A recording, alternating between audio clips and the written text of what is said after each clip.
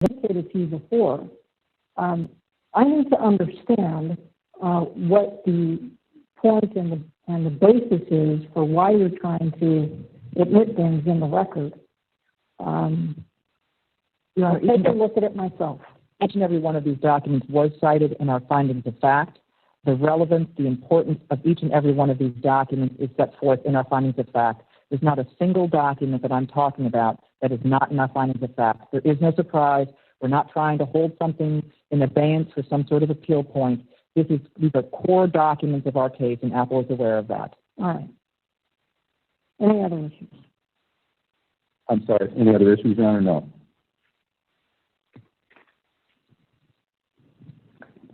Well, let's use it. Let's go through it with Mr. Fisher, and then maybe I'll have a better sense of what it is you're trying to achieve. One last housekeeping issue, and we will issue a revision, but I want it on the record. Trial order number 1. There was an error with respect to PX 2413. I think there's a typographical error, but I hope you all have caught it. We haven't admitted, or I have not admitted 2413, but on that, with respect to that exhibit, the page should be sealed, but for the specific note that I said would be unsealed. And there was an error. It said unsealed instead of sealed, but the context, I hope, made it clear that it meant sealed, but we'll fix that. Thank you, Your Honor. Okay. 819, first witness.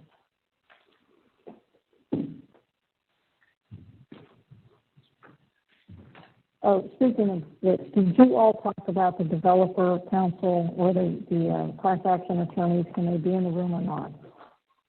Your Honor, we did. Epic has no issue because they're fully under the protective order, and they've seen everything in this case to date, including highly confidential information. To discuss that issue with my client last night. We'll do it at the first break. Okay. Thank you. And at this point, do we know whether we're having any remote witnesses? Your Honor, from Epic's side, there are no remote witnesses. Nor for Apple. Thank you. Okay, who do we have? Your Honor, Epic calls Mr. Thomas Coe.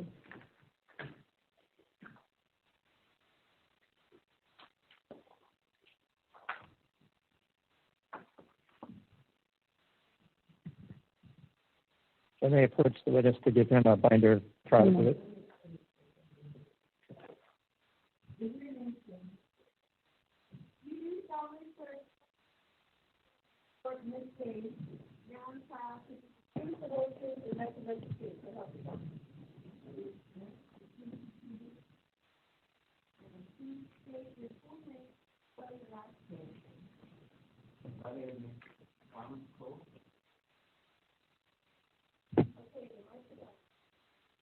My name is Thomas Coe. Last name is K.O. Good morning, sir. Good morning. You may proceed. Your Honor, may I hand the witness a binder of exhibit? You may.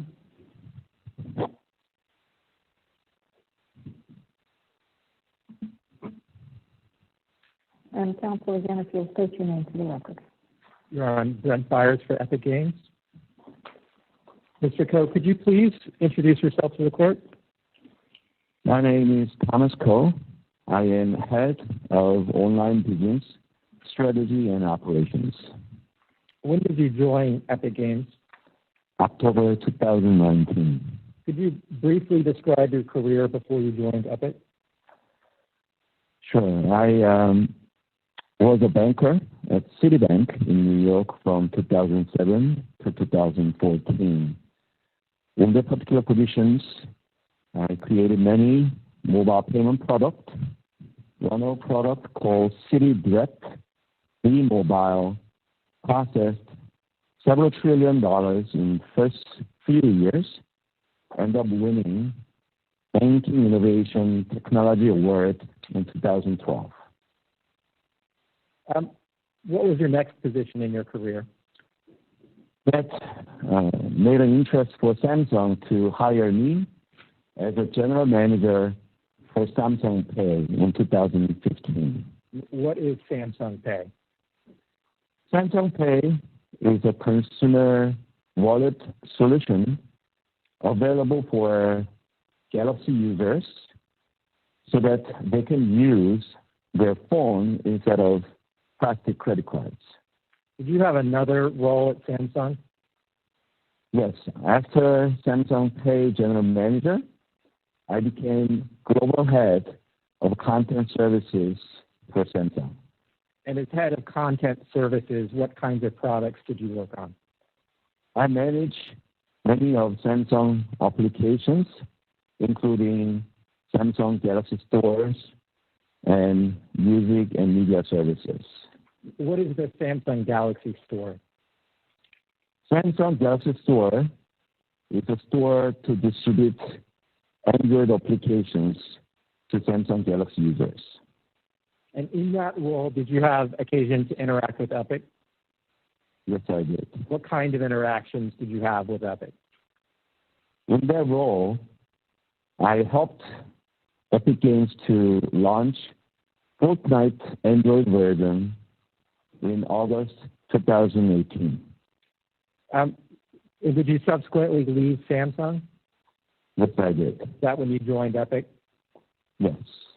Why did you choose to join Epic? During the collaborations, I learned Epic and their value, and what they tried to do was very noble things, and I wanted to help. And what specifically, if anything, did you want to help with at Epic? As a payment expert, I realized that Epic could improve few things on the payment side. And what other areas do you manage now at Epic? In Epic, I manage e-commerce services that includes payment, store platform services, ecosystem securities, and marketing technologies. And just to take a step back, does Epic have a technology that it uses to accept payments from its users? And does Epic have a name for that technology? We call it Epic Payment Solutions. And where is that payment solution now used? Epic Payment Solution is used for in-app purchase for our first-party games such as Fortnite, Rocket League, and also Unreal Marketplaces and Epic Game Stores. What is the Unreal Marketplace? Unreal Marketplace is a places where Unreal developers to purchase and pre-created 2D or 3D assets for their development. And on what platforms is Epic's payment solution currently available? Currently, Epic Payment Solution is available on PC and Android. How long has the Epic Payment Solution been available on Android? Since August 2018. Does Epic ever make its payment solution available to other developers? Yes, we do. And to which other developers does Epic make that payment solution available? For developers who want to bring their games into Epic Game Stores, when they wish to use our payment solutions for in-app purchases, we provide the solutions to them. Does Epic require that these developers use its payment solution? No, we do not. What is the process for integrating the payment solution into an app by a developer? We provide payment solutions in SDK and help game developers to incorporate that into their games. When you joined Epic in 2019, did you form an initial assessment about the quality of Epic's payment solution? Yes, I did. And what was your assessment at that time? Our solutions were good in the countries where U.S. and Western Europe, but outside of those regions, we didn't have a lot of solutions in currencies and payment methods. And has that assessment changed since 2019 up till today? Yes. And how has it changed? For example, in December 2019, we only supported 10 different currencies. Now we are supporting 42 local currencies. And why did Epic choose to add additional currencies that it would support through the solution? Epic serves everyone around the world. And we believe any person in the U.S. or Western Europe should be equally treated to anybody who is from developing countries. And many players in developing countries, they are not fortunate to get a bank or credit cards.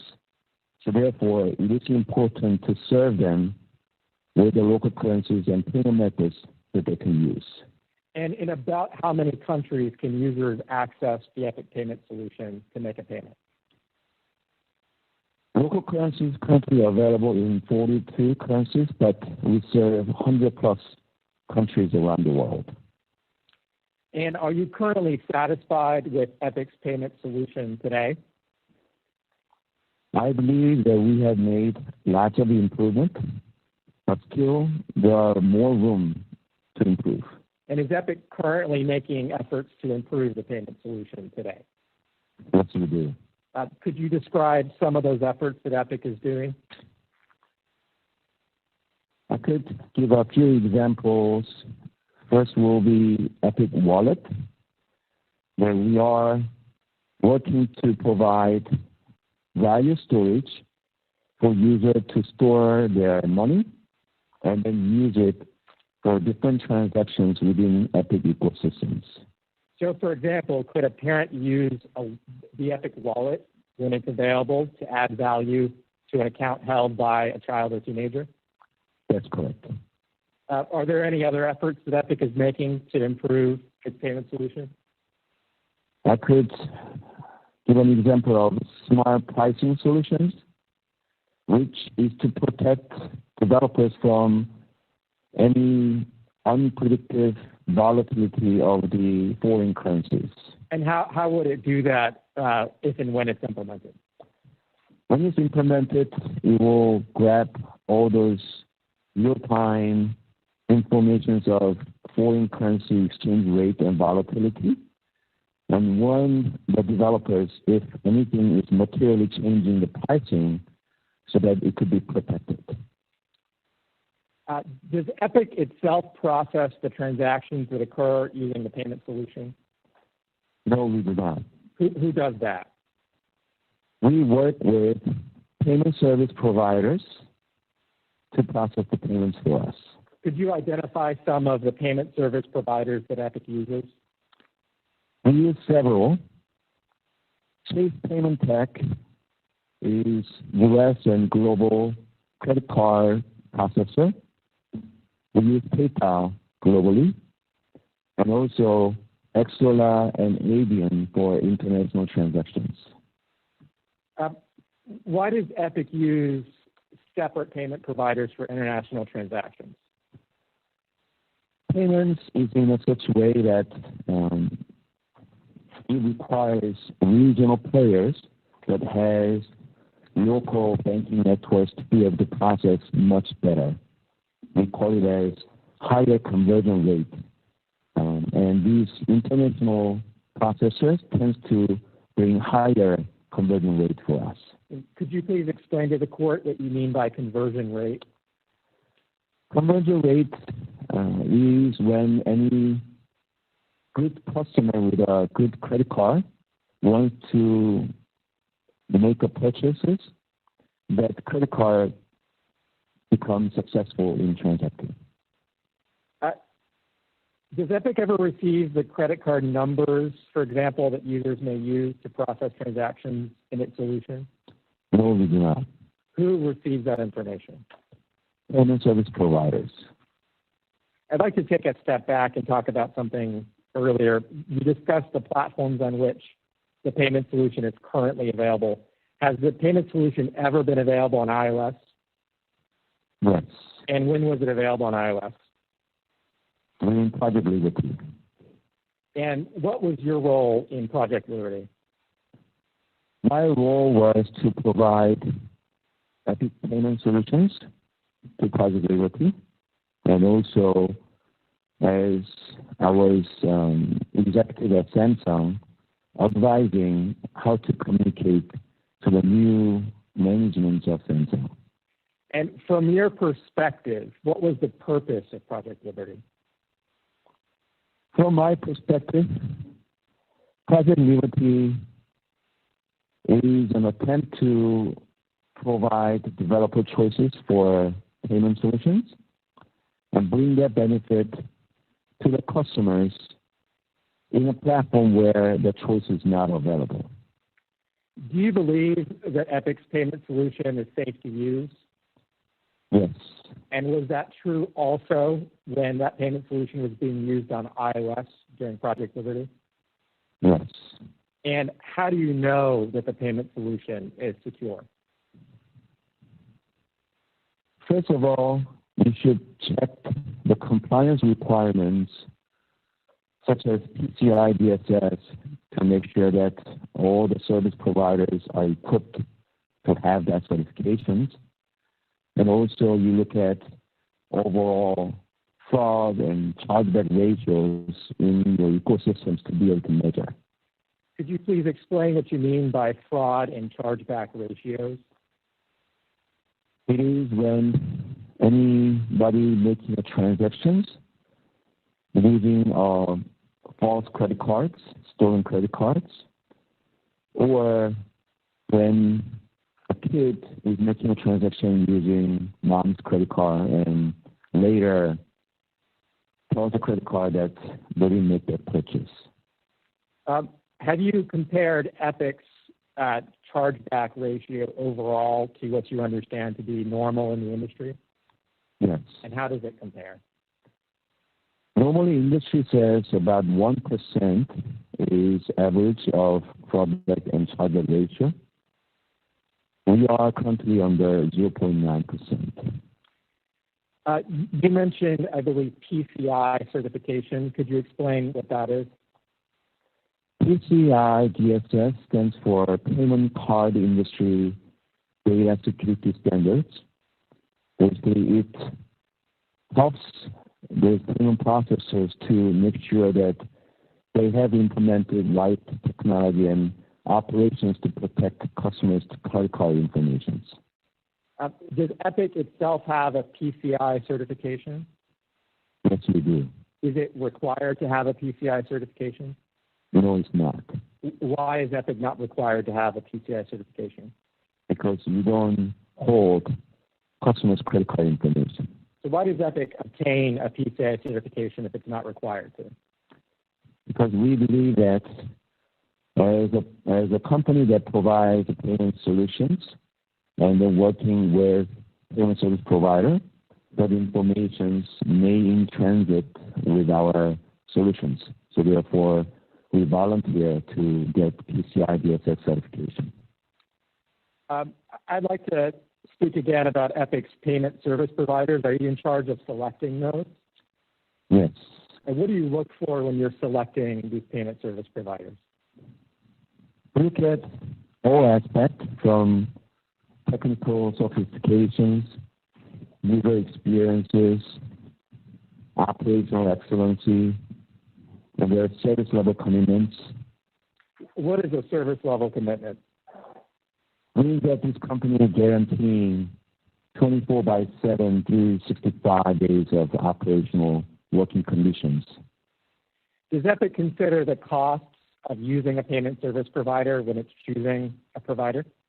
Yes. And have you determined on average what the worldwide costs of using these payment service providers is? In 2020, on average, was about 4.2% for Epic payments. And within the U.S., did Epic have an average cost of using the payment service providers? In the U.S., it was around 3.5%. Does Epic have the opportunity to negotiate these costs with its payment service providers. Yes. How does Epic typically approach these negotiations?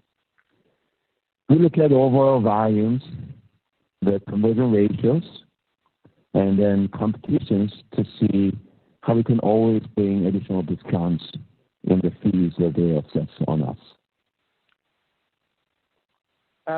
Has the payment service providers Epic uses changed since you began working at Epic? Yes. And how did that change come about? After the initial assessment, we issued an RFP in February 2020 to 5 different global payment service providers and 4 regional players to submit on 145 questions that we issued. How long did that process take? 2 months. And why did Epic engage in that process? We wanted to make sure that the current players that we engage give us the best fee structures and operational excellency, and also wanted to make sure that there are healthy competitions in the payment service provider spaces with the business continuity as well. Mr. Koch, could I please ask you to open in your binder to PX2451, the first tab in the binder you have? And Your Honor, PayPal has indicated that they would request to seal specific portions. I intend to ask. Do I have a motion on this? And I already ruled on it? They did not include this in the motion. This was recently discussed with PayPal. Have you met and conferred with opposing counsel? I have not specifically on this document, Your Honor. I was intending to use to ask very general questions without publishing the specific content, if that was. So you're not asking that 2415 be admitted? I will be asking that 2451 be admitted. And the parties have agreed that when a document is subject to a motion to seal, it would be kept out of box until that's resolved. And who do I have from Apple's side on this witness, please? Mr. Srinivasan, Your Honor, we don't have an objection to how they want to treat this document. Okay, proceed. Thank you, Your Honor. Mr. Koh, do you recognize what is marked as PX2451? Yes, I do. What is this document? The first is an email from PayPal responding to the questions that came during the RFP presentation. And are there documents attached to this email? Yes. What are the documents attached to this email?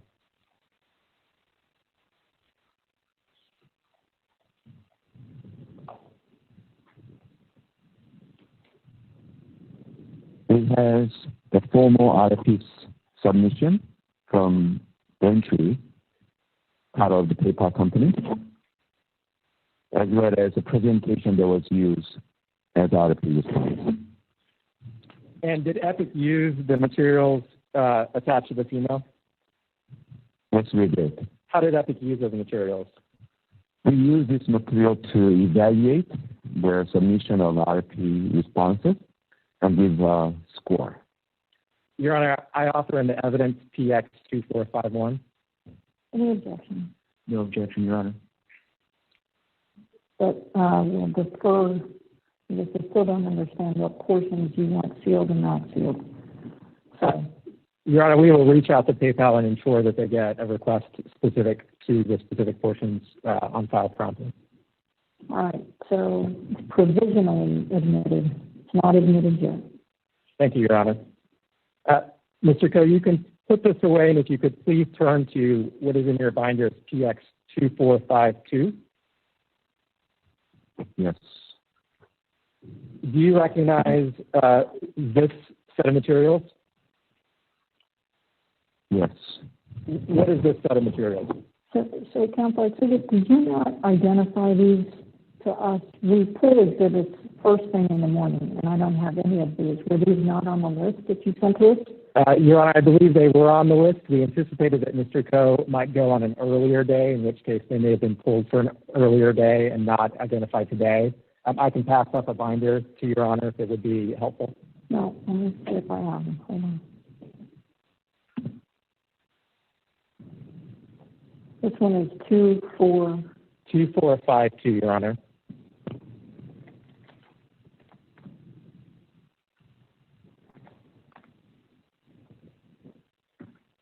I don't have that one either.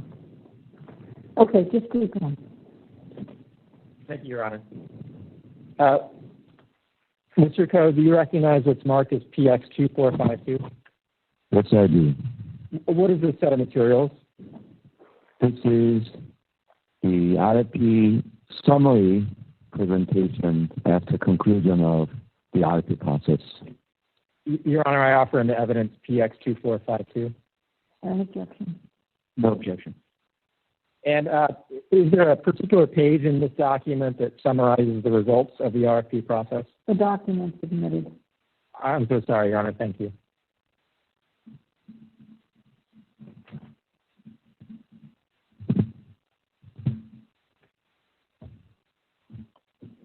Page number 2452.5 is the result page. And what information is summarized on this page?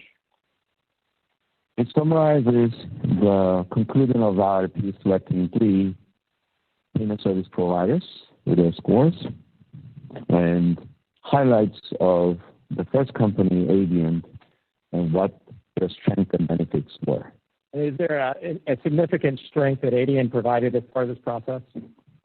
I believe that Adient had a highest score of 4.33 among all the global service providers with their technical superiority and the user experiences and many more things.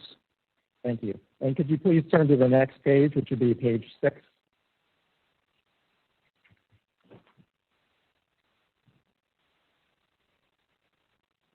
Could you summarize the information that's presented on this slide?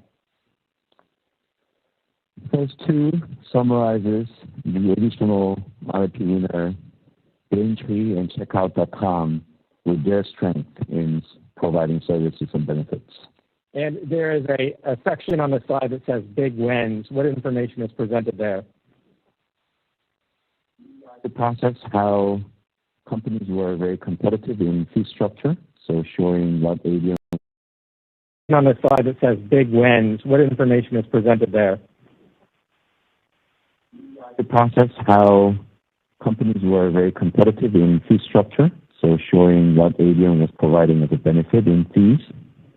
And also what we learned as RFP process that there are many companies that are very competitive and then capable so that you can always switch to some other companies.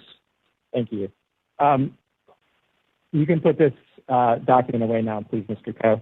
I'd like to ask you, though, did Epic have occasion to discuss the RFP process with its existing payment service providers?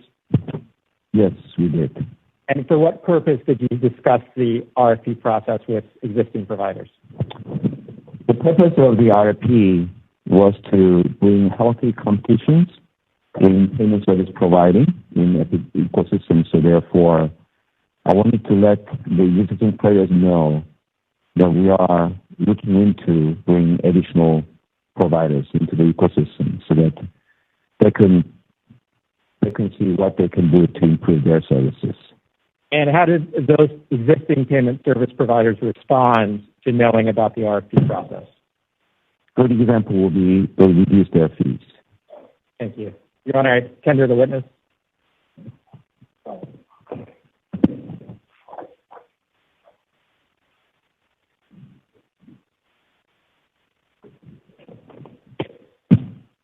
Good morning, Mr. Coe. My name is Jay Srinivasan, and I'm a lawyer for Apple, and I'm just going to follow up with a few questions to you. I think you mentioned you joined Epic from Samsung in October 2019. Is that right, sir? Yes. Okay. And then one of your responsibilities when you joined Epic from Samsung was to work on the Project Liberty payment processing issue. Is that correct? When I first joined, I worked on payment. Okay. And at some point that became part of Project Liberty, those efforts on payment processing, I think you just testified. Is that correct? I think Project Liberty was more than payment. and I supplied payment solutions to Project Liberty. And that was one of your responsibilities, correct? Yes. Okay. And did you know that as part of Project Liberty, Epic would involve deceiving Apple in some way in implementing the payment processing? I don't know the description of deceiving, what that means, but Project Liberty, we were supplying payment solutions. I understand. I'll say it differently. Did you understand at some point that the payment processing solution that you worked on would be put on the Apple platform without Apple's permission? I knew that my payment solutions will be used during the Project Liberty, and any or how the communication goes on was beyond my responsibility. So you were not told that it was going to be done without Apple's permission, is that right? I wasn't aware of it. Okay. Now, so this was October of 2019. You joined Epic, and then I think you mentioned you were revamping their payment solution system, correct? Yes. Okay. And then soon after you joined, in December of 2019, Epic changed its policy and allowed its developers to use their own payment processing systems, correct? Can you rephrase the question? Sure. Epic no longer today requires developers of games on the Epic Game Store to use Epic's payment processing system, correct? That's correct. Okay. And that's only, though, for the in-game purchases, correct? That's correct. Okay. And that policy didn't come into play until December 2019, correct? I don't recall. You don't remember when that happened? No. Okay. You joined in October of 2019, correct? Yes. And do you recall that it happened soon after you joined? I remember something like that has happened, but yeah, I don't specifically recall. Okay. And was it your idea to do that? No. Okay. And do you recall that in December of 2019, sir, it was your view that outside of the App Store, Apple's App Store, and Google Play Store on the Android, that there was no comprehensive payment processing solution that any game company was capable of doing on its own? At the moment of assessments, my assessments said for the in-game processing, payment processing solutions, that Apple and Google has one of the best solutions. And in fact, at that time in December of 2019, you believe they were the only ones that had that solution, correct? I don't recall whether I said they are the only, but I certainly remember saying that they have one of the best solutions. Okay. I'm going to show you a document, and Your Honor, I'd like to introduce DX4496.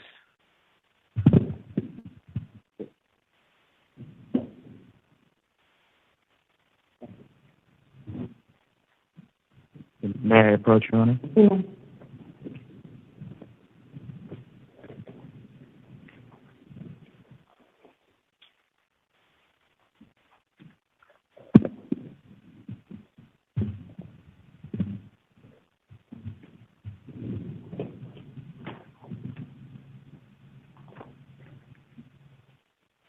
Mr. Coe, have you had a chance to look at DX4496? It's at the very end of your binder.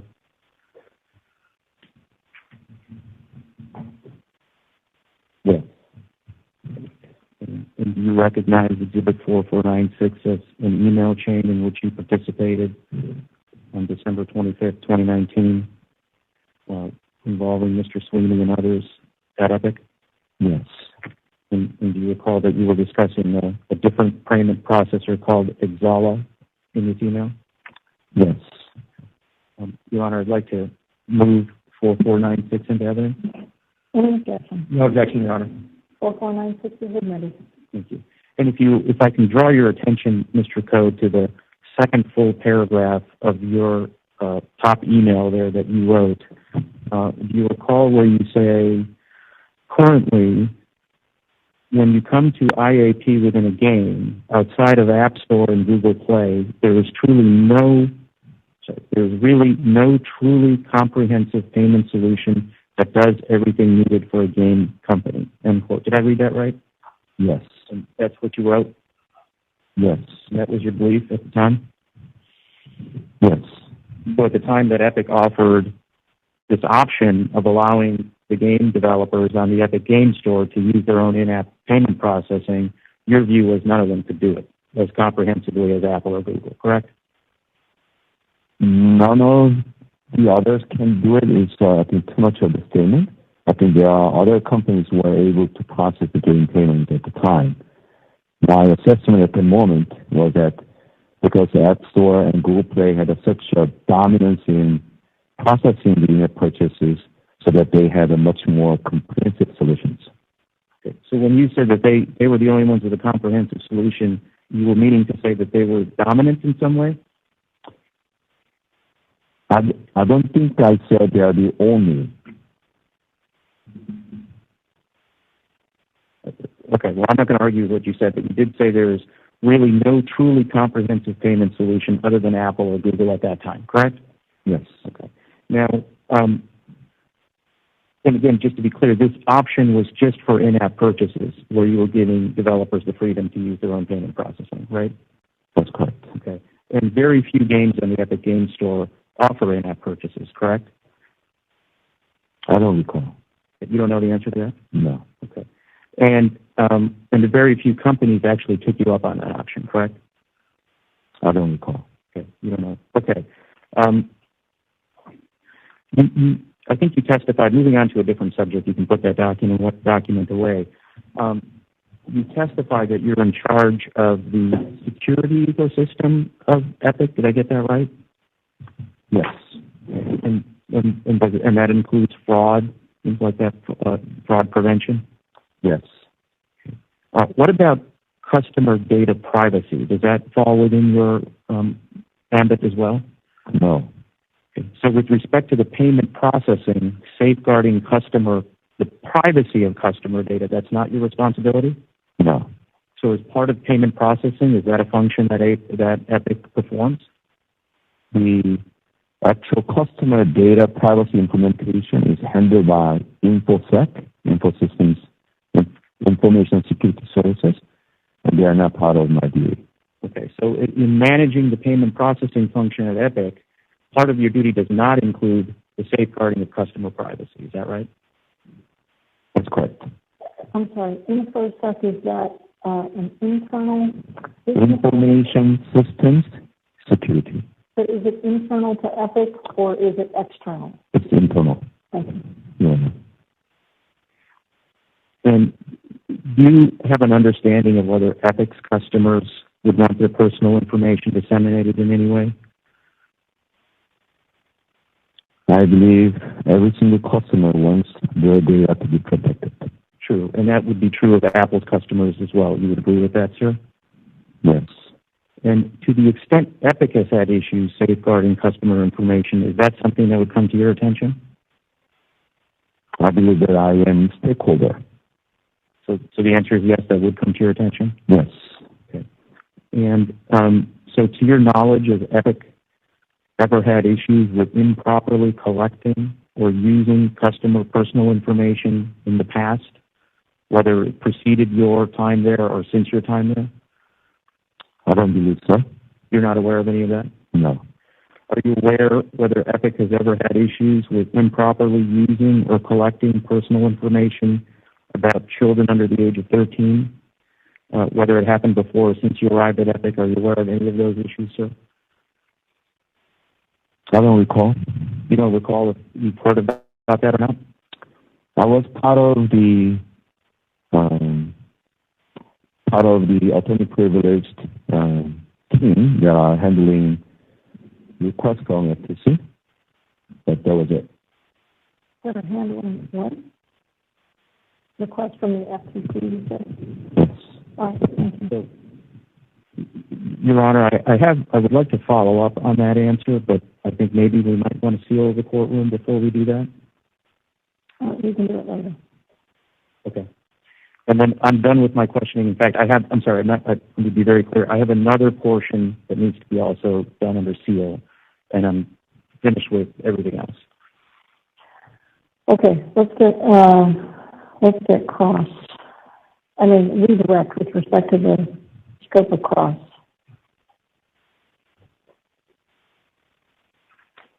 Your Honor, I have no redirect with respect to that portion. All right.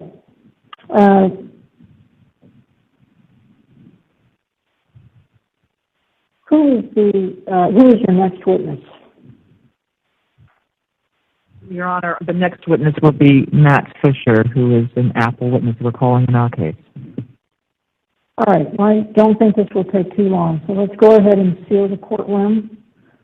So I would ask that the public lines be moved out and the press be... You have been added to the waiting room. You cannot talk or listen until the host admits you to the meeting.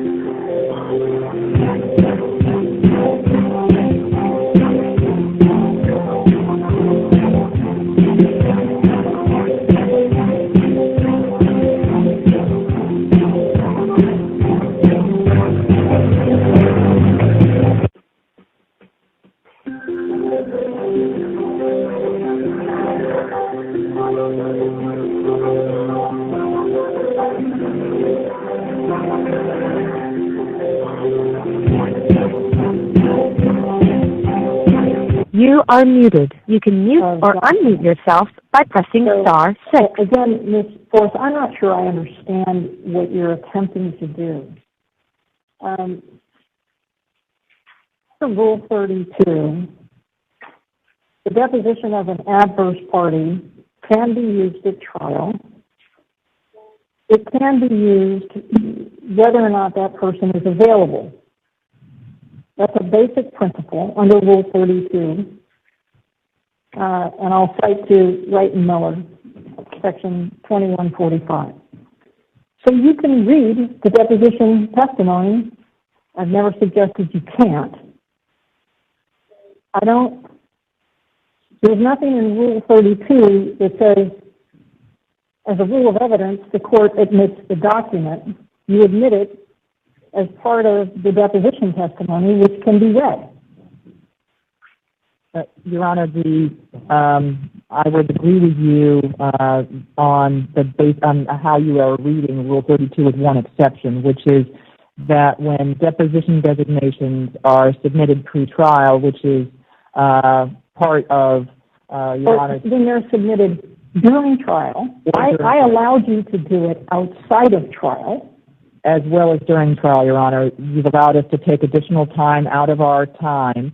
Correct. To submit additional deposition designations. Correct. We are asking for no more than simply the ability to ensure that where we have deposition designated testimony that has not been objected to, that fits within Rule 32, as Your Honor has noted, that the authenticated documents which were not objected to or they were resolved by Judge Laporte, that those, as they would always be received by the court as if it was part of, for instance, the 4-hour read.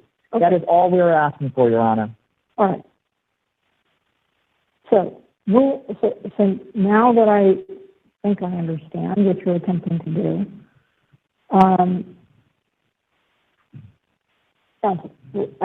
I don't now understand what your objection is. The objection, Your Honor, is simply that the witnesses are here, But under Rule 42, it doesn't matter. And, Your Honor, my only point is that there is no substantive testimony about these documents in any of these designations. And the court has previously observed that it would like to hear testimony on all relevant documents and have them explained here in court. That's our point in terms of... So is the objection relevant?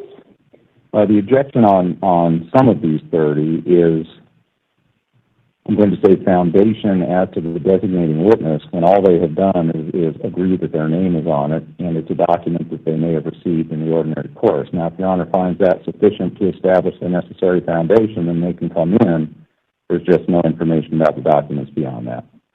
And that's why I asked you whether there was some objection that these weren't business records. You said that there was no objection that they were business records. That's correct, Your Honor. Okay, so they come in. Thank you, Your Honor. I will admit them, but I need document numbers. Your Honor, I will hand up a binder to the court. I've already provided one to counsel. And then recite them for the record. And Your Honor, presumably there's also a representation as to how much time the authenticating testimony consumes. Your Honor, we have the ability to give exact, precise times with respect to these documents. We will do so. We'll confer with counsel and make sure that that time for the designations matches, and we'll subtract it from our time. We'll inform the court. All right. Thank you, Your Honor.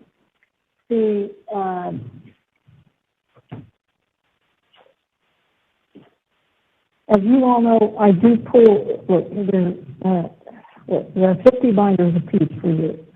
So it will be helpful if, again, even if you've identified these in the past, my team gives me a binder for the day, or actually multiple binders for the day. You don't take things that you said 2-3 days ago and put them in a current binder. So if you know you're going to use something on a trial day, please let me know so that I can have it easily accessible. I was able to find 2415 and 2452 from a prior day, but I prefer not to have to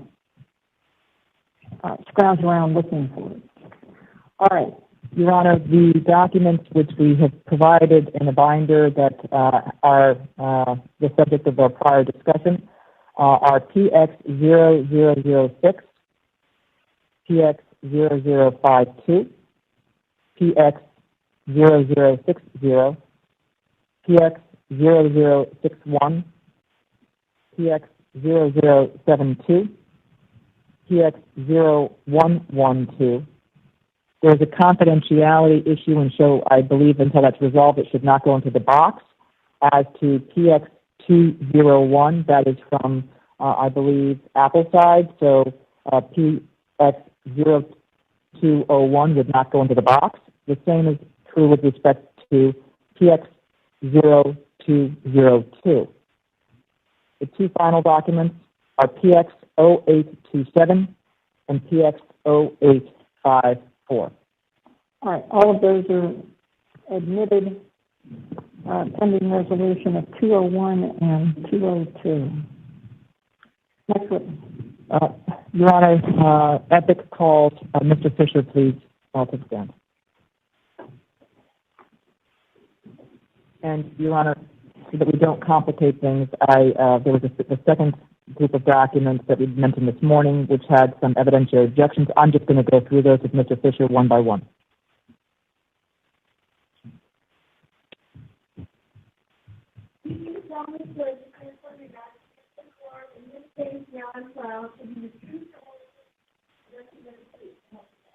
I do.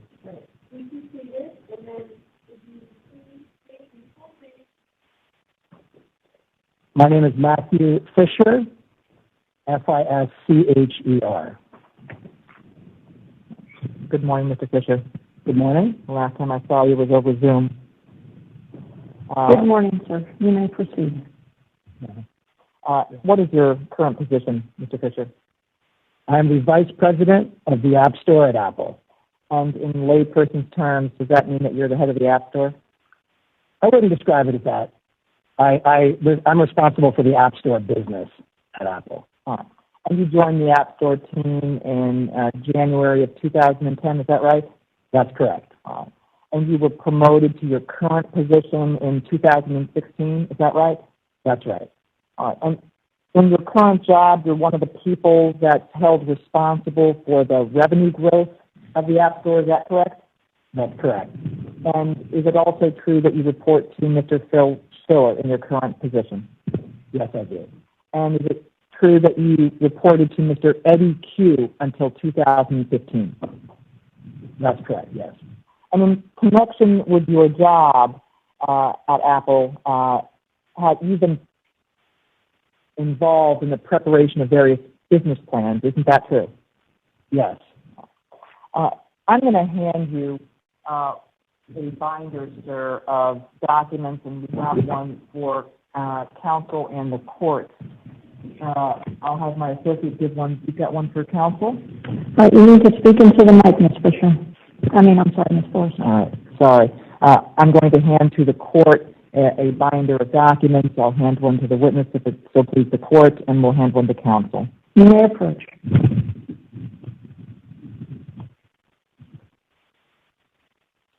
Thank you.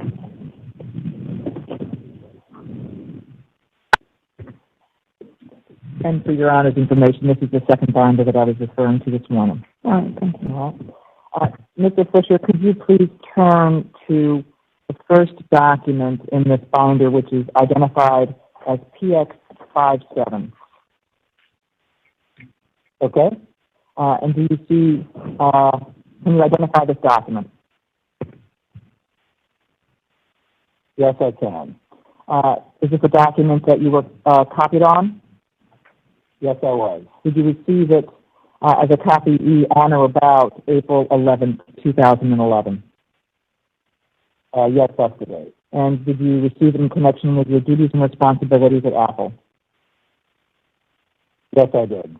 And do you see in the email that Mr. Shoemaker wrote to you on April 11th that there is a sentence that says, referring to, well, actually, let me sort of read before that.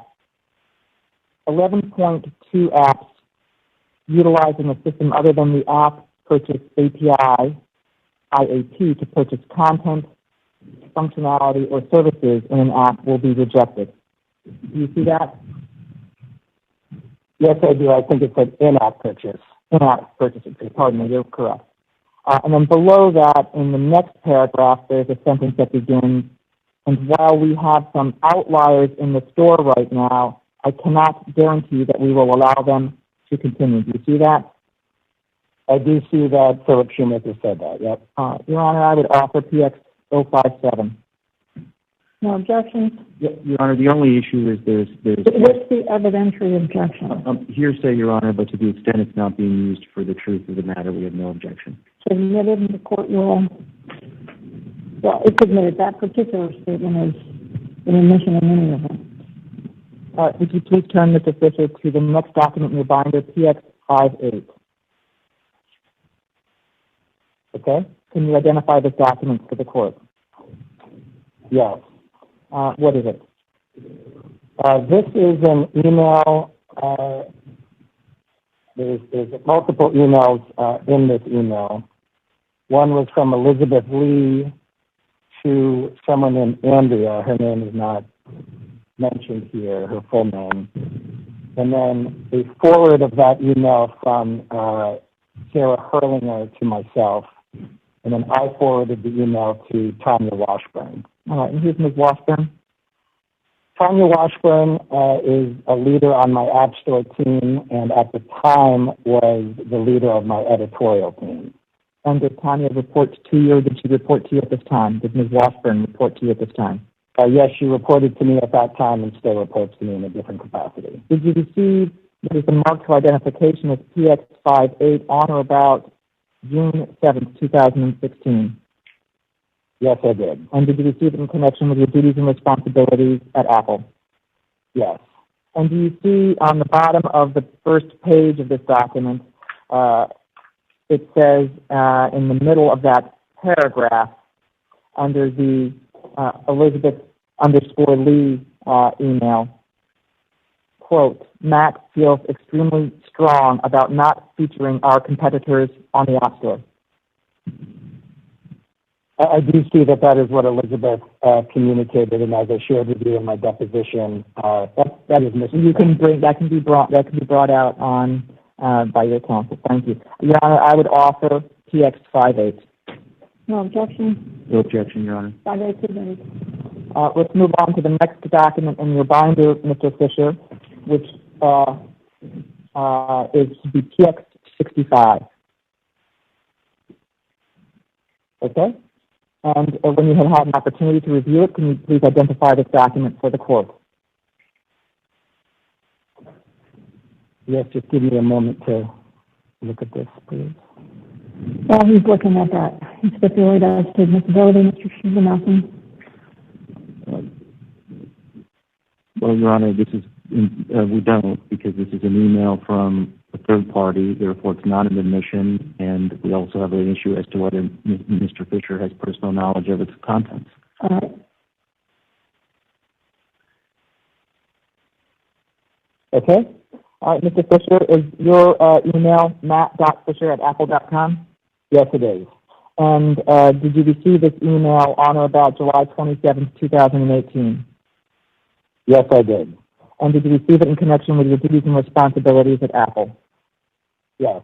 And do you see that in the second paragraph it says, quote, there is an epidemic of fraudulent apps in the App Store that attempt to defraud users of large sums of money. Do you see that?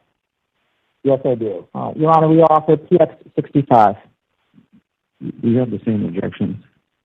We're not going to be using it for any hearsay purpose, Your Honor. It's for the fact that the statement was said. I don't understand. The objection, I believe, that there was a hearsay objection to the document. We're not offering it for the truth of the So you're not admitting, you don't want me to admit the truth of this statement, so then for what purpose is it being offered? For the fact that it was said, Your Honor, it's for the fact that there are people who believe that there are fraudulent apps in the App Store. And I'm making statements to Apple in that regard. It will connect up to a variety of arguments that we are making about knowledge of Apple at various times as to conditions in the App Store. So the state of mind of the third party becomes very relevant to that fact. Well, that's in the record, so I don't know that I need to admit the document at this point then. All right. Are you, is it, So I'll reserve until I see what the connection is, but it's not admitted at this point. all right, let's turn then into the next document, Mr. Fisher, PX67. This document has a confidentiality issue with regard to it, so I will be careful, Your Honor, in not reading out things other than just the identifying information into the record and pointing the witness to certain information. Mr. Fisher, is this a document that you are the addressee of? Yes, it is. And is it a document that you received on or about March 26, 2019? Yes. And did you receive it in connection with your duties and responsibilities at the App Store? Yes. Your Honor, we would move the admission of PX67 for the non-hearsay purpose of state of mind and the fact that certain statements were made and Apple was informed of certain... Well, I say the same thing. So what is it that you want? I would turn the attention then of the court to the third paragraph of the email below the phrase that begins per conversations last week and the word that begins with the word based. And there's a sentence there that is relevant, Your Honor, to what is occurring, at least the knowledge of statements from third parties to individuals at the App Store of what's occurring or alleged to be occurring.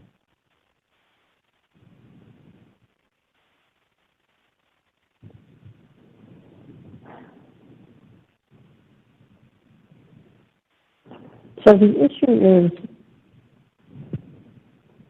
notice then. Correct.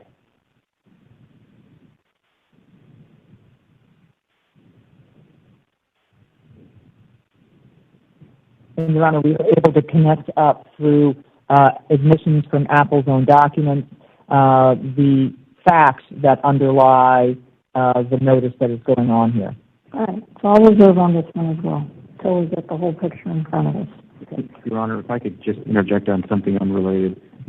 The parties have an agreement that the witness's personal identifying information will not be disclosed, and I would just ask, I'd like to ask Ms. Forrest. Well, I haven't, I've not,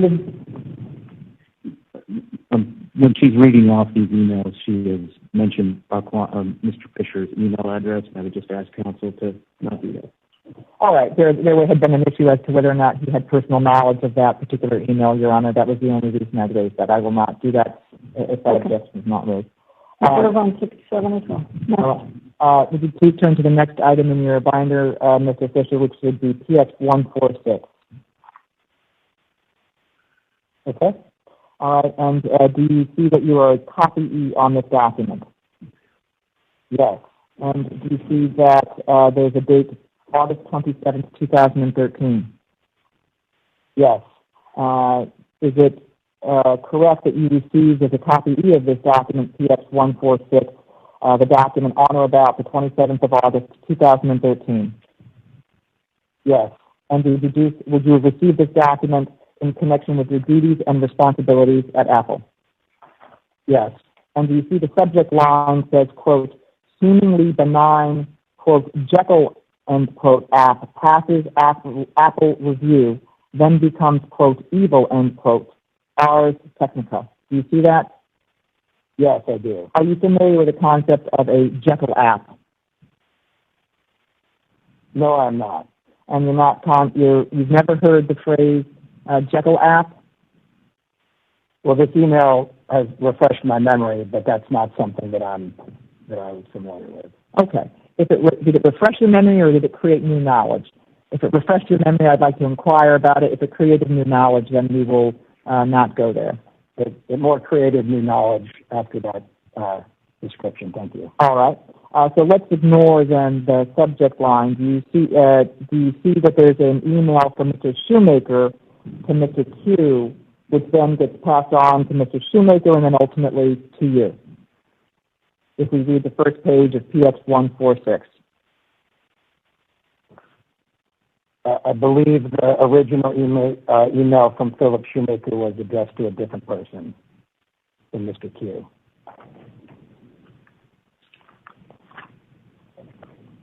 Was that to Mr. Schiller? Yeah, he indicated it was Phil. And is it your practice to read emails such as this in connection with your duties and responsibilities? Yes. Your Honor, we offer PX 146. No objection? No objection, Your Honor. 146 is admitted. Let's move on to the next email in your binder, Mr. Fisher, which is PX 197. Your Honor, this document also is subject to some form of confidentiality issue, so I'll be, again, careful as to what I say about it. Okay, thank you. Mr. Fisher, is a past email an email from you to a variety of people on or about April 18th, 2018? Yes, it is.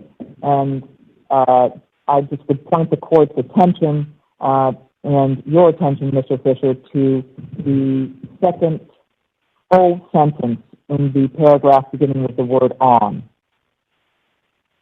So could you repeat that? I don't want to say the word, so I'll just point you to the paragraph. Can you describe it again? Yeah. It's under the email of another individual. It says another individual's name wrote it, right, passing it on. Yes. And then it begins on. You see that paragraph? Yes, I do. And then do you see the sentence that begins with a person's name? A person's name and I. Yes. All right. And did you receive this email in connection with your duties and responsibilities at Apple? Yes. Your Honor, I would move in PX 197. No objection? No objection, Your Honor. This one's admitted, 197. All right. Turn, if you would, please, Mr. Fisher, to PX 198, which would be the next exhibit in your binder.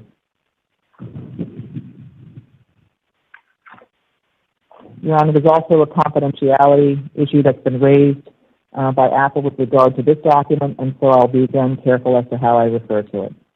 Okay. Ms. Forrest, I don't have anything here. There's no page whatsoever. That should certainly not be the case. Let's go on to the next document. We'll come back to that one. Were you going to ask him substantive questions on this? No, I was simply going to ask him, because it's under confidentiality, to identify it. Any objection to 198? Mr. Sherman? No, Your Honor, no objection. 198 is admitted. All right, thank you. We can then move on to the next exhibit, PX422, Mr. Fisher. This also is under a confidentiality request from Apple, so I'll again be careful. Okay, I have it here. All right, and do you see that you, Mr. Fisher, are a copyee on this document dated in the top portion of it, July 20th, 2018?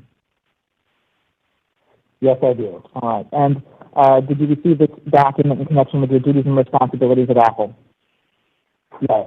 You see there are a series of several bullets down the left-hand side on the first page of this document, PX422? Yes, I do. And I would just point your attention to the court's attention to the fourth bullet that begins with the word as. Do you see that? Yes, I do. Your Honor, I would seek to admit PX422. No objection. To the extent that hearsay is not being used for the truth of the matter, we have no objection, Your Honor. Admitted.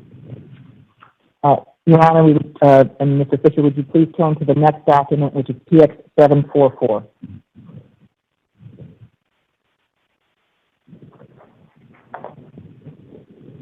And tell me when you've got that in front of you. I've got it, thank you. All right. Is this a document, Mr. Fisher, that you received on or about January 4th, 2016? Yes, it is.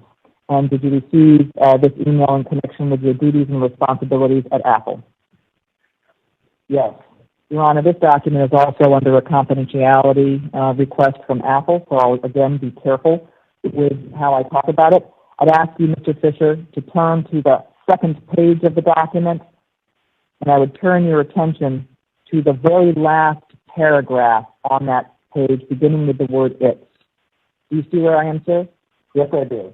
And I'd ask you to take a look at that, carrying over onto the top of the next page, which ends with the page number 767. Do you see where I am? Yes, I do. Your Honor, I would seek to admit PX744. No objection.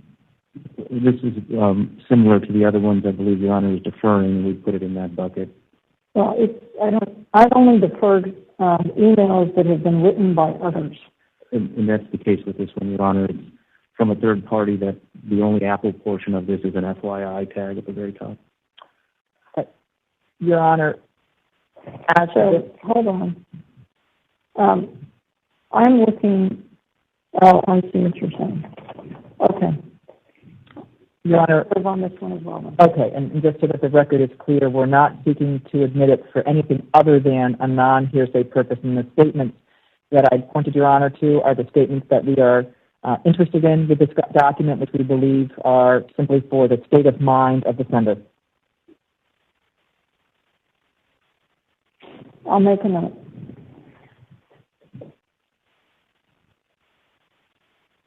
All right, Mr. Fisher. You can put that to the side.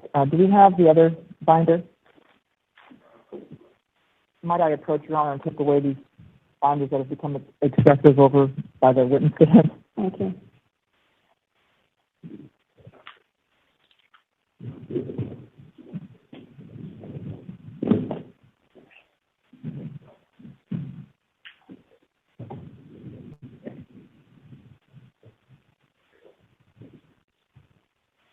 Your Honor, I now have the binder that I was originally going to start with for Mr. Fisher's examination. Might I hand one up to the court and to the witness?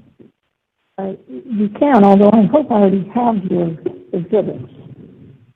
Your Honor, this is in the same bucket as with Mr. Grant yesterday. Because he is under the stipulation not a controlled witness, the documents were not previously disclosed. I thought that you were sending me your exhibits. I'm not sharing that information with the other side. So I probably already have them. You can hand them to my law clerk. All right, thank you. Thank you.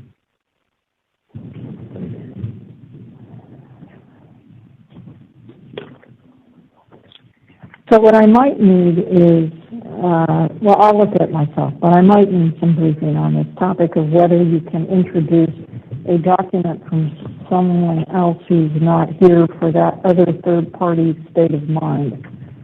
I'm not sure about that one. Your Honor, I would be very happy to provide Your Honor with the case law that would support that proposition. We believe it's a clear proposition, but we'll provide a letter brief to Your Honor by tomorrow. That's fine. I'm looking for circuit authority. Yes, I understand, Your Honor. All right, Mr. Fisher. You've never side-loaded an app onto an iPhone, have you? That's correct. I've never done that before. And you're not aware of anyone in your household side-loading an app onto an iPhone, is that right? That's correct. And you're not aware of any studies that have been done within Apple that have looked at security issues relating to apps that have been side-loaded onto the iPhone. Isn't that right? I've not seen any studies like that, no. And you're not aware of anyone within Apple who's ever side-loaded an app onto an iPhone and who has reported to you that they have actually experienced a security issue with their iPhone as a result of that side-load. Isn't that right? That's correct. Now, you consider the Appstore an app. Is that right? Yes, I do. Okay. And you were involved in the creation of the Appstore. Is that right? No, I was not. Can I have the deposition? Well, I would need a deposition too. Yeah.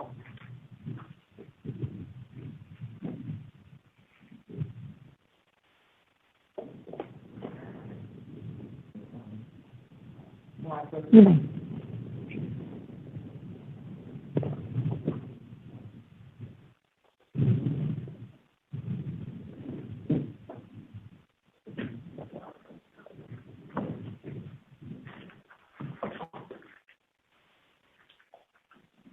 I was not on the team. There is no question pending. Okay.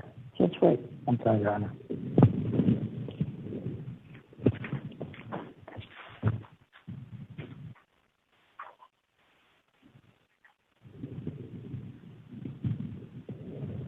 All right, and so I would ask you whether or not, and Your Honor, let me just turn your attention and the witness's attention to the discussion that begins on page 29, line 20. So you can, are you trying to impeach or are you trying to get something in as an admission? What No, I about believe this is impeachment. Okay, so point me to the line next. 30, page 30, lines 2 and 3. 32 and 3, and volume 1? In volume 1, Your Honor. And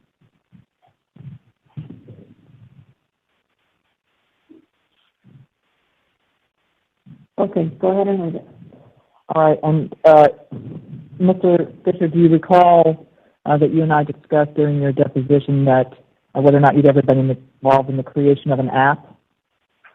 I recall that I was interpreting creation and ongoing development differently. I'm involved in the ongoing development of the Appstore app in my responsibilities leading the Appstore business, but I was not on the original team back in 2008 or prior to 2008 that was involved in the creation of the Appstore app. So I think I was just misinterpreting maybe the term created versus involvement ongoing. All right, so you weren't involved in the origination of the Appstore.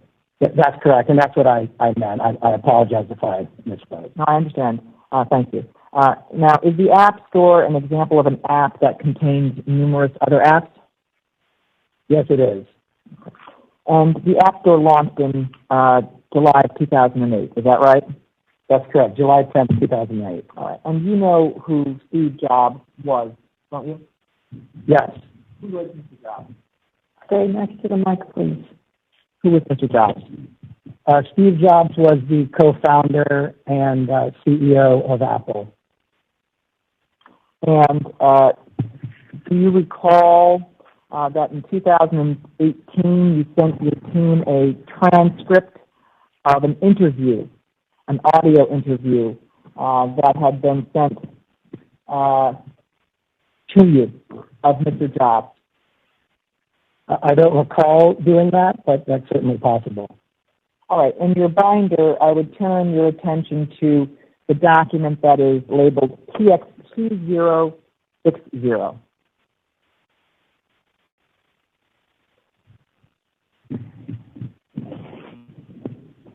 I have it here. All right, and is this a document that was from you to another individual with an Apple on July 27th, 2018? I believe I sent this to my broader organization, yes. All right. And why don't you take a moment just to see on the first page whether or not this refreshes your recollection that you sent to your team a transcript of an audio interview of Mr. Jobs.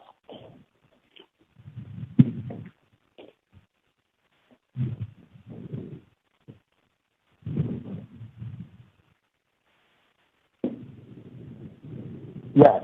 All right. And you told your team in sort of the middle of the first page of PX2060 that you thought that this was super cool and yet another example of how visionary Steve was. Is that right? Yes. And you understood that the audio recording, or you took the audio recording to be an accurate reflection of Mr. Jobs' words. Is that right? Yes. And no one ever told you that Mr. Jobs did not say the words that had been transcribed. Is that right? That's correct. All right. Turn, if you would, please, to the base-numbered page down at the bottom, which ends in 254. And the base numbers are the little numbers on the right-hand side. Okay?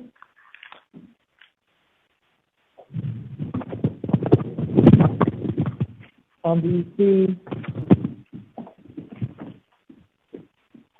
when you get there, that there's Mr. Jobs, a colon and some words, and then there'll be a Mr. Wingfield, a colon and some words. And I want to turn your attention to the one in the middle of the page where it says Mr. Jobs. I don't know off the top of my head, but the majority, clearly, which is great. Our purpose in the App Store is to add value to the iPhone. Free apps do that just as well as paid apps sometimes. We love free apps. Do you see that statement? Yes, I do. And turn, if you would, please, to the next page, to the fourth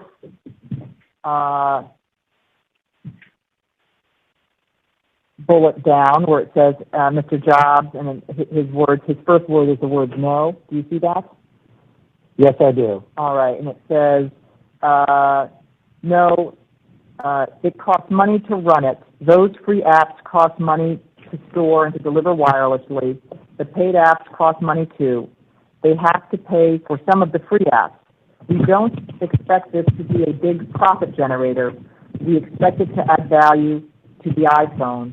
We'll sell more iPhones because of it. Do you see that? Yes, I do.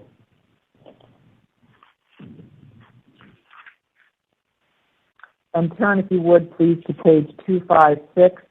And underneath, in the middle of the page, it says Mr. Jobs, and it says the word yeah. Tell me when you're there.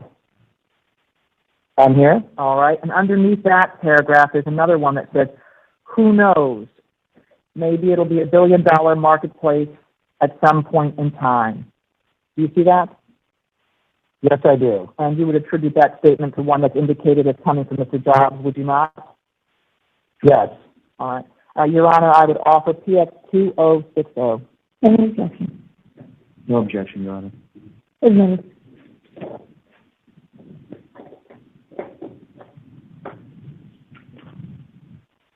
You're aware, aren't you, Mr. Fisher, that when the App Store was launched in 2008, it was launched without the IAP functionality in it? Yes. And you would agree with me, wouldn't you, sir, that the IAP functionality was added in 2009? Yes. And you're aware, aren't you, that the App Store is pre-installed on all iPhones? Yes.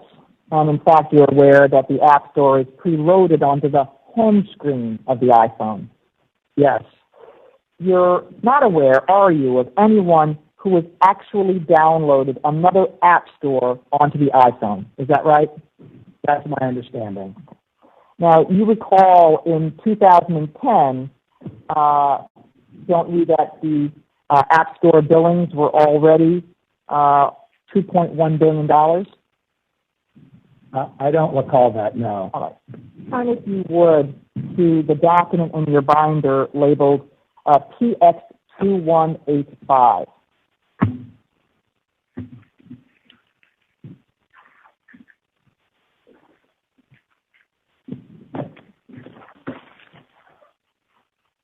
Okay, I got it.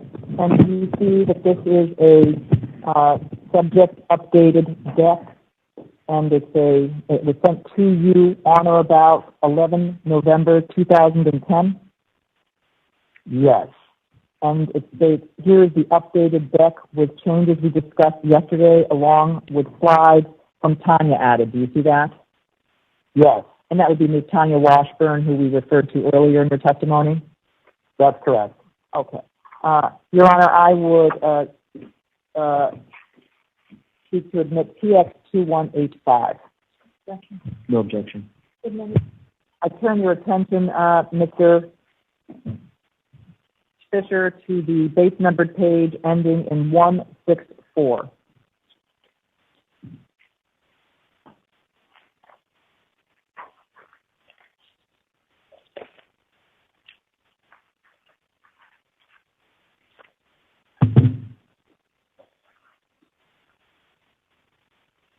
Okay, and do you see there that it says 2.1 billion cumulative app billing? Yes, I do. And this is provided to you on October 2010. Is that right? That is correct.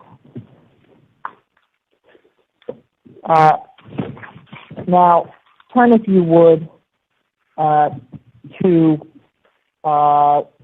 PX2281 in your binder. And you don't have it. I do not have it. Neither do I. Do we have 2281? Let's go on.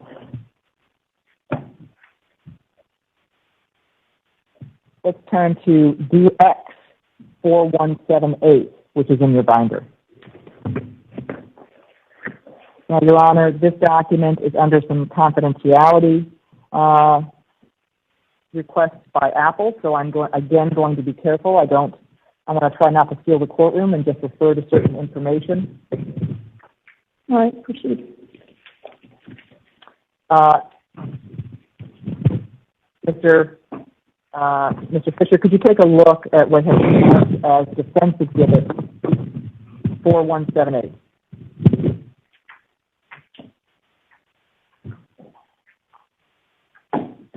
Yes, I've got it here. All right. What is it? I could just have a moment to review this. Sure.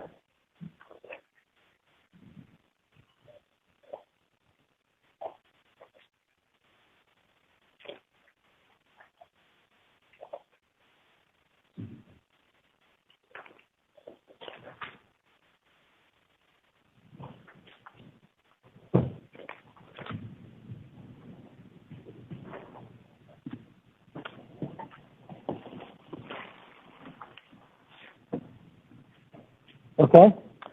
Do you recognize what has been marked as Defense Exhibit 4178? Yes, I do. What is it? This is a presentation that a colleague of mine and I prepared and presented in May of 2018. Thank you, Your Honor. I would move DX 4178. No objection, Your Honor. It's just the confidentiality issues all we have. And Mr. Fisher, without saying any of the words, I want to turn your attention so I can also direct the court's attention to certain information. Do you want me to admit it? I'm sorry. Admit it. Thank you. Subject to those limitations. Mr. Fisher, would you please turn to base numbered page ending in 983?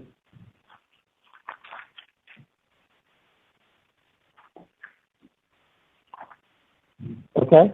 Is the word a few? Does that appear on that page? So in the same place? Yes, I see that. Okay. Do you see a number underneath that refers to billing? Don't say it out loud. Yes, I do. All right. And did you expect that was an accurate number at that time? Yes. All right. Turn, if you would, please, to the next page, 984. And do you see a number there in a black area in the middle? Yes, I do. And did you expect that was correct information? Yes. We can put this to the side. Hold on just a moment. Let me have it.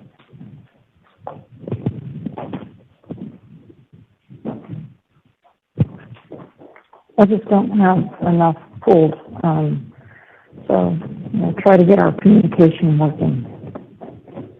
Your Honor, we can each day, if we have not hit the witnesses we thought we would hit, provide you again with the information for the witnesses that we didn't hit, as if it was the first time, so that we can make sure that they are... Well, that's what I was mentioning earlier. Yeah. Some of these things I found in prior days' designations, but my team's trying to get me a condensed binder, and just not, it's just day, what day is it?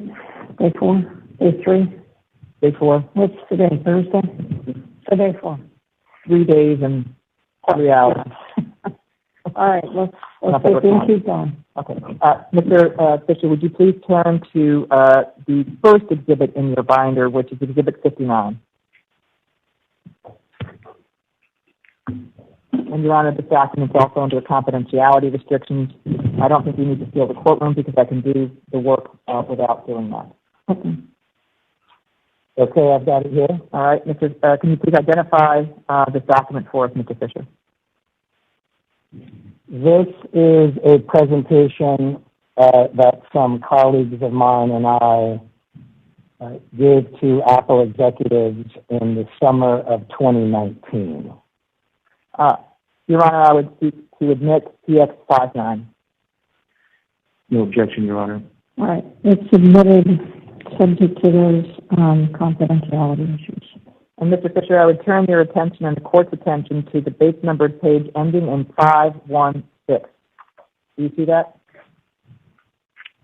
Yes, I do. Do you expect that information was correct on or about the time that you presented this material? Yes, I do. And turn your attention, please, to the next page, base number ending in 517 of PX59. Do you see that information? 517? Yes. Yes, I do. And did you expect that information to be correct? Yes. And turn your attention, please, to the next page, 518. And there's a hashtag and a number there. Do you see that? Yes, I do. Did you expect that number was correct on or about the time that you made this presentation? I believe so, yes. Thank you. You can put that to the side.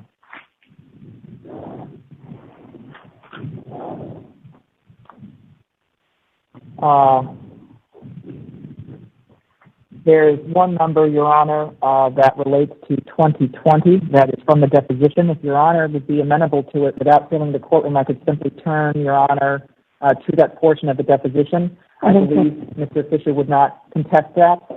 I think that's fine. All right. Deposition page 298, line 25. Volume 1. Should I get my... Yeah, I wanted to get that out too, and we'll make sure that you continue to agree with it.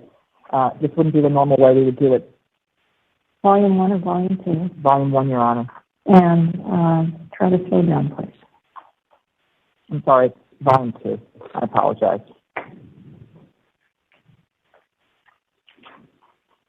And which page in Volume 2 should I be looking for? It's page 298, and it's at line 23. And actually starting at, the question is that starting at line 20.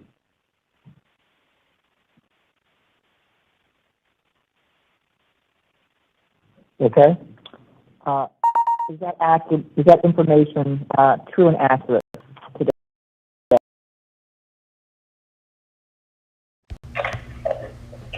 if you could, to the tab in your binder, your PX414.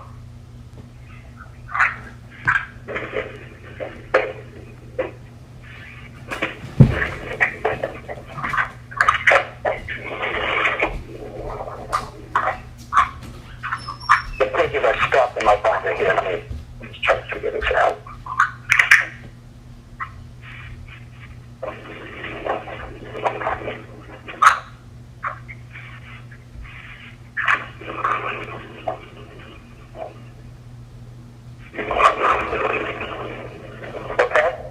Before we get to the document, so I don't want to go into any of the confidential information that may be on this document, let me ask you some general questions.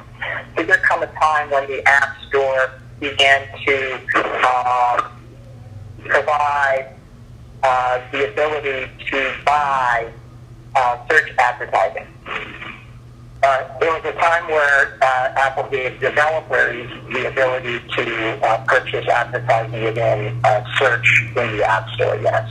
And is it the case that the way that works essentially is that there's an auction that occurs very, very quickly through an algorithm that the developers can participate in that will, if they prevail, elevate their app to the number one or number two.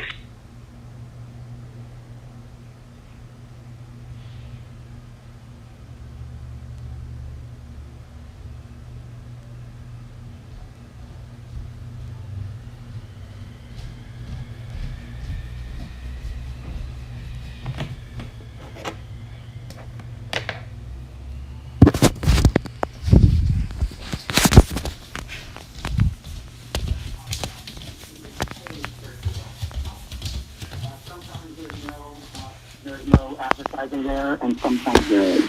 And the reason why there would not be advertising there be because perhaps nobody had bid on that particular search ad. Again, I don't manage that program, so I'm not exactly sure how they determine that. Are there times when, and a large number of times, when someone enters in a search query into the App Store and the first result will be a paid search result? Yeah, in the form of a paid ad, that is accurate. And Apple receives revenue for that paid search result. Is that correct? That's my understanding, huh? And you understand, don't you, that Apple makes a fair amount of revenue off of that? Is that right? I'm not going to go into the numbers, but I'm not sure exactly how much money. Again, I don't manage that program. All right, let's turn, if we could, then to the document that is at tab 414.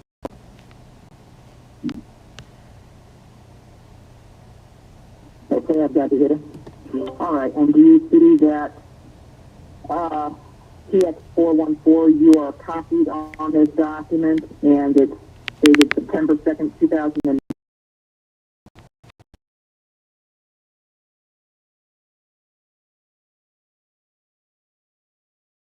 Do you see that TX414, you are copied on this document, and it's dated September 2nd, 2019? Yes, I do.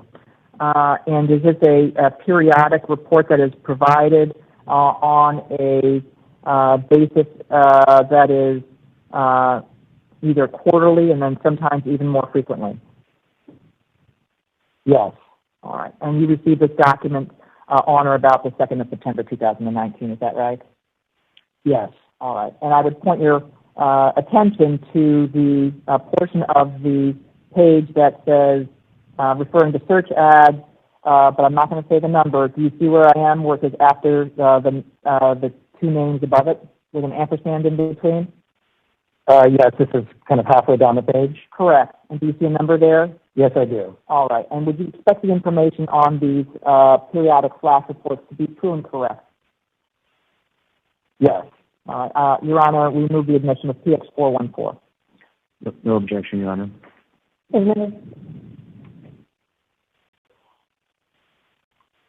And turn back, if you would, please, Mr. Fisher, to PX413.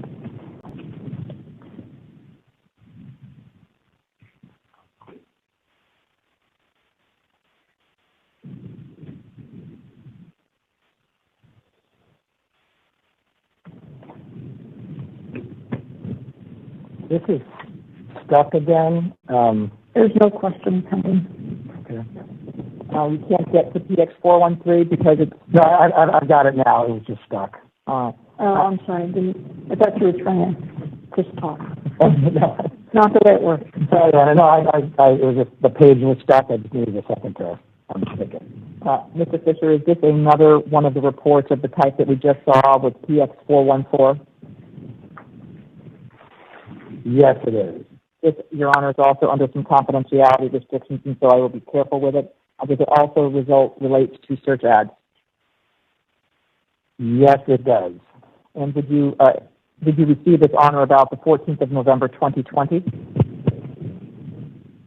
Yes, I did. And would you expect the information in this document to be true and correct? Yes.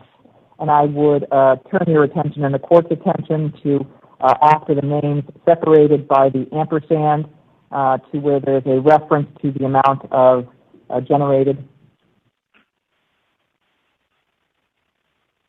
Do you see that? Yes, I do. All right, thank you. Your Honor, I would seek to admit PX413. Any objection? No objection. 413 removed.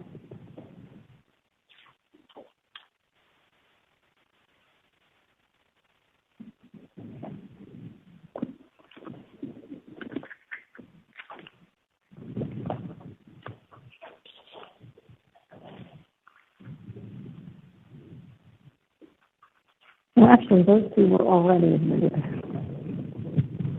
So I think that must have been part of your earlier stipulation.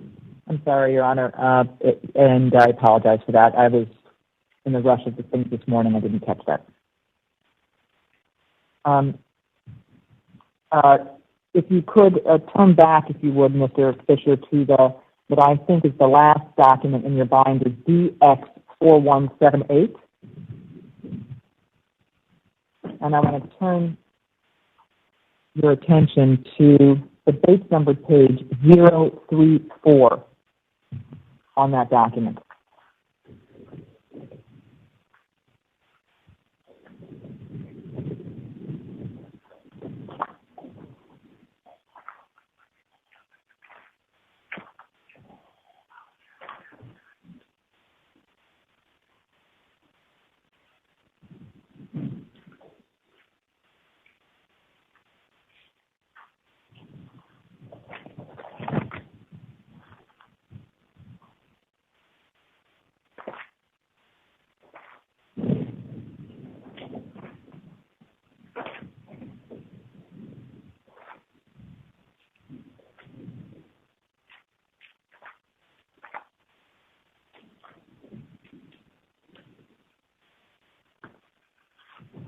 So 034? Correct. Okay, I'm here.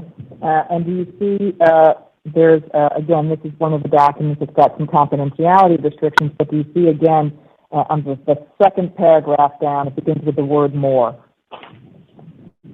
Yes. All right. And would you expect the information on this page to be true and correct? Yes. All right. You can close up that binder for the moment. Thank you. We'll come back to it, but close it.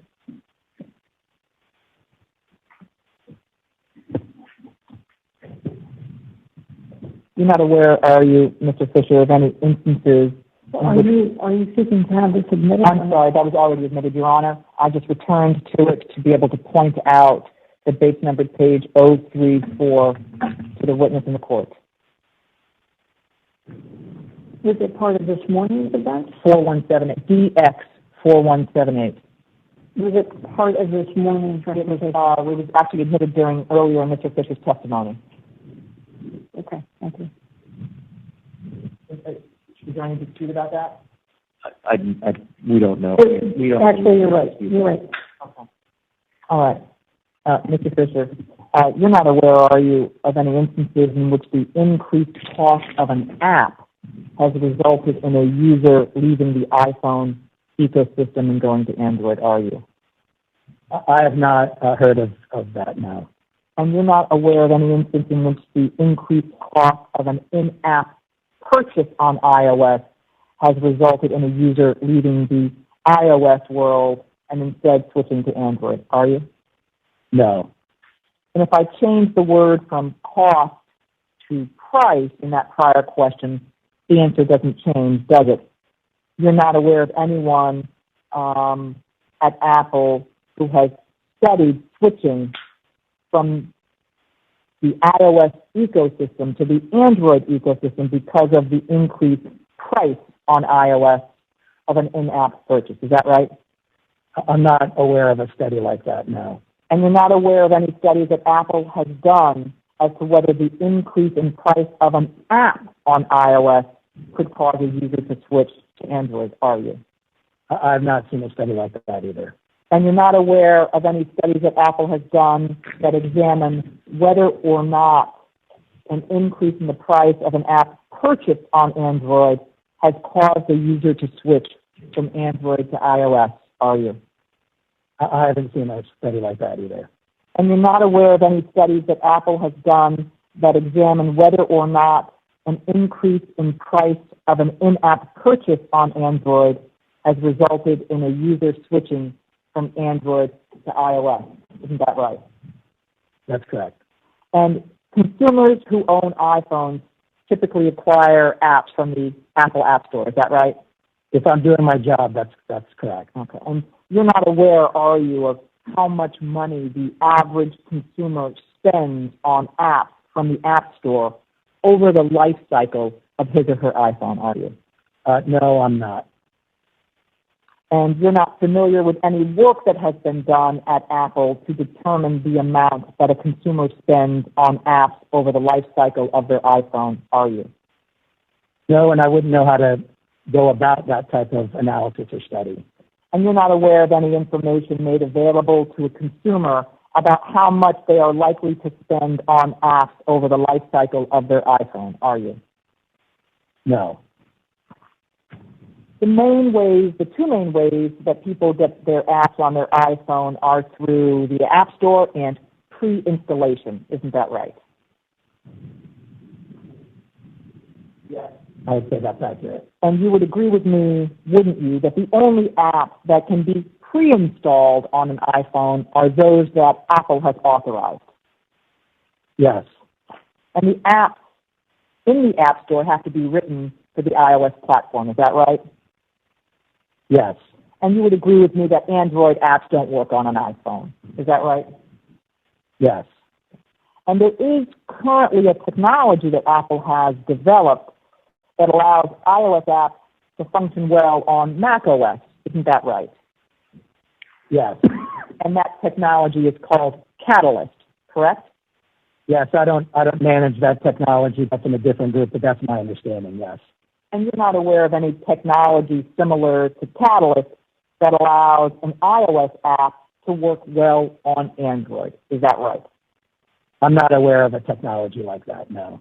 And you're familiar with an operating system called tvOS, are you not? Yes, I am. And you're familiar with an operating system called Mac OS, are you not? Yes. And you're familiar with an operating system called iPad OS, are you not? Yes. And you're familiar with an operating system called Watch OS, are you not? Yes.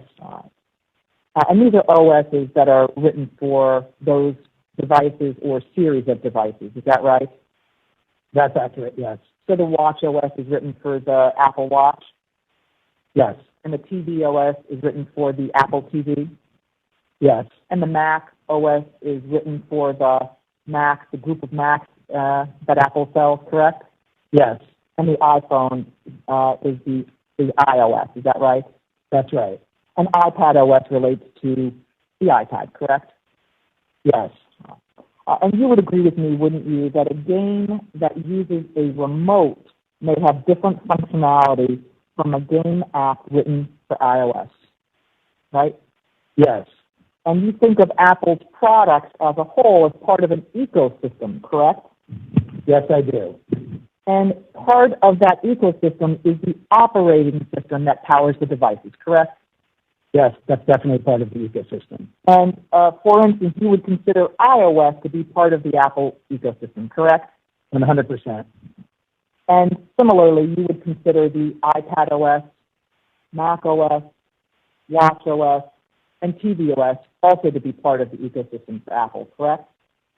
Yes.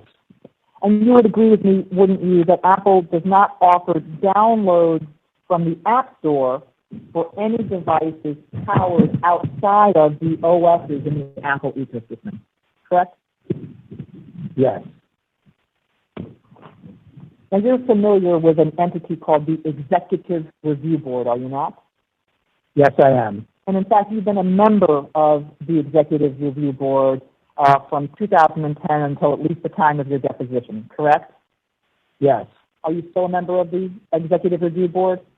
Yes, I am. And is the Executive Review Board sometimes known by the acronym ERB? Yes, it is.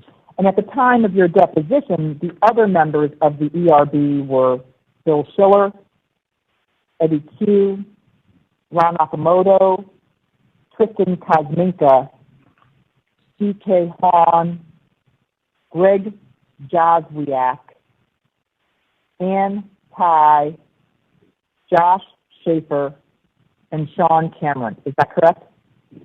Yes, and one of those folks has since retired, and there's a few other people that are now part of it. But at the time of your deposition, that was an accurate list? Yes. And both Mr. Schiller and Mr. Q have been on the ERB the entire time that you've been on the ERB. Is that correct? Yes. And you consider Mr. Schiller to be the head of the ERB, do you not? So there's no formal chair or official head, but yes, Phil leads the conversations, and if I had to pick someone, I would pick Phil because he leads the conversations. And you would agree with me, wouldn't you, that the purpose of the ERB is to come together and review applications that have been submitted by the developers to the App Store and to discuss issues of policy and review the app review guidelines? Yes. And the ERB discusses potential changes to the app review guidelines. Is that right? Yes, we do. And the ERB also determines whether a different business model could be utilized within the App Store. Is that right? Yes. And you're aware, aren't you, that before an app can be listed in the App Store, it has to go through a process called the app review process? Yes. And you're aware, are you not, that from time to time Apple conducts surveys of developers? Yes, we do. And Apple conducts surveys of developers who have submitted apps through the app review process, correct? Yes. And you see the results of those surveys from time to time, do you not? Yes, I do. Turn in your binder, after the binder, to PX2284, please.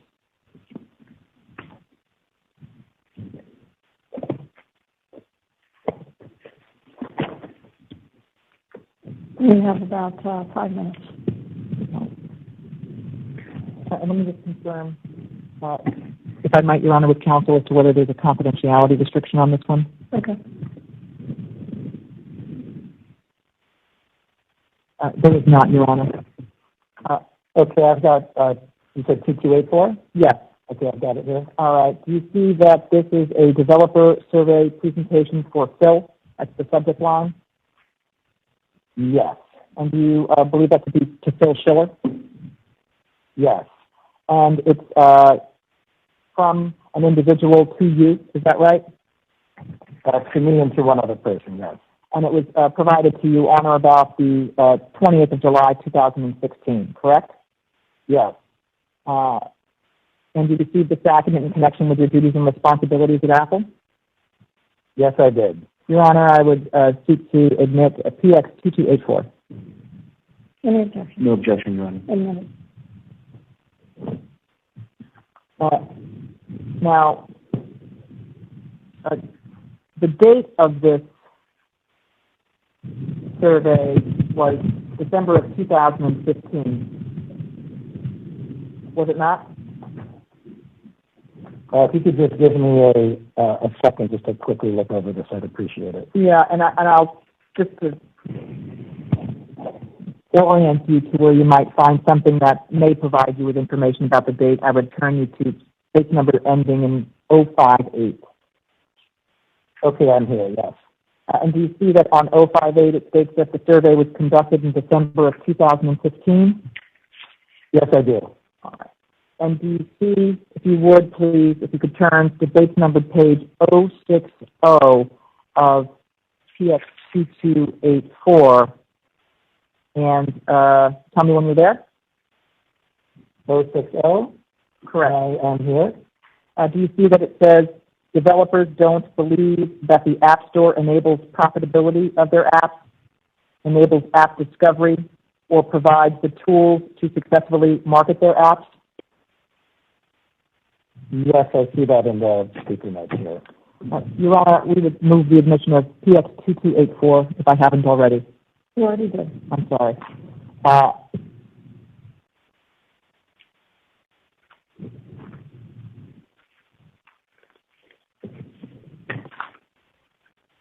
All right. And there were developer studies that were done from year to year, is that right? Yes, we try to do developer surveys every year to get feedback from our developer community. Your Honor, I'm going to be moving on to another document. Should I stop at this point? You can, that's fine. So you may step down, sir. We're going to take a 20-minute break. One of the things that was helpful during Mr. Coe's testimony was understanding some sense of the exhibits that you were seeking to admit.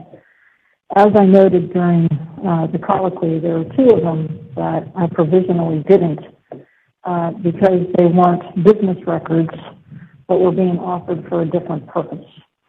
I don't know if there's any similarity with respect to the other set. I asked whether any of the others were, the other binder that you gave me, whether they were all business records. I thought I heard that they were. So just double check. What I'm admitting is business records. What I haven't admitted are other documents from other people who are not yet in the courtroom and who may never be in the courtroom until I understand the legal basis for the admission. And I say that because, as you know, all of these things are being published. They're all out there. And non-lawyers don't understand the difference between something that is being admitted for its truth and admitted for some other evidentiary purpose like notice. So we need to nail that down. All right? Your Honor, I just want to be sort of clear on it. If a document is received in the ordinary course of business that reflects routine comments from third parties commenting on certain aspects of Apple's business, and that is the routine way in which there are communications that occur, the receipt, the fact of receipt would be in the ordinary course, and then the information, of course, would be varied depending upon the type of issue or discussion that ensued thereafter. And so we are seeking to have those documents received as business records in the sense that they are the business records that Apple receives on a routine basis from a variety of individuals that are raising with them the same kinds of concerns that get raised on a regular basis, and then notice is provided on the particular topics within the specific document that we are referencing. I don't know. How do you want me to respond? I just wanted to be clear. I didn't understand if Your Honor was suggesting that these were not business records by virtue of the fact that they contained third-party information, and I wanted to just make the record clear that we believe they nonetheless are business records, but happen to incorporate third-party statements. Okay. And the rule requires that the maker of the document testify that it was made in the ordinary course, not received in the ordinary course. Those are two different things. Business records typically are admitted for their truth. You're not offering this document, or two of the documents, you're not offering it for its truth, you're offering it for notice, which are two very different things, which is why I asked for briefing. We will give you briefing, Your Honor. I think that's perhaps the best way to handle this particular issue, and we'll provide that to you tomorrow. And with respect to that, that's why I asked you to go back and double check. And before you upload any of these other documents, which I have not actually seen, because you just gave me a binder, As long as they were prepared in the ordinary course of business, as opposed to received, that's fine. The other ones are provision. I need to make sure that I'm comfortable with the evidentiary ruling. And so the other documents, to the extent that you have a document prepared by someone who is not an Apple employee, and you are offering it for some purpose other than its truth, it is not admitted. It will be provisionally addressed the way I'm addressing the other two this morning. Your Honor, then I understand we will brief this. I would suggest that there were a number of documents that were received into evidence that were received under the business records rule with regard to Epic over the last couple of days that also had a similar issue, and indeed almost identical issues as to those that we're discussing here with regard to Apple. So whatever Your Honor's ruling is, I would assume that it would apply both to Epic and to Apple. Yeah, I didn't have an objection, so I don't rule unless I have objections. I had objections this morning. Your Honor, I don't think that... Deal with it. Ms. Forrest, just brief it. That's all I'm asking. I'm asking you not to release it until I make an affirmative decision. That's all I'm asking. And I'm just asking for parity. Have I not? I try to be fair to both sides. If you're suggesting that I'm not, then, well, I haven't made any rulings that I think are not fair to both sides. I'm not suggesting there have been any rulings that have not been fair to both sides, Your Honor. That is not my intent. My intent is simply to ensure that as these documents, which with these kinds of businesses are often of a very similar type, that the same type of issue when it comes up on one side happens to be applicable to the other. There are a lot of documents here, and it's very easy for all of us to have a lot of things flowing across our desk. That's why I'm trying to be careful. As are we. Stand in recess. 10:35.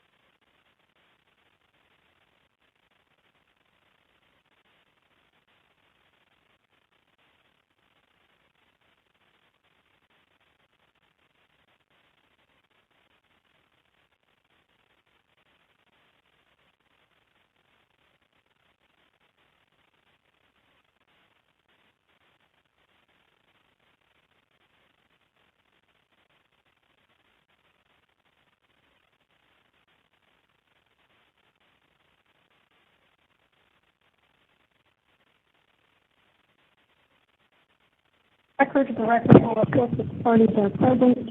We have a witness on the stand. Ms. Forrest, you may proceed. Thank you, Your Honor.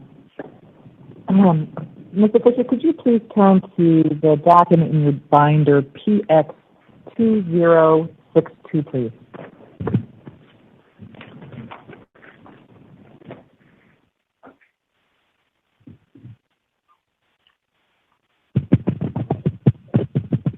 On.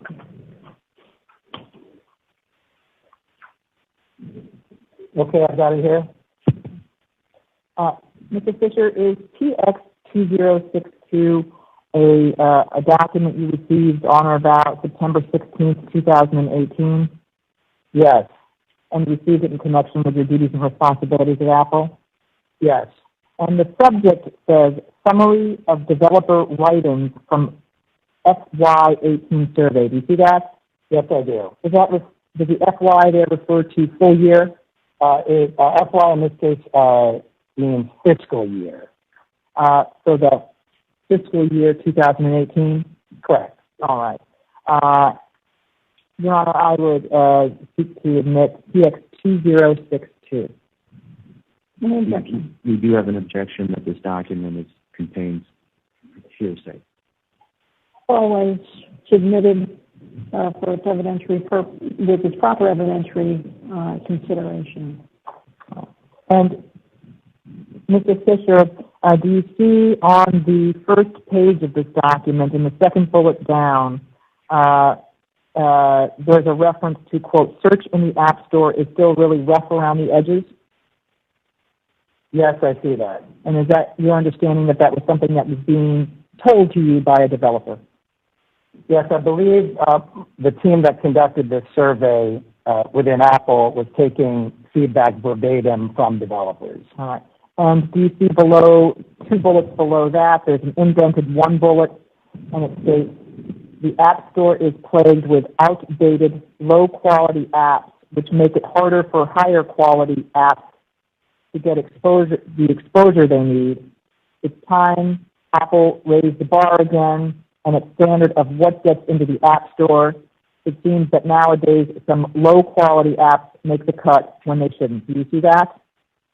Yes, I do. Turn, if you would, please, to the next page, which bears the base number 842 at the bottom of PX 2062. And I would turn your attention to the portion of the page entitled Featuring. Do you see where I am, sir? Yes, I do. And do you see that in the 4th bullet down, there's the phrase, stop playing favorites? Do you see that? Yes, I do. And do you see that there are a series of indented bullets after that? Yes. And do you see that one of the comments that's reflected there is, quote, start applying the same rules to all apps and start eliminating the junk apps from the App Store? Do you see that, sir? Yes, I do. All right. Turn, if you would, please, to the next page, base numbered ending in 843. And do you see on the top portion of that page, there are 1, 2, 3, 4, 5 bullets? Yes, I do. And do you see that the 4th bullet down states, you tend only to feature indie apps and apps that spend or earn the most money? Do you see that?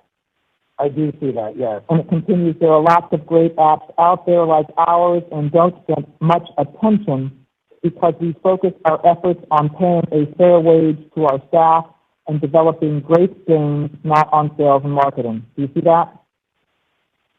Yes, I do.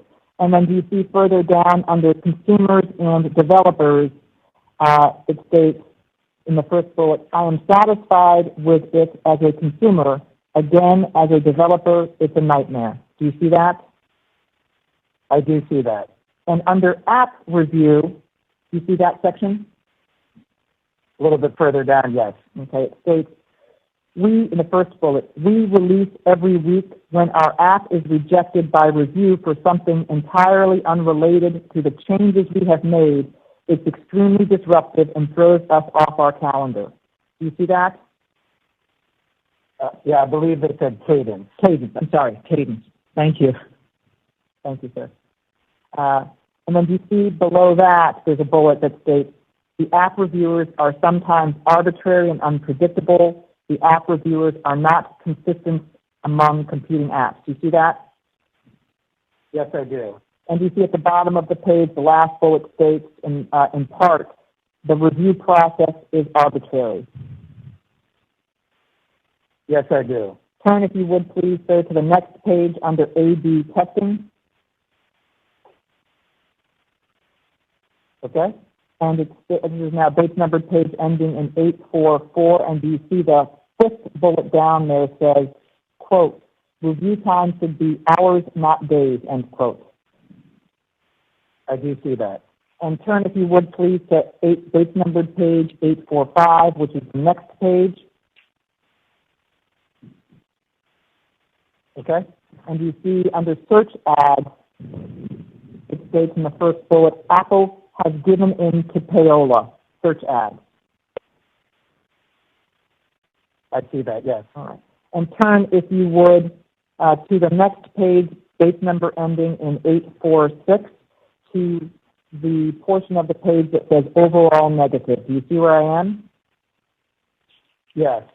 And there, under that segment, there are a series of bullets, and in the fourth bullet down, it states the testing process. Do you see that? Yes, I do. And it states the testing process for in-app purchases is a joke. The API for in-app purchases is a joke. The UI in general for in-app purchases is a joke. Do you see that? Yes, I do. And does UI there, would you read that in your understanding to be user interface? And then turn, if you would, please, to the next page under Other, and look at the third bullet down, and there's one statement in all caps. Do you see that? Yes, I do. And it states, allow developers to issue refunds. This is beyond frustrating to us. Your awful policies make us look bad, and it's painful to have to direct users to you. Do you see that? Yes, I do. Let's change topics for a moment. You recall, don't you, sir, that in the last couple of years, you asked someone who works for you to take leadership with regard to what was going on with all forms of fraud in the App Store. Yes, I do recall that. And turn in your binder, if you would, please, to PX66.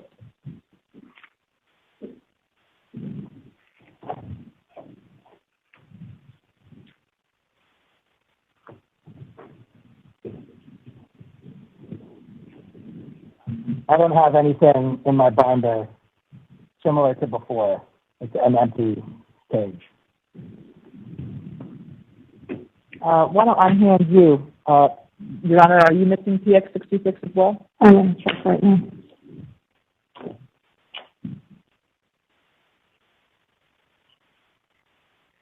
No, I haven't.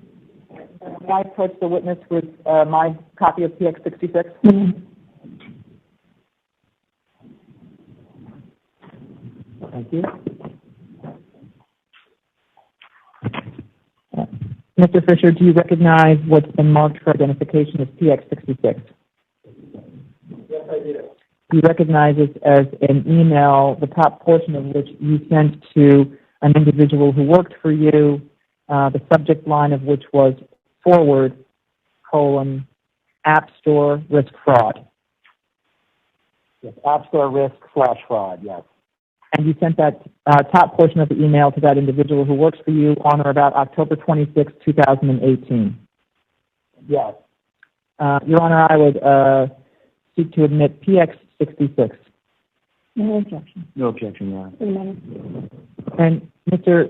Fisher, in connection with in this email that you wrote to the individual who works for you, you stated to that individual, quote, I need you to take leadership regarding what's going on with all forms of fraud on the App Store, in part. Do you see that?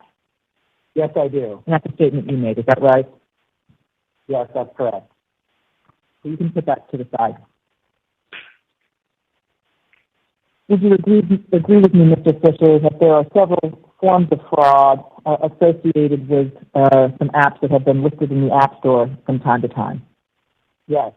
And among the types of fraud that have been associated with some apps that have been listed in the App Store are apps that have resulted in financial fraud. Would you agree with that? Yes.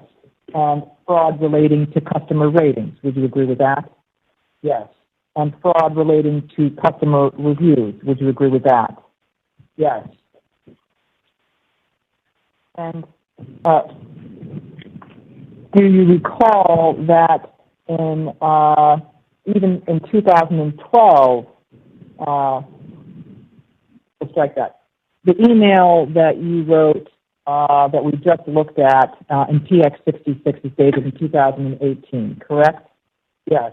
And you recall, don't you, that there were fraud issues in the App Store that went back to the beginning of the App Store, correct? I don't know about the very beginning, but we've been combating and fighting fraud for a long time, yes. All right. Turn, if you would, please, sir, to PX63 in your binder.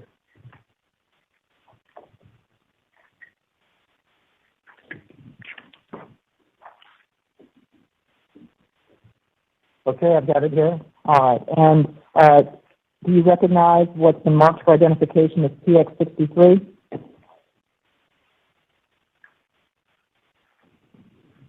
Counsel, we don't have 63 in our binder.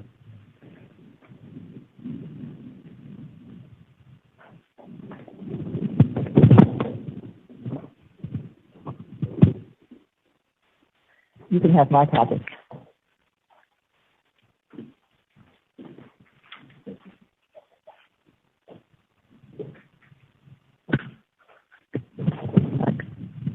Do you recognize PX63, Mr. Fisher? Yes, I do. Do you recognize it as an email that, in part, the top part of it, you sent to Mr. Ron Akamoto, copying Mr. Philip Shoemaker on or about February 10th, 2012? Yes. So this is the 2012 time frame, correct? That's correct. And the subject line is Ray, App Store fraud gets unbearable, correct? Yes. Your Honor, we would seek to admit PX63. Any objection? Our objection is just that the originating email is from a third party, and so it constitutes hearsay. All right, it's submitted with the usual qualification. All right, turn, if you would, in your binder, sir, to PX2197. And, Your Honor, there are confidentiality issues from Apple regarding this document, so I'll be careful on how I deal with it.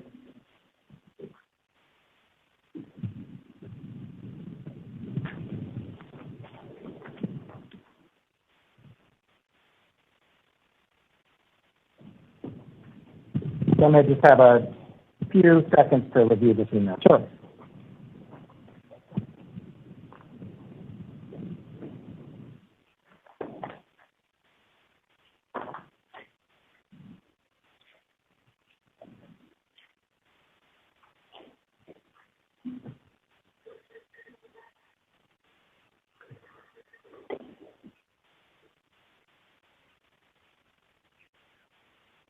What are the confidentiality issues with this document? Your Honor, we don't have an objection with respect to confidentiality in this document at this point. All right, thank you.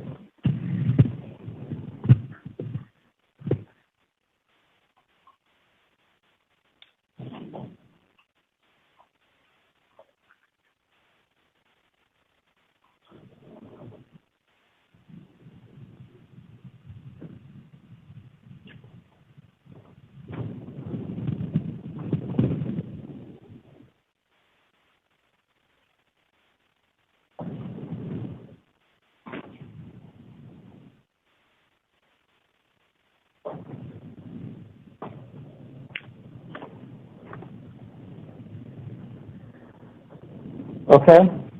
All right, and you recognize it's been marked for identification as PX2197?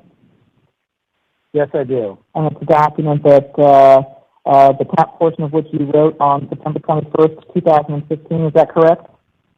Yes.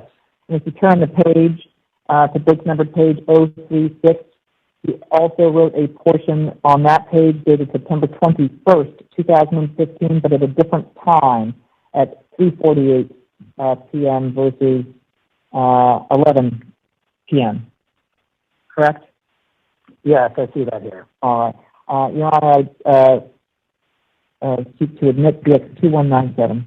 No objection. No objection, Your Honor. Admitted. All right. Mr. Fisher, is it correct that in 2015 there were 128 million customers of Apple that had downloaded 2,500 or more apps that were affected by the issue that's described in this email relating to Xcode Ghost apps? Yes, there's an email from one of my colleagues in our reporting and analytics team that shared those numbers there, yes. All right, and turn, if you would, to PX 2190.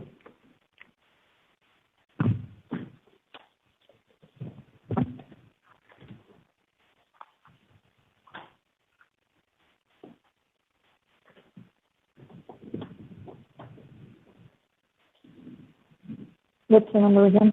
PX 2190. Thank you.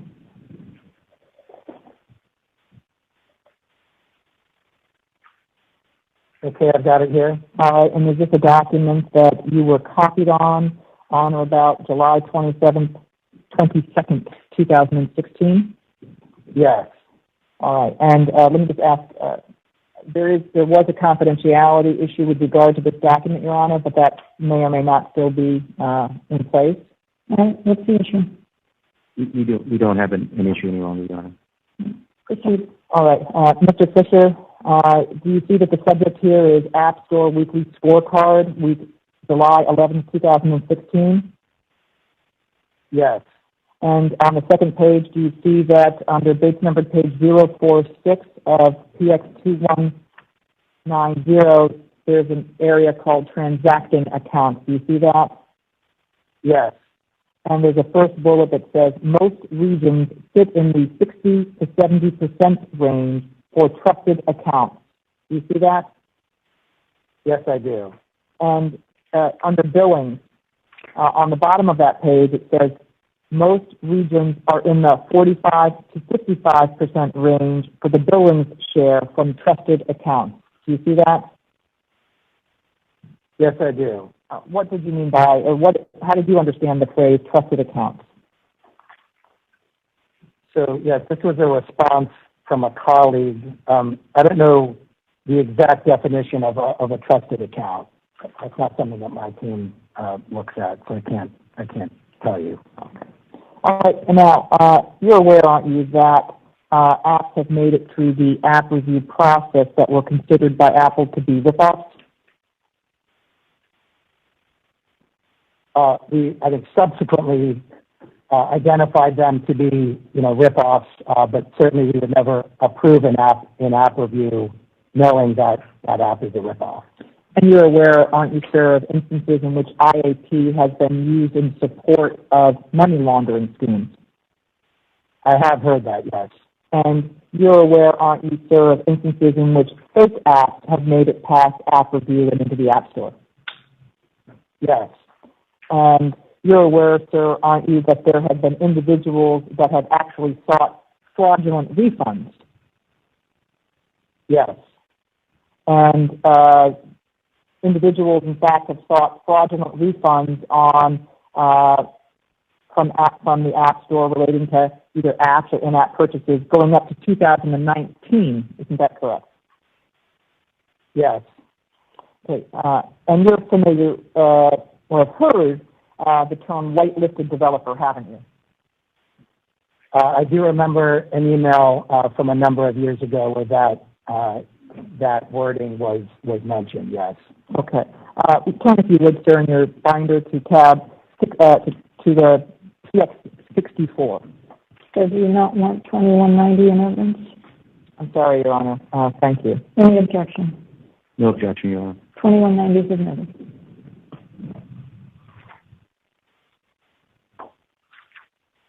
Tell me when you've reached TX64. I have it here. Thank you. All right, and is this a document on which you were copied at the top part of the page on or about October 18th, 2018? Yes. And you received another portion of that email in the middle of that first page as an addressee on October 17th, 2018. Is that correct? Yes. And in that second portion, you received an email from somebody at Apple who was writing to you stating, quote, Hulu is part of the set of whitelisted developers. Do you see that? Yes, I do. And it said, it continues, with access to subscription cancel/refund API. Do you see that? Yes. Okay, Your Honor, we would seek to admit Exhibit PX64. No objection. No objection, Your Honor. Admitted. And whitelisted developers are developers who get to do things that other developers don't get to do, correct? That's how I would term that word, and I certainly would not use that particular word. I find the word offensive, but yes, that's how I would define something like that.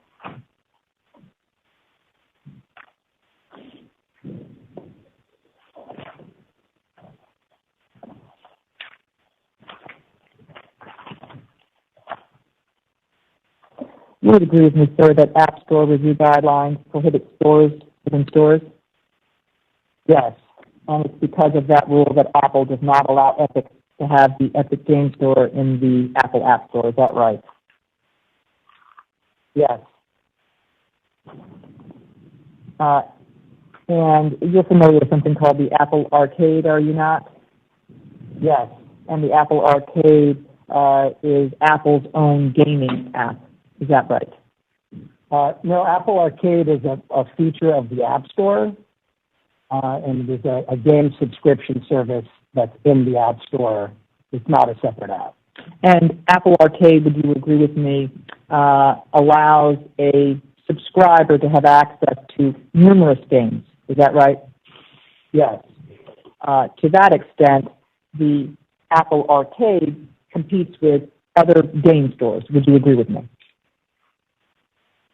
I wouldn't necessarily characterize it at that, but no. You don't think the Apple Arcade, which has games in it, competes with other stores that have games in them? Well, now that you word it like that, I could see that Apple Arcade could be viewed as a competitor to some of those stores or services. And you would agree with me, sir, that a game streaming service is one that allows a user to run and access games that are on the cloud, correct? That's my understanding, yes. And you would agree with that Google Stadia is a game streaming service, correct? Yes. And you're aware, aren't you, that recently there has been announced a shutdown of most development on Google Stadia? I had not read that. I had heard that they had some in-house development that had shut down, but I didn't hear what you had said. And would you consider, sir, Google Stadia to be a failed attempt at a streaming app? I don't know enough about the current status of Google Stadia to make a definitive statement about that. I know they've had some struggles, but I don't know exactly what the status is now. And your understanding is that the streaming version of Google Stadia would require, or does require, users to pay a subscription fee, correct?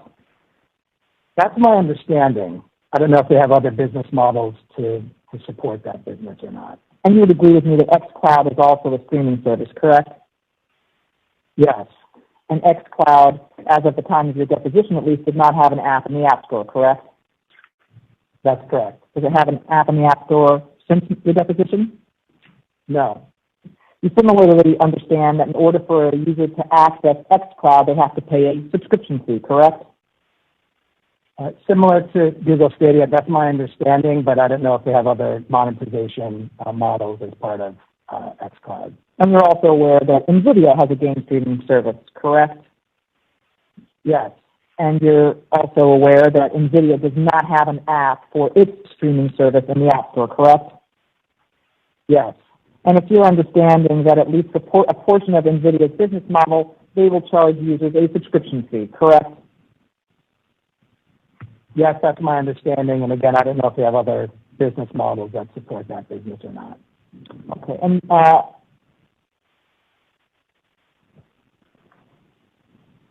you would agree with me that as a general matter, web-based games are not coming in through the App Store, correct? Yes. And you understand that Apple doesn't carry web apps in the App Store. Strike that.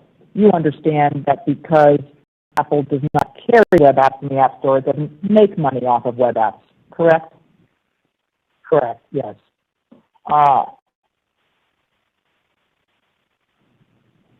And you would agree with me that Apple is not planning to market the benefits of obtaining web apps in the App Store. Is that right? Could you repeat that? You would agree with me, wouldn't you, that despite the fact that web apps are not carried in the App Store, Apple is not planning to market the benefits of obtaining such apps from the App Store? I'm not aware of any plans along those lines, no. And then you've not communicated with anybody at Apple about trying to find out what differences there might be in terms of user experience between a web-based game versus a native game that can be obtained through the App Store. Is that right?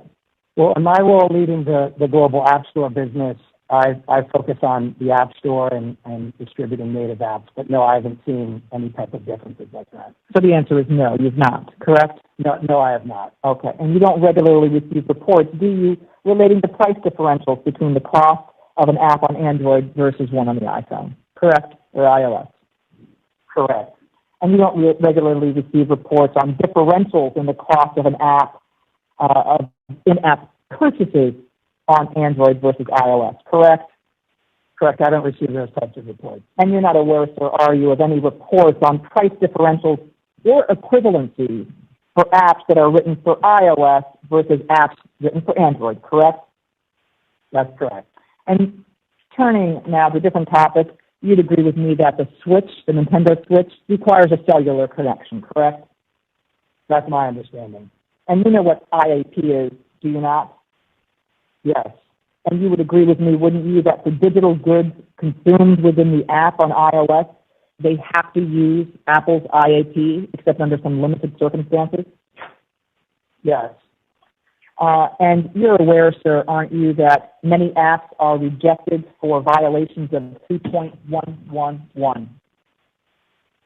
I don't lead our app review team, and I haven't memorized all of our App Store review guidelines, but if you want to point it out to me, I'm happy to look at it. Let me put it this way.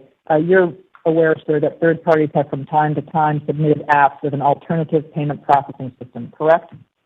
Yes. And you're aware, sir, that Apple has rejected apps that have submitted their own alternative payment processing system, correct? Yes.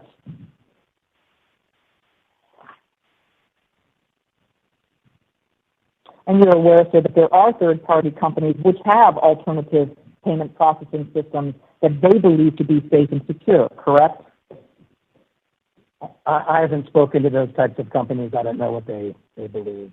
Do you remember me asking you a question in that regard at your deposition? I vaguely do, yes. First volume, Your Honor, page 101, lines 18 through 25. First, could you repeat that, please? Yes. Page 101, lines 18 through 21, actually. Go ahead. Do you recall, Mr. Fisher, that I asked you at your deposition, are you aware that there are third-party companies which also have what they deem to be safe and secure ways to purchase goods within apps? And you answered yes. Yes. And that was truthful testimony, correct? Yes. And among the alternative payment processing systems that you're aware of is PayPal, correct? Yes. And Amazon Pay is another one, correct? Yes. And Braintree is another one, correct? Yes. And Square is another one, correct? Yes, And Epic Direct Pay has a payment processing system, correct? that's my understanding. And you're aware that credit cards provide yet another example of alternative payment processing systems, correct? Yes, And for an app on iOS, an app developer may not offer PayPal as a payment processing system in addition to IAP, or as an alternative to IAP, correct? yes, And you're not aware of any studies, are you, that Apple has ever done that look at whether or not there are any security issues if any game company was to offer an alternative payment processing method other than IAP for the purchase of digital goods, correct?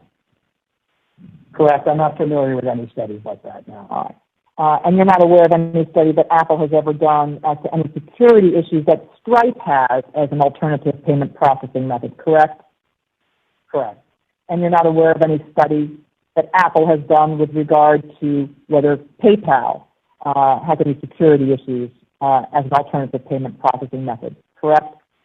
Correct.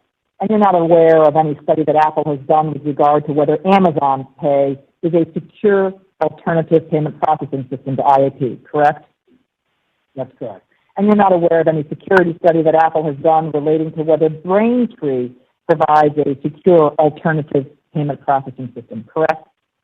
Yes, that's correct. And you're not aware of any security study done by Apple which looks at whether or not any of the major credit card companies have any security issues with regard to payment processing systems, correct?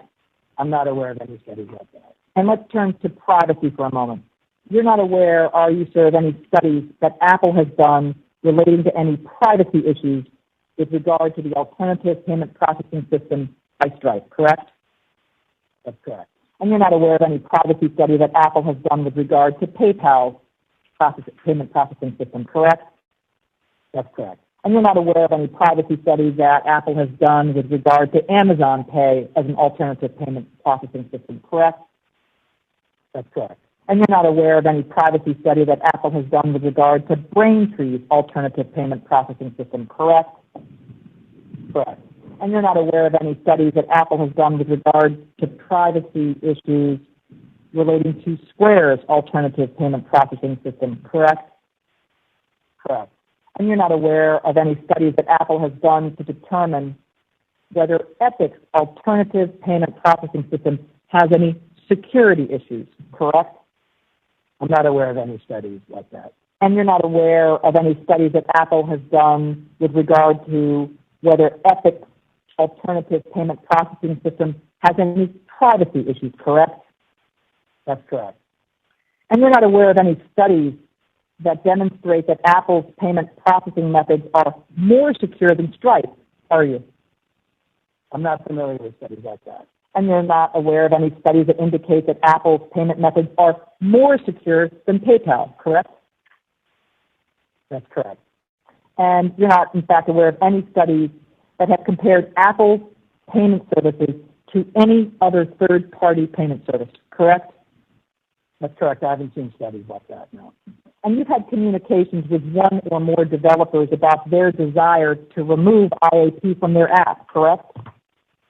The conversations I've had with developers have really been more around our commission versus their desire specifically to remove IAP.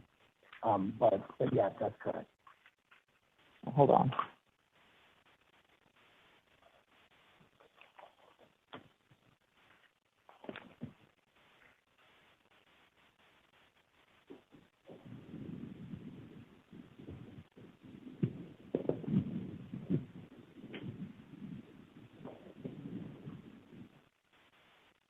Okay, page 84, 12 through 17.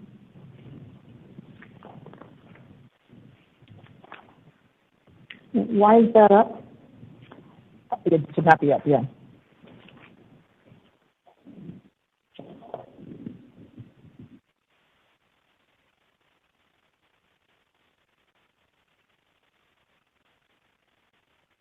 So he just admitted he had that was a correct summary. He qualified it, Your Honor, and this is an unqualified answer. Denied.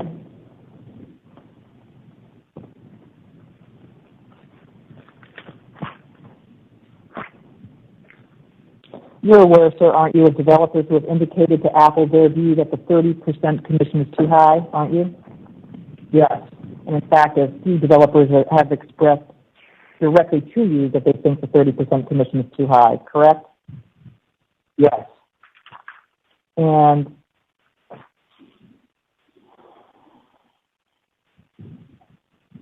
you learned at one point in time that there was a price differential between one company on iOS and on Google, correct?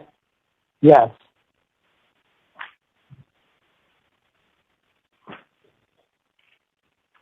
Now, you're not aware of any study that has looked at whether any alternative payment processing method that is utilized by any enterprise service is less secure than IAP, correct?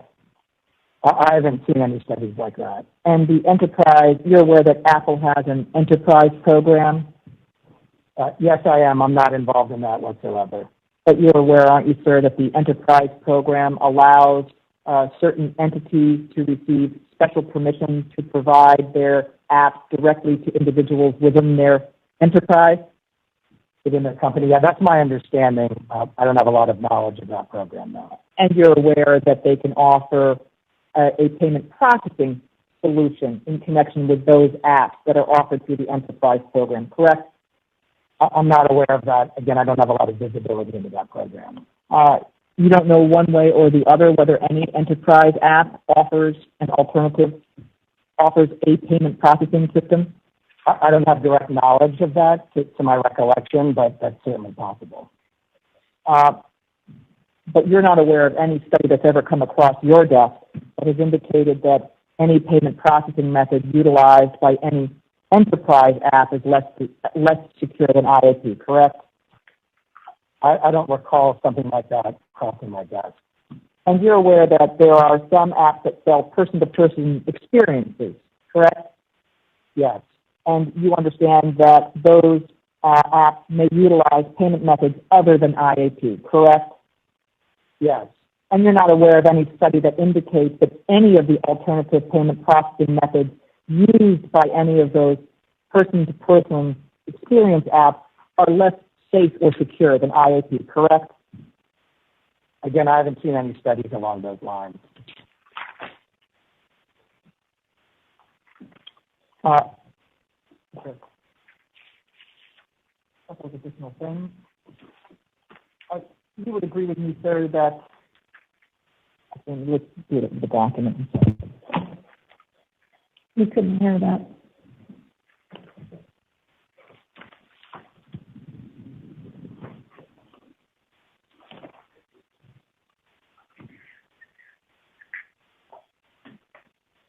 Turn, if you would, please, to, Mr. Fisher, to PX174, which is in your binder.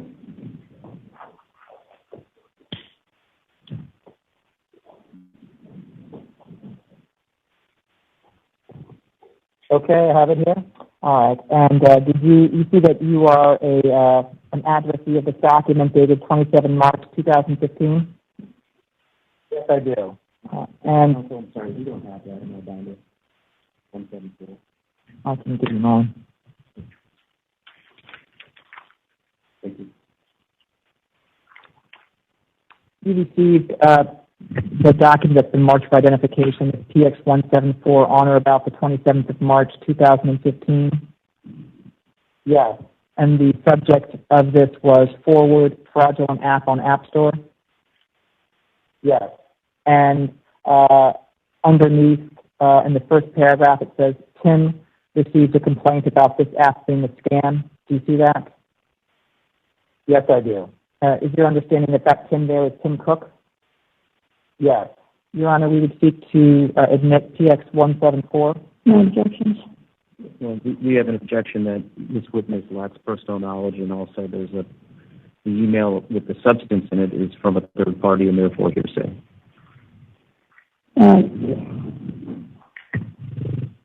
Double check. You received this, Mr. Fisher? Yes, it appears that I received this on March 27th of 2015. And you received it from Mr. Shaw? Yes. Right. The rule is permitted Again, same issues with respect to hearsay of non-business records. All right. Correct, Your Honor. Also, one thing I would add in would be also party admissions for the portion of the email that is written from the individuals at Apple. Would you turn, please, to PX 2017.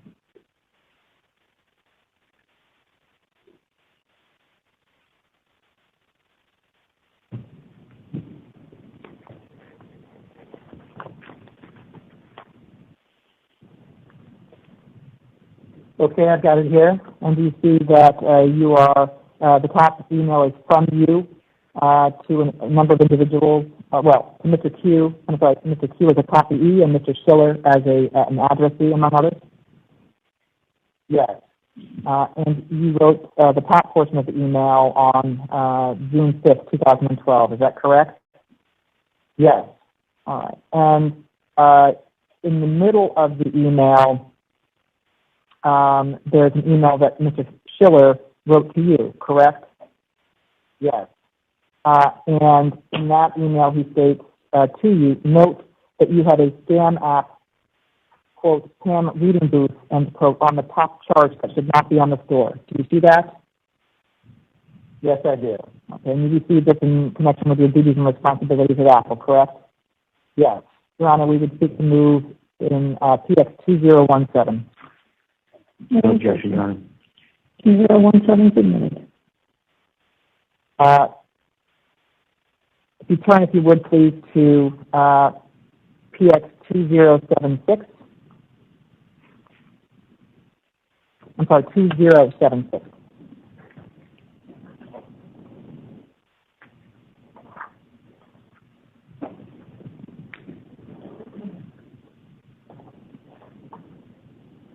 Okay, I've got it here. All right, and you see that you are an addressee of this document that is dated January 9th, 2016? Yes. And you received this document in connection with your duties and responsibilities at Apple? Yes. And it is from Mr. Schiller, is it not? Yes. And in the first portion of it, it states, FYI, year-end review by some Apple bloggers. Do you see that? Yes, I do. Okay, and then it goes down and it says developer relations. Do you see that?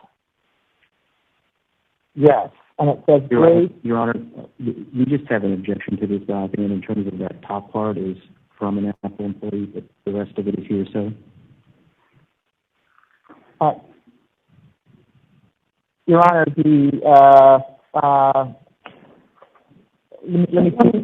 look at the document. So this is a document from Phil Schiller to a bunch of Apple employees. I don't see there. What are you talking about? Well, Your Honor, the email from Mr. Schiller says you're in review by some Apple bloggers, and then the remainder is just a repetition of what some Apple bloggers said. And again, we have the issue in terms of it being used for the truth of the matter, which is how I think it's going to be used, as opposed to notice or some other effect. Your Honor, it's not for, I mean, there's a variety of ways in which we would use it. It would be for state of mind. It would also be for the fact that these individuals were interested, and so for their state of mind in what people were saying about them, but for the state of mind also of the third parties. I'll admit it for the state of mind of Apple. I don't know how you expect me to admit it for the state of mind of a third party who's not here. I'll admit it for that limited purpose. Proceed.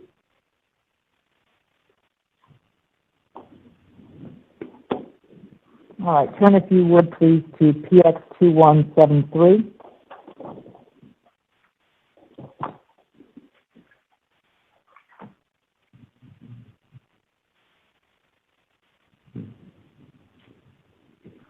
Counsel, this is another one that's non-binary.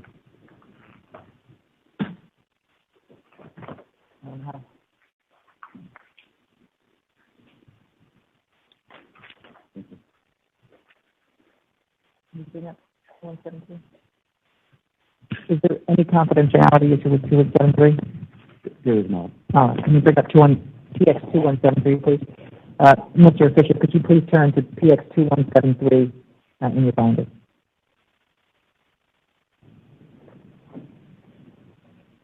Okay, I've got it here. All right. And do you see that you are a copyee on this document? Yes, I do. And you see that the subject says alert possible phishing CNCERT request on malicious code of non-official Xcode. Do you see that? Yes, I see that as the subject. All right. Your Honor, we would seek to admit PX2173. Any objections? No objections, Your Honor. Admitted.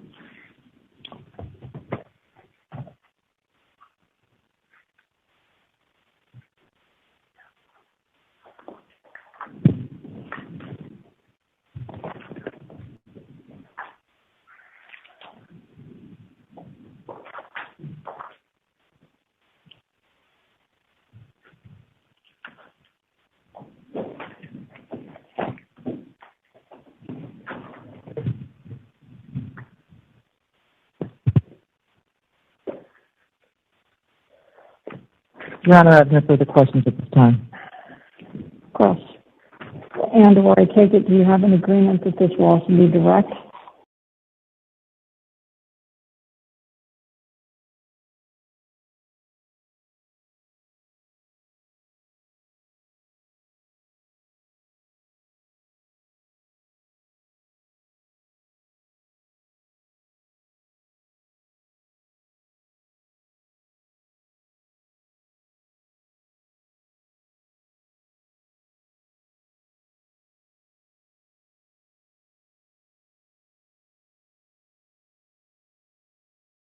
Including you. You are joining your conference as a participant. For a menu of available commands, press *#.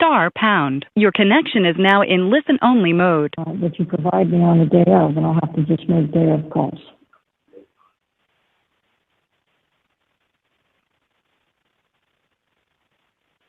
I believe you did address those issues in your orders yesterday that I was not aware of when I made that statement. Okay. Thank you.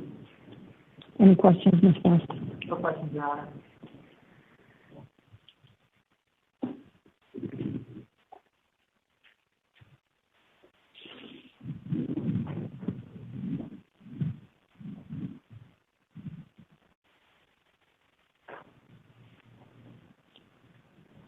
Well, while we're waiting, everybody can stand and stretch. You sit too much in this courtroom.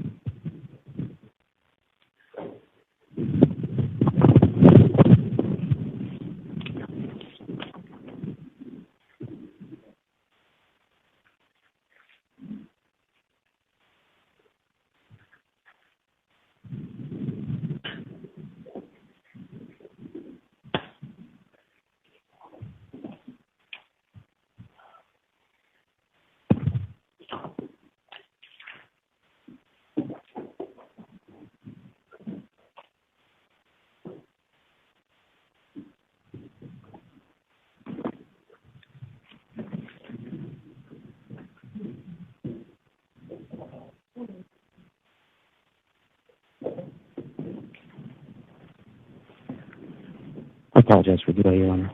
That's all right. Clock's ticking. Okay. Mr. Fisher, you know me, I'm your lawyer for Apple. I want to just follow up on some more questioning. I want to start back with what you had talked about before, and you had said your role at the App Store is Vice President of the App Store. Is that correct? Yes, it is. And how long have you been in that role, sir? I joined the App Store team in January of 2010 and became a vice president in 2016. And have your responsibilities changed at all from 2010 to the present? Yes, the scope of my responsibilities have expanded, including becoming responsible for the product of the App Store. Okay. What do you mean by the product of the App Store? What I mean is the product experience of the App Store, the user experience of the App Store, from a product perspective for both customers as well as for developers. And can you describe briefly your educational and employment history? Sure. I graduated from the University of Virginia in 1995, and soon after I graduated, I started working in the media and technology space, including for some companies that were innovating in online music distribution, including N2K, CD Now, and MyPlay. And then I joined Apple in 2003 as one of the first marketing hires for iTunes, and it was in that capacity until late 2009 when I was asked to run the App Store business for Apple, which I did in January of 2010. When you say you run the App Store business, which I think you just mentioned, what does that business include? That includes so I'm responsible for the global App Store business. That includes the App Store for iPhone, the App Store for iPad, the App Store for Apple Watch, the App Store for Apple TV, the App Store for iMessage, as well as the Mac App Store. Okay. And so if I understand that answer, the App Store for the iPhone is different than the App Store for the iPad? Yes, they do have some similarities. We have many apps that are available only on the iPhone. We also have many apps that are available on both iPhone and iPad. And then we also have some apps that are available only on iPad. So the catalogs have some similarities, but also some differences. And then also the user interface of the App Store on iPad is optimized a bit differently to account for the larger form factor, the larger screen. Okay. And just for reference in this lawsuit, do you understand that this lawsuit encompasses both the App Store for the iPad and the App Store for the iPhone? Do you understand that? Yes. Okay, and for purposes of our questions today, I'm just going to refer to the App Store for ease of reference to cover both of those stores. Is that okay with you? Yes, it is. And how would you describe what the App Store is?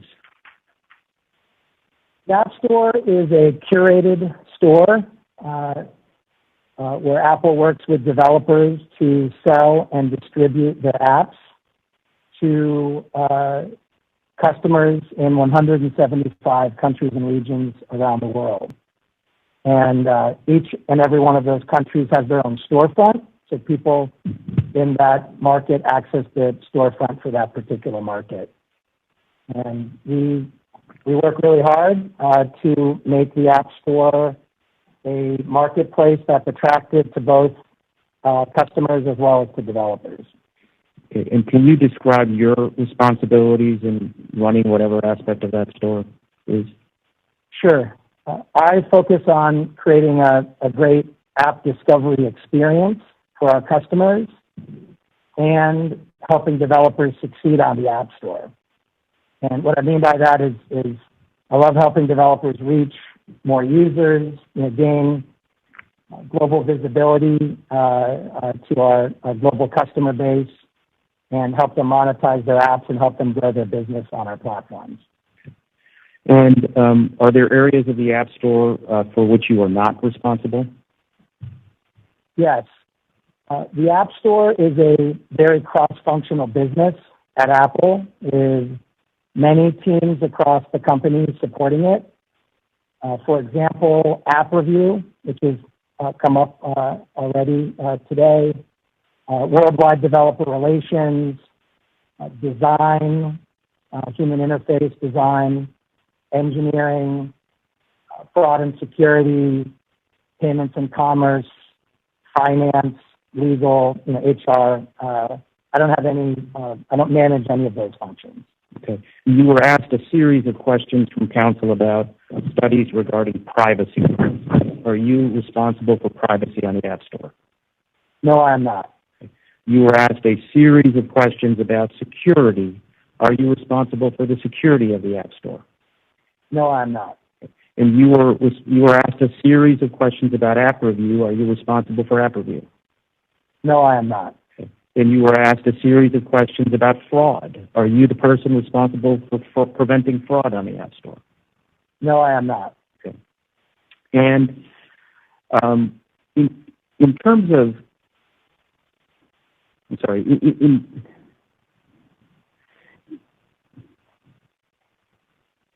in counsel's opening statement of this lawsuit, which I don't know that you saw, but Epic's counsel said that Apple came up with a master plan in 2010 to change the way the App Store would operate in order to lock in users and developers into the Apple ecosystem. You testified you started running the App Store in 2010, correct? Yes. And so from 2010 to the present, have you ever heard of such a plan? Your Honor, this is the nature. Objection to forum. Say more, I don't understand. Your Honor, it's the nature of argument.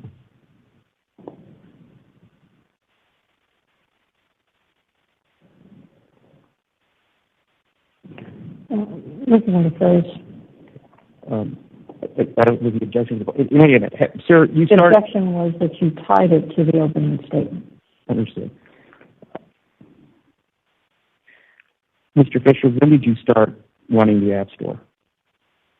The App Store business, excuse me. In January of 2010. Okay. And so from January 2010 to the present, have you ever heard of a plan to change the way the App Store would operate in order to lock users and developers into the Apple ecosystem? No. And as the person running the App Store business, would you be aware of such a plan if one existed at Apple? Yes. Okay. And is this a plan that you could execute on, if there were such a plan? I don't know how I could execute against that, because the App Store, as I mentioned earlier, is a marketplace that we work hard to make attractive to both customers and users, as well as developers, neither of which we have any control over. Let's turn to something you do have control over. What does your team actually do? So my team has a variety of functions, including editorial, business management, and product. Okay. And let's take those one by one. What is the editorial team responsible? Do you set rates? No. Go ahead. And so what is the editorial team responsible for? So my editorial team is responsible for having a deep knowledge of the App Store catalog, meaning the apps and games that developers have made available for sale and distribution in the store. And they, from that catalog, try out and select and ultimately feature and highlight apps and games and developers to our global customer base on the App Store across the Today, Games, and Apps tabs. Okay, and how does the editorial team go about finding apps and developers to feature on the App Store? A variety of ways. My editorial team really needs to be on top of what developers are working on, whether it's new apps or games that they plan to distribute on the App Store, as well as updates to existing apps and games. And so that's one major way. And then quite a number of years ago, we created a web portal where developers of all shapes and sizes all around the world can communicate directly with my editorial team to tell us about what they're working on for editorial featuring consideration on the App Store. That's available at appstore.com/promote. And then moving on to the second group you mentioned was the business management team within your organization. What do they do? My business management team manages the business relationships with developers and provides developers with expert guidance to help them make smart business decisions for whatever their business goals may be. Does that team discuss different business models that are available on the App Store? Yeah, so my business management team, first of all, Apple provides a lot of flexibility to developers on what types of business models they can take advantage of. And my business management team has a lot of expertise and knowledge of all of those different business models, and then shares insights and guidance with developers, ultimately to help developers make the best decision for their business and ultimately to help grow their business on the App Store. And then the third team, I believe you identified, was the product team. What does that team do? So my product team is responsible for creating a great app discovery experience for our customers, and also to support our developers with great tools and technologies. So there's a consumer-facing part of that team that focuses on discovery features like search, browse, and personalization. And then there's also a developer-focused part of the team that focuses on developer tools and technologies, things like Appstore Connect, App Analytics, Game Center, and more. Okay, and you mentioned that as part of that, I think the consumer-facing team, I think you mentioned, or the product team itself focuses on discovery features. And why is that issue, app discoverability, important? So app discoverability is incredibly important for us, for everyone that works on the App Store. And first and foremost, we love helping our customers discover great apps and games that can help them get the most out of their Apple devices. And we also love helping developers reach more users and help grow their business. And so I think both sides of that coin are really important, and that's why app discoverability is important. And has the look and feel of the App Store itself changed since the beginning of the App Store in 2008? Yes, quite a bit. The App Store launched with 500 apps back in 2008, and we have now nearly 2 million. So the user interface of the App Store has evolved substantially. We have redesigned the App Store multiple times since 2008. We've added lots of features to help customers better find and download what apps and games that might interest them. We've added lots of new features to help developers reach users efficiently and drive downloads and reach more users and build their business. And I think user interface and the look and feel kind of culminated with a redesign that we did in 2017. And I'd like to introduce Exhibit DX3422, which hopefully Your Honor has. We have binders. I think the counsel already has one. And may I approach, Your Honor, to the witness? And I do have it.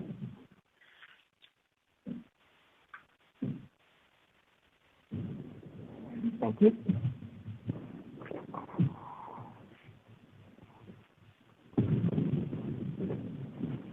So you're going to have to deal with another big binder, Mr. Fisher, but can you tab over to DX3422? Okay, I've got it. Okay. And can you describe for us what DX3422 is?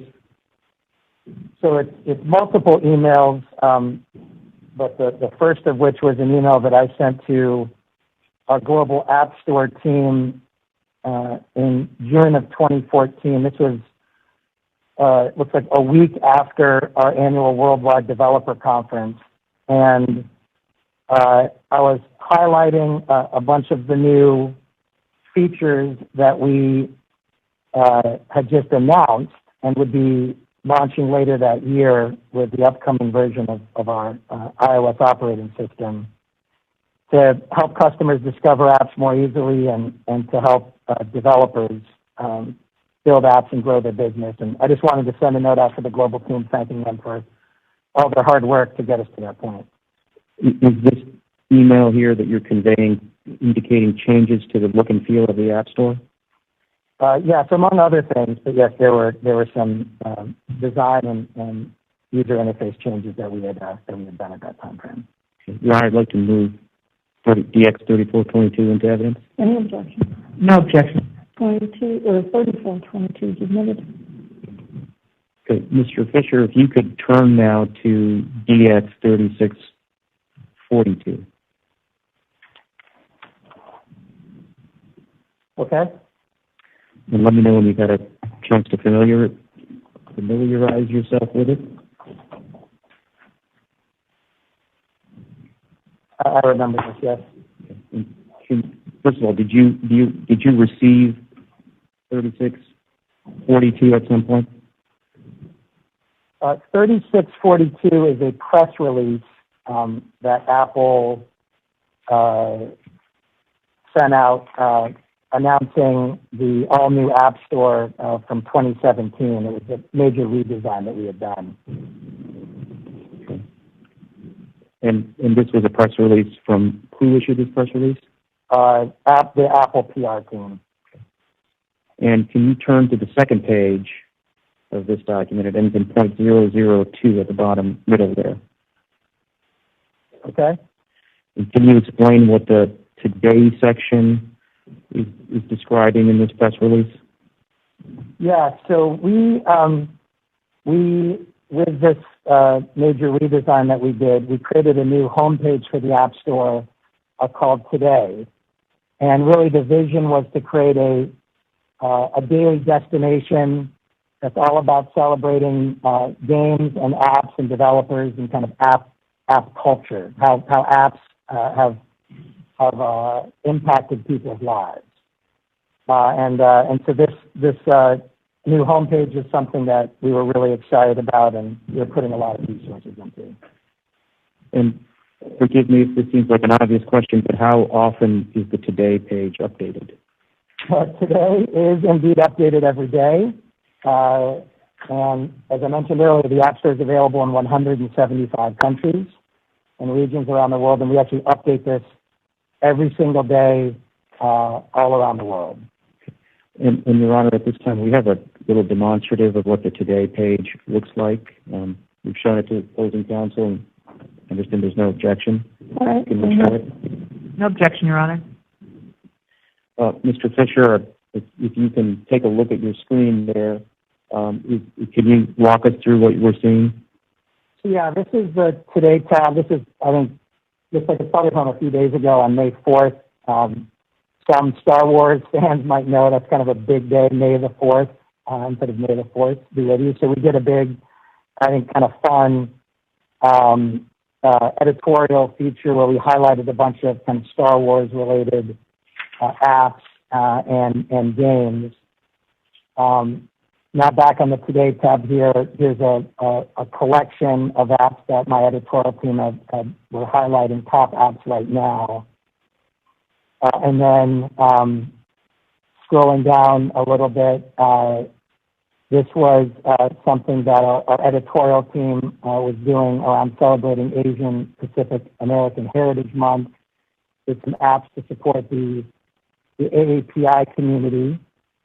And then going a little bit further down, this is something we do quite often where we highlight developers and where my editorial team sits down with developers and oftentimes does kind of behind-the-scenes interviews with developers to kind of shine a light on you know, the innovative stuff that our developer community does. And then scrolling down, every day we do an app of the day. We highlight an app of the day. So this looks like a Star Wars related thing. And we also do a daily game of the day. So it's just an easy way to, you know, kind of discover new apps or learn about apps that you might already be familiar with. And then we also personalize the App Store Today tab. And so here's another developer spotlight. We sat down with the developer of Waterminder and highlighted some stuff about them. It looks like they're a small company. There's 9 people at the company, and they launched the app in 2013. And so, this is something that we enjoy doing, is especially shining a light on smaller companies that might not have the marketing budget or the marketing teams to get visibility. And we're doing this, highlighting these developers all around the world. Thank you. And if you can move back to the Exhibit 3642, I can have you look at the third page, and there's a heading there that says Games and Apps. Can you explain what that is referring to? Yeah, so in the 2017 redesign, we decided to kind of create a dedicated destination for games with its own tab. And games is the most popular category on the App Store, and something that we thought would really help people who are interested in learning more about games, discovering new games, or learning about things that developers might be doing and existing games they might already have. And then we decided to do the same thing for kind of non-games, and that's called the Apps tab. Okay. And just one more page here. If you turn all the way to the 5th page, it says App Product Pages. What are App Product Pages, or what changes were made there? Yeah, so when an app is available on the App Store, every single app has its own product page. And this is something that I think is really important for both customers as well as for developers. What we had done in the redesign, we had completely redesigned the product page, which had been quite kind of static for quite a number of years, with the goal of really putting the most helpful information above the fold for customers so they could make an educated purchase decision if they were downloading a new app. And so we put the star ratings in higher if the app happened to chart. In our charts, we put that front and center. We were highlighting what we call video app previews, is indicated by this little kind of play button there, and that would automatically play if you were looking at a device. And so those are some of the changes we made to the app product pages at that time. At this point, Your Honor, we'd like to move the X3642 into evidence. No objection. Thank you. And Mr. Fisher, how was your team able to maintain the new features and content on the App Store? So this was a sizable investment on our part. We grew the global team significantly to support this, not only within what I'm responsible for on the business side, but in other groups like design.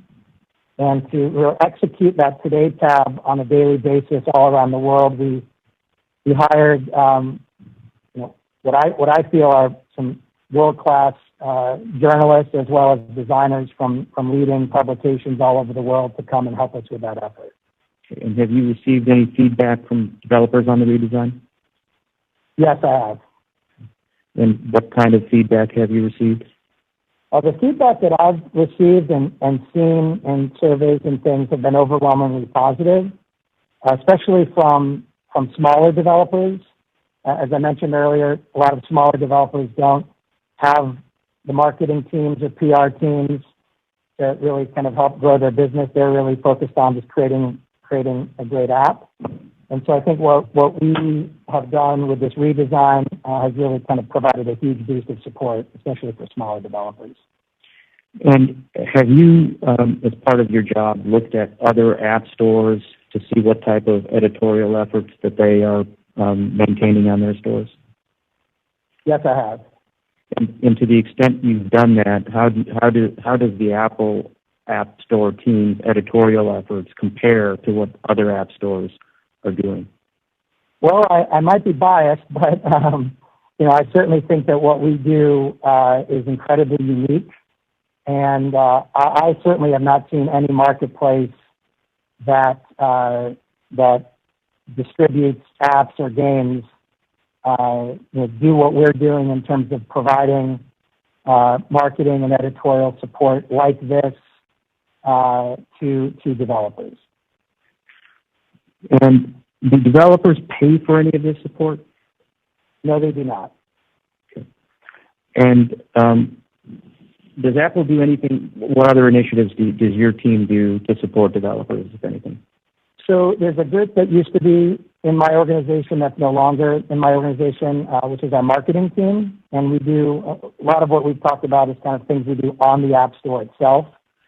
But we invest significantly in marketing outside of the App Store through things like paid advertising, social media, emails, and marketing partnerships. And we provide developers with lots of support off of the store as well. And when you just said paid advertising, who is paying for that advertising in the case that you're talking about here? So in that case, Apple's paying 100% of that advertising. It comes out of our ad budget. And why has Apple chosen to provide all of this support to developers at no cost to the developers? Well, as I've mentioned, I think a couple times, we work really hard to make the App Store an attractive marketplace for both customers as well as for developers. Developers will only be interested in the App Store if we've got customers who are there and interested in learning about the apps and games that they're creating. And so I think continuing to invest in the App Store, which we've done since we launched the App Store in 2008, and I certainly plan to for a long time into the future, and we want to make that a great experience for both customers and developers. And do you know if developers have specifically benefited from any of the features of the 2017 redesign? Yes. And how do you know that? I've heard directly from developers, and we've seen... Objection, Your Honor. The question is, how do you know that? So, explain. Do you have an understanding of what the impact of the redesign has had on developers, Mr. Fisher? Yes, I have access to the data around the impact of the redesign on developers. And what does that data show you? The data showed me that more people are visiting the App Store, more people are downloading apps from the App Store, more people are spending money on apps on the App Store, we've paid more money out to developers from our editorial and marketing efforts. Can you remind me, when did that start? Well, the redesign launched in the fall of 2017. Okay, thank you. Okay. I want to switch subjects, Mr. Fisher, to Apple and your relationship with Epic. Was Fortnite the first Epic game that was available on the App Store? No, it was not. What did Epic offer on the App Store before Fortnite? In 2010, Epic launched a game, or I know they announced it in 2010. I don't remember the exact launch date, called Infinity Blade, and we actually worked very closely with them. We invited them to join us on stage for the iPhone event in the fall of 2010 to make that announcement. And they launched the sequel the following year. Actually, the first one did so well that we invited them back to join us on stage for the subsequent iPhone event in the fall of 2011. And then they launched another game in that series, Infinity Blade 3, in 2013. And at what point did you become personally involved in the Apple-Epic relationship? So our teams and many other teams at Apple worked with Epic for many years, and I personally became more involved after Epic launched Fortnite on the App Store in March of 2018. Okay. And then did Apple and Epic continue to work together after the Fortnite launch in 2018? Yes, we work much more closely together between our two companies. And a few months after Fortnite launched, which again was in March of 2018, in June of 2018, I flew to North Carolina and met with Mark Rain, who is one of the co-founders of Epic, at their headquarters outside of Raleigh. And Mark and I spent several hours together talking about ways that our companies could work more closely together around Fortnite and potentially other projects. And did that, in fact, happen after you met with Mr. Rain in the summer of 2018? Yes, we and our teams met more regularly throughout the remainder of the year, and Mark and I worked closely together on a big promotion for Fortnite around the holiday season on the App Store in December of 2018. Okay. And what was the nature of that promotion? If you can talk about that. Yeah, so we had kind of looked at some different things they were doing in the game and identified that there was or Mark rather brought up to me that there was a skin that they would be willing to make available in the game to App Store customers around the Christmas time period of 2018. And so we worked together and I did a big promotion on the App Store to support that offer, both on the store, and we did a bunch of marketing outside of the store, and it was very successful. And by the way, does Epic pay for any of that? Pay Apple for any of that support? No, they did not.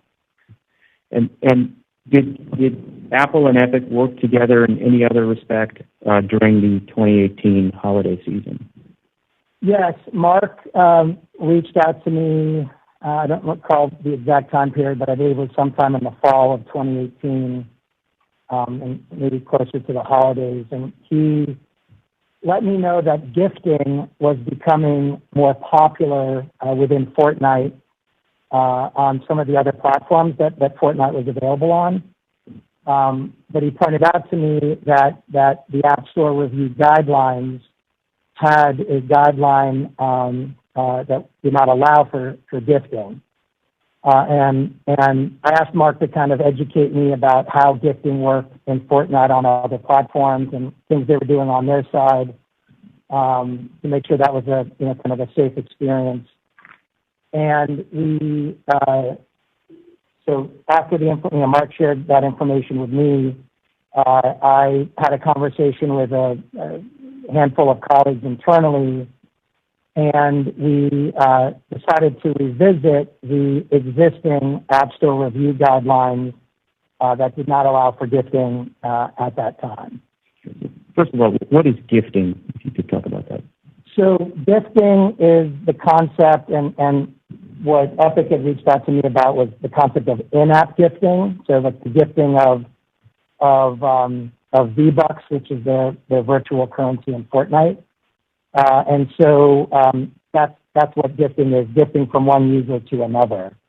And ultimately, that proposal was brought to ERB, which was referenced earlier today. And the ERB decided to update the guidelines and ultimately make a change to the guidelines for all developers, not just for Epic, but for all developers. And when we make a change, we want to make a change that applies equally to all developers.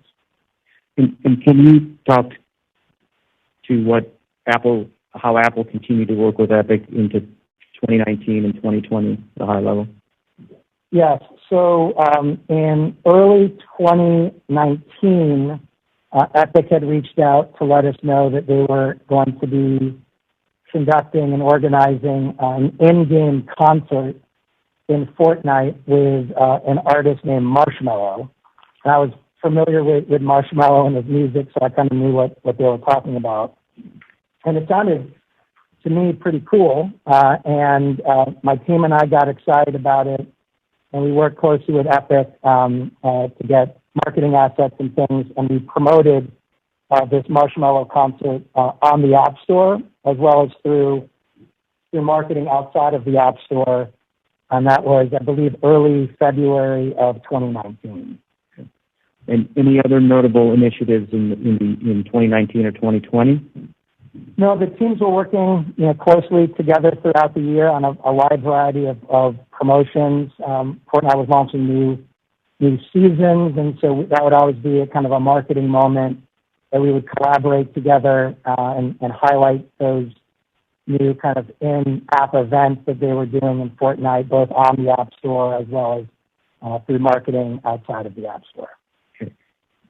If you could take a look in your binder, I'd like to move in, I guess I'd like to turn to 3636, DX 3636.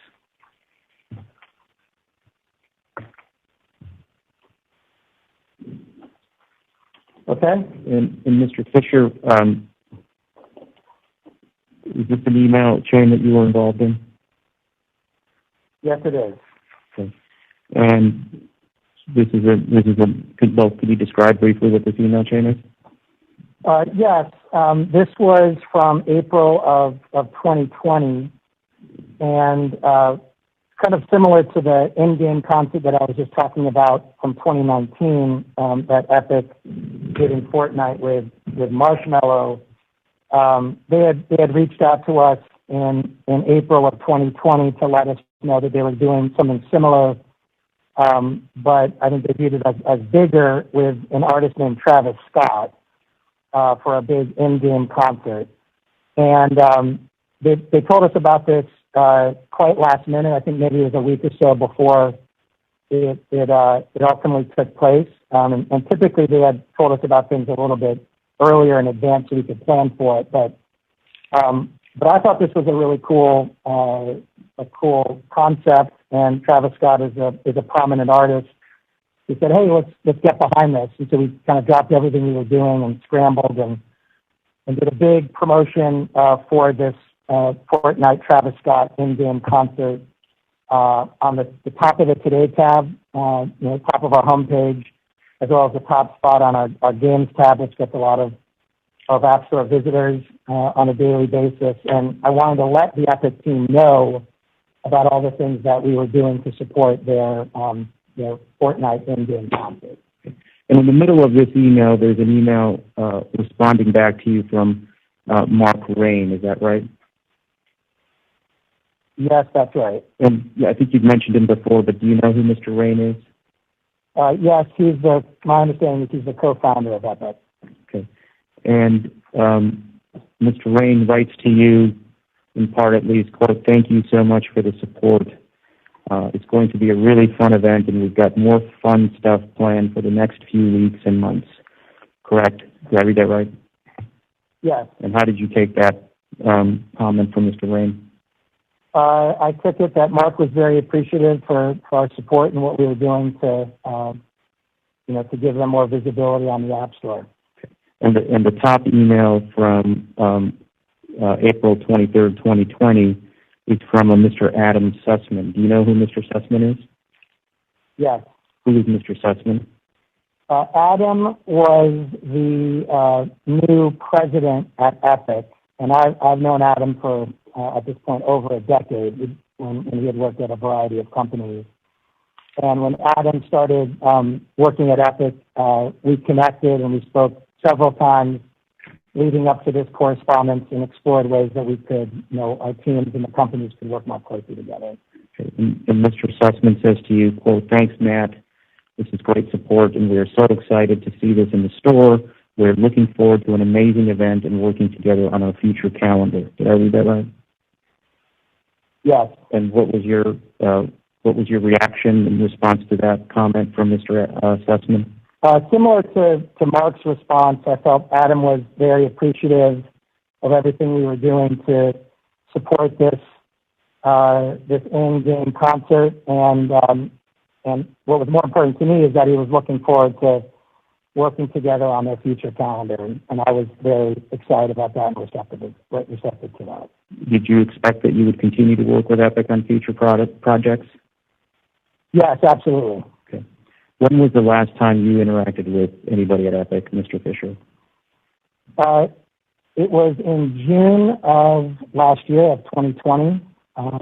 Adam and I, after the success of the Travis Scott in-game concert, we talked about bringing our teams together during our annual Worldwide Developer Conference, which is always a very busy week for us at Apple that work on the App Store and work with developers. But we prioritized meeting with Epic that week, and it was for a quarterly business review. So we talked about kind of the up-to-date performance of not only Fortnite, but Epic also has other apps in the store. They had acquired a company called House Party, that we had a close relationship with prior to their acquisition. And so we talked about Fortnite, we talked about House Party, and ways that our teams could work more closely together to help them reach more users and help them grow their business on the App Store.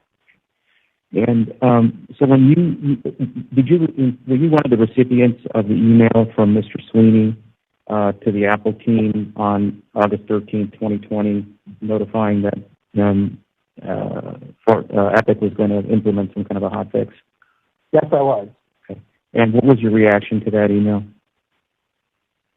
I was blindsided. Okay. I want to turn to... Are you offering 3636? Thank you, Your Honor, I am. Any objection? No objection, Your Honor. Submitted. Okay. Mr. Fisher, are the rules for the App Store, the app review guidelines, are they the same or different depending on who the developer is? The App Store review guidelines apply equally to all developers. Okay. And are the rules applied? I'm sorry, I have a slightly different question, which is, are the rules themselves the same for all developers? Yes.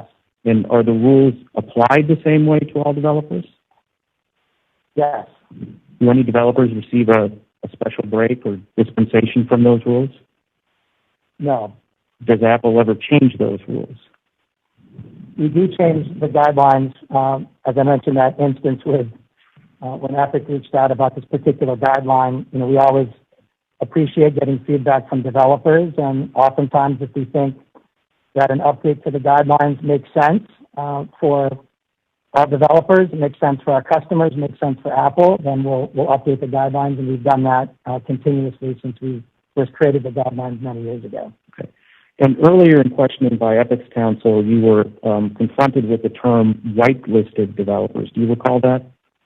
Yes, I do. Okay. Is that a term that you have ever used? I don't believe so. Okay. And I believe you said whitelisted developers get to do what, or she asked you, do whitelisted developers get to do what other developers don't get to do? I don't know if you heard that question, but what is your, if you want to clarify or respond to that question, do you have a reaction to that? Yes. From time to time, developers come to Apple with ideas of new features or new capabilities, and of course, sometimes we within the company come up with new ideas of things that we want to do in the App Store, whether it's things that we think will be helpful to improve the customer experience, or things that we think will be helpful to developers. And oftentimes, before we're ready to kind of roll out a feature to the world, to all developers or to all customers, we want to test a feature. In this particular case, this is something that we were testing, was brought to my attention with a few companies to kind of see how this particular feature would perform, with the intention that if it performed well, then it would be something that we would roll out to all developers. Okay. Moving to another subject. If I can interpose. So then when someone has something in a beta version, is it live to a subset, or who does that go to, the beta testing of apps? Thank you, Honor. When a developer has a beta version of an app, we have a service called Test Flight that they can use to distribute that beta version of their app to end users. For all end users or a subset? So the maximum distribution on a Test Flight app is 10,000 users. Okay. And the developer is responsible for soliciting those users. So Apple doesn't necessarily connect them with users. Developers can post a tweet on Twitter, and then people can agree to using that beta version, but that's not the version that's available in the App Store. Okay, great. Thank you. And Mr. Fisher, does Apple take feedback from developers on how to improve the App Store experience? Developers are not a shy bunch, and yes, they give us feedback all the time, and we take all their feedback really seriously, and it actually really helps me and my product team prioritize the developer-facing features that we should be, supporting as part of our ongoing product roadmap. Okay. And does Apple solicit only positive feedback from developers, or does it ask for feedback, both whatever that feedback may be? I believe, as Ms. Forrest pointed out, she showed me some examples of our developer survey from a few years ago, and sometimes the feedback is positive, sometimes the feedback is negative or more constructive, and we love getting all feedback from developers, regardless of whether it's positive or negative. Okay. Since you mentioned that exhibit, let's turn to that exhibit. It's PX2062, and I apologize, Mr. Fisher. I think it's going to be in the black binder that's now at the foot of your area there. It's not in the white binder. They're both giant binders, and you'll get your exercise for the day. I hope he gets a little more exercise than that. That would be exercise for my day. Could you please repeat the exhibit number? 2062.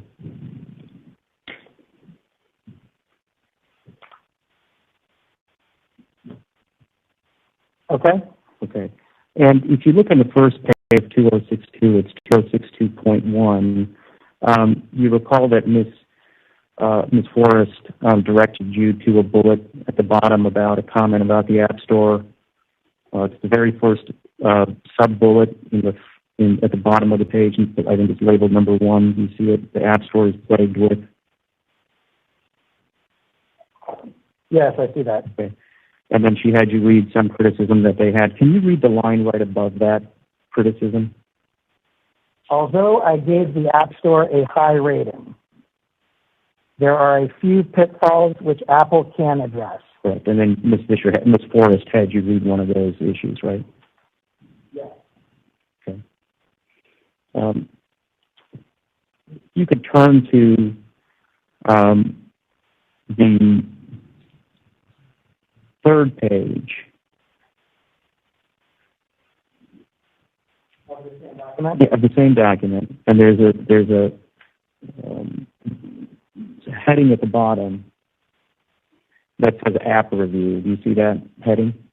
Yes, I do. And Ms. Fisher had you read a bullet or two under there. Do you recall that? Ms. Forrest, yes. Sorry, Ms. Forrest.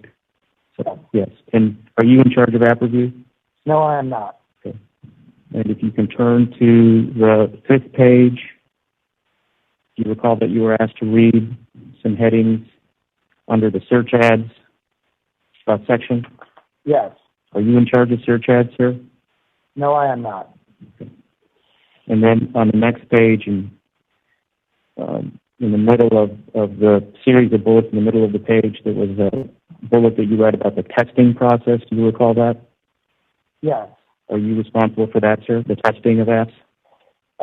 No, I am not. Okay, you can put that document away. And I think you've mentioned this, and so I'll just ask it again cleanly, though, but do you have responsibility for App Review? No, I do not. Okay. And Ms. Fisher, Ms. Forrest, I'll get that eventually. Ms. Forrest asked you a series of questions about certain apps that I think she called them rip-off apps, money laundering apps, fake apps, fraudulent refunds, and asked if you had heard of those things being on the App Store. Do you recall that? Yes, I do. Okay. And in what capacity did you learn about those things? Typically in my capacity as a participant at ERB, it's something through email.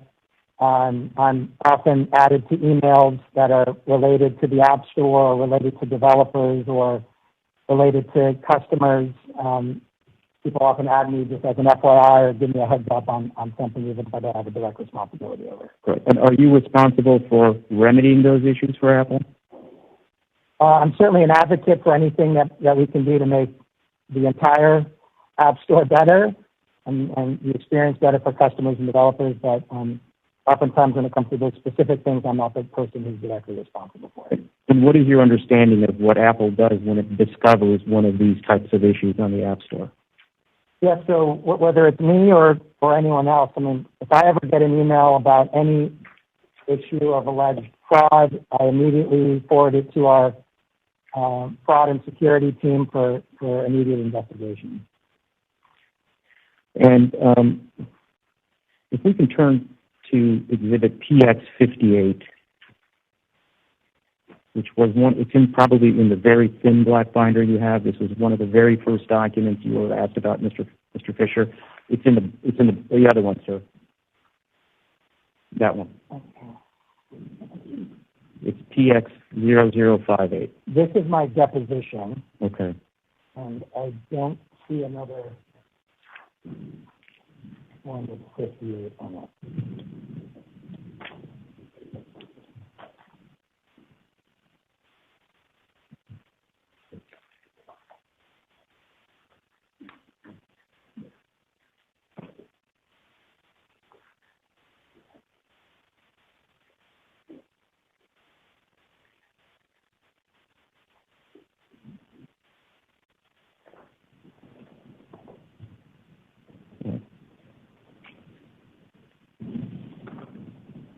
May I approach you, Honor? I'll just hand. No.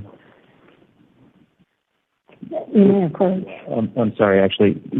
Can you check the big binder you have to see if 58 is in there? It was one of the early emails that you were asked about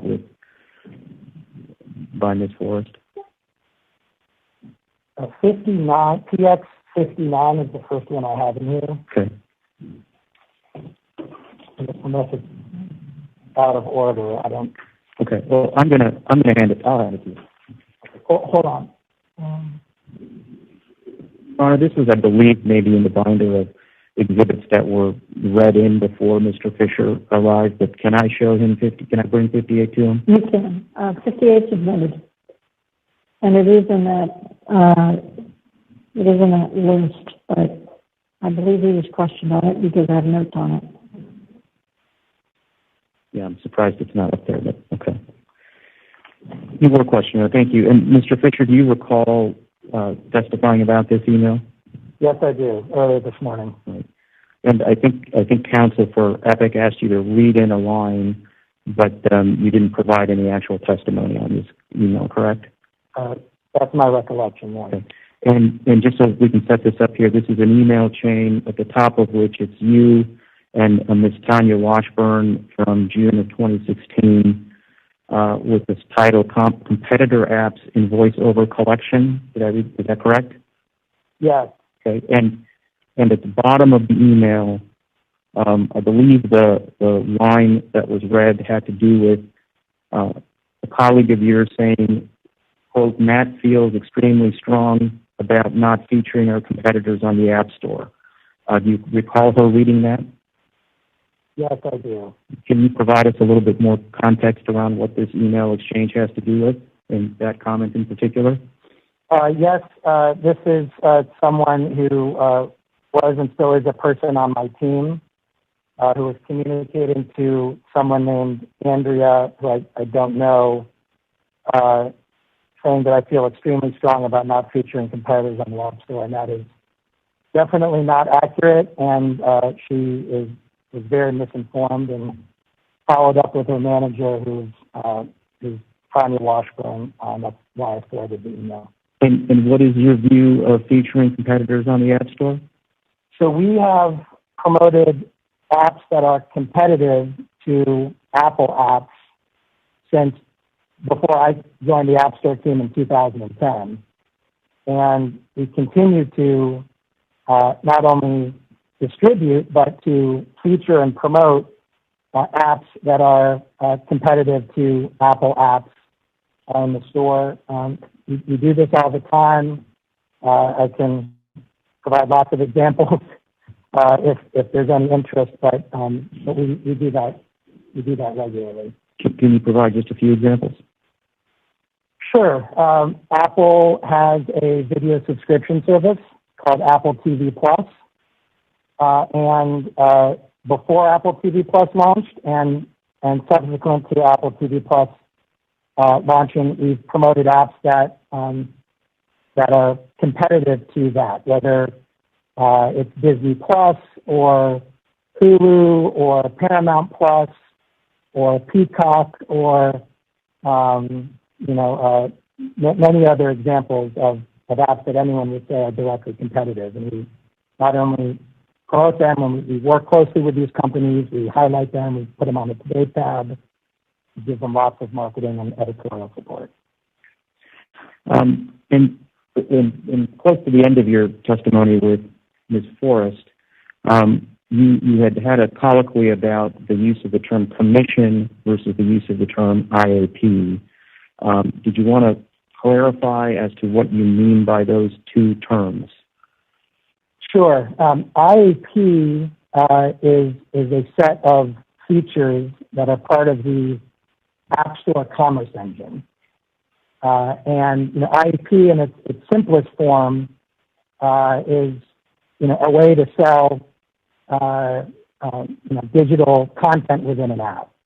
But actually, it's much more complicated than that. It's a lot more things than that. And IAP, as part of the commerce engine, enables the safe and frictionless delivery of digital goods from a developer to an end user. IAP, as part of the commerce engine, helps unlock features to improve the user experience, like Ask to Buy, which is something that my wife and I use. We've got 2 young kids, and we don't necessarily want them purchasing stuff just yet. So when they want to get something, it sends it immediately to us, and we can say yes or no. And so that's all part of the functionality and technologies as part of IAP as the commerce engine. But also that IAP and a commerce engine enables us to, as part of our process for recording sales, for managing payments to developers, and also to efficiently collect our commission. And so that's IAP. I'm guilty, and I think lots of other people, both within Apple and outside of Apple, are guilty of conflating IAP and what I just talked about with Apple's commission. And I've done that from time to time, and other people internally have done that from time to time, but they are two very different things. And can you turn in your binder to PX202? So I'm sorry, it's the white one now. Okay.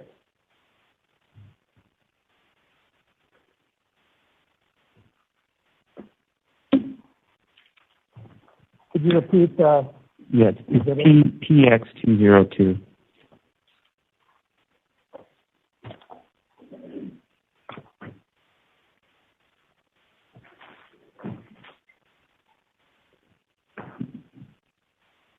Okay. And this is an email involving yourself, Mr. Fisher, and there's others individuals, Lindsay Blumenthal, Carson Oliver, from December 2012, right? No, it was from December of 2018. I'm sorry, December of 2018, December 12th, 2018, is that right? That's right. Okay. And who are Ms. Blumenthal and Mr. Oliver?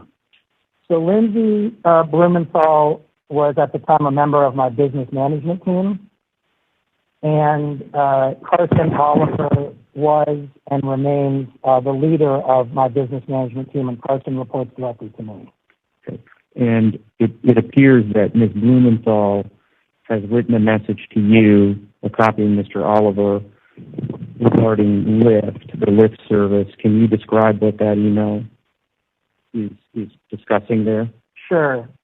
So I think I would say the first 10 years or so of the App Store, things were pretty easy to understand and kind of black and white when it relates to what Apple felt we deserved a commission for and what we didn't. And so, from the inception of the App Store, again, predates my time. I joined the team in 2010. But the decision was made that for an app that sells physical goods and services, Apple didn't make sense for Apple to earn a commission as part of that, because we ultimately didn't know whether the physical good or service would be delivered to the end user, right? Call for an Uber or a Lyft, go from point A to point B. We have no visibility into whether that happened, or you order paper towels from Amazon. We don't know if it shows up at your front door. With digital goods and services, we know when that purchase takes place, because it happens through a commerce engine. We know when the goods have been delivered from the developer to the end user in the case of in-app purchases or in-app subscriptions. And we feel very justified that we earn our commission for those types of transactions. What this was about was something that we had never seen before, which is businesses that were primarily focused in the physical goods and services space that were starting to create what I called at the time and how I still view it, which are kind of like hybrid subscriptions, where you've got, part of the subscription is for something physical, part of the subscription is for something digital. And, at this time back in 2018, we were starting to see, certain developers experiment with this, and we were internally just trying to wrap our head around, what this means, and, how can we support these developers with what they want to do from a business perspective, while at the same time, having kind of clear guidance. So this was all about kind of that time period. And in this particular case, this was with the company Lyft, which clearly you would all say they're in the physical goods and services space, with ride sharing. But they were testing some things that were, kind of, again, this hybrid of physical plus digital. And so Lindsay is just relaying, communication that she had with Tristan Kosminka, who was and still runs App Review. And, what Lindsay wrote here, hi, Matt, Tristan confirmed that IEP was optional for membership subscriptions, but communicated this message to Lyft today. And I was kind of using that same language in my response and said, thanks, unfortunately, IEP being optional means that no one will ever use it. What I meant was, Apple's commission. And I think this is an example of kind of what I acknowledged earlier, where sometimes even I and others conflate, the two. And what I meant was, hey, if a developer has the option of, sharing a commission with Apple or not, then, as a reasonable business person, why would they share a commission? Thank you, Mr. Fisher. I have no further questions at this time. We have just 3 minutes. So do you want to get started, or you want to go ahead? I have to get started, Your Honor. I won't finish, but I can get started. Mr. Fisher, you had some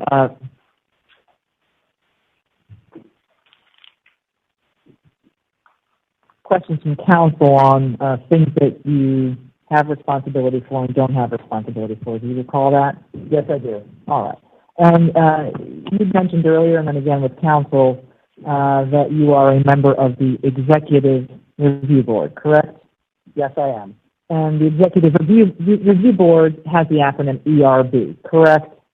Yes. And among the highest level executives are on the Executive Review Board, correct? We have some high-level executives on the ERB, yes. Among the highest, correct? I think that's fair to say, yes. All right. And the Executive Review Board receives reports on all major issues within the App Store, correct? I wouldn't characterize it as that. Let me put it differently, okay? If there was anything that was truly major going on in the App Store, you would expect that the executives on the ERB would be made aware of that fact, correct? I think that's fair to say, yes. Now, you also talked about plan and whether or not you would have been aware of a plan relating to the App Store, correct? I'm sorry. You, in connection with counsel or questions from your counsel, talked about whether or not you would have been aware of a plan with regard to the App Store, correct? Yes. And you said you would not have been, correct? I said I would have been aware of a plan if one such existed. I'm sorry. You're exactly right.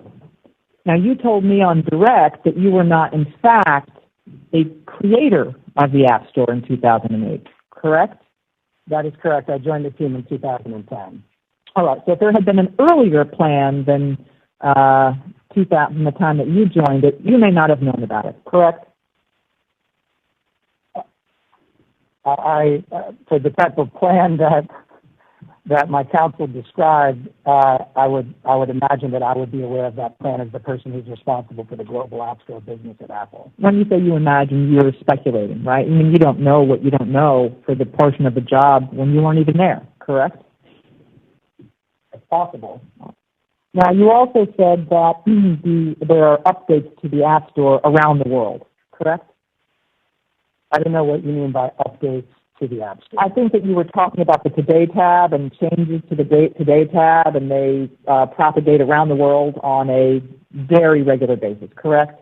Yes, I recall talking about that. All right. Would you agree with me that the updates to the Today tab are, generally speaking, the same, but for language differences that might occur around the world? No, I would not say that. Tell me what the differences would be, in a general sense.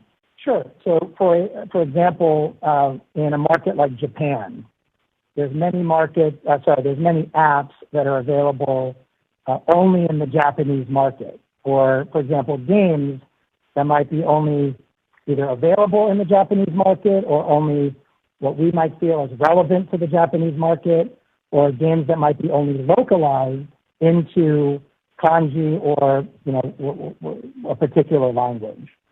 And so that's what I mean. The Japan editorial team will highlight things that are, from their perspective, relevant to their market, and that might be different than things, let's say, that we would feature in the United States or in the UK or in Brazil or in China or in Australia. If I went back to the Today tab for the last week. Okay, finish up. Go ahead. If I went back to the Today tab for the last week, would I find that the majority of the content on the Today tab would be the same across the world? And there may be differences, but the majority of the content would be the same. I don't think so, but I haven't done the type of exercise that you're referring to. All right, let's go ahead and take our second break. We'll stand in recess until 1:15. Thank you.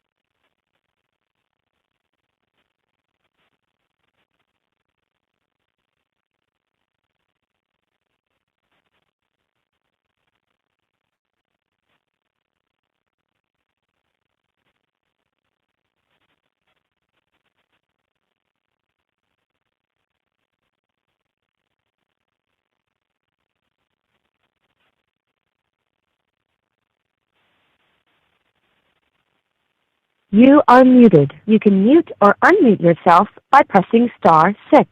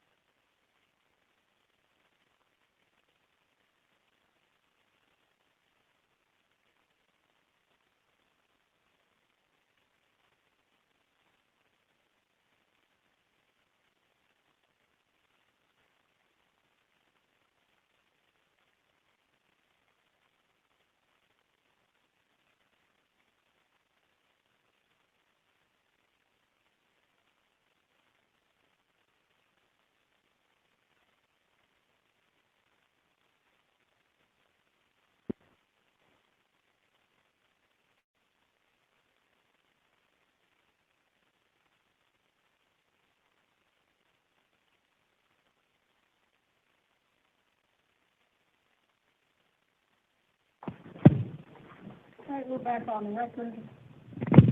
We're back on the record. Records will reflect that the parties are present. You may proceed, Ms. Force.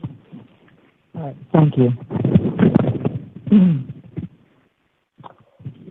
Mrs. Fisher, during your testimony with your counsel, we saw that Apple featured third-party apps within its App Store, correct? Yes.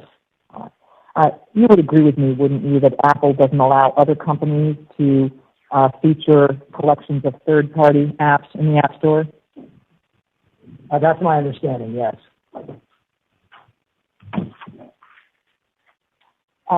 You were also asked some questions by your counsel regarding a December promotion, 2018. Do you recall that? Yes. It had to do with a Fortnite holiday outfit. Do you recall that generally? Yes. You're aware, aren't you, that prior to the promotion actually going live, Apple inadvertently leaked the IT assets for that promotion, aren't you? I don't recall that, no. You don't recall a situation arising in which the artwork for the holiday outfit was leaked in advance to that promotion? I don't remember that.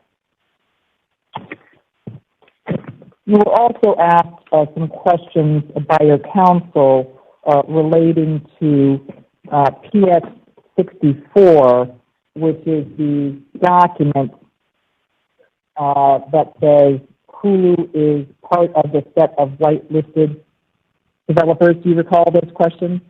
I do, yes. All right. And you might want to just take a look, if you could, at PX64. It's going to be in the binder that, the small binder, I think, that you had, the big binder. 3 binders, a small black binder, a large black binder, and a large white binder. Your Honor, may I approach and help the witness find the document? Yeah. Thank you.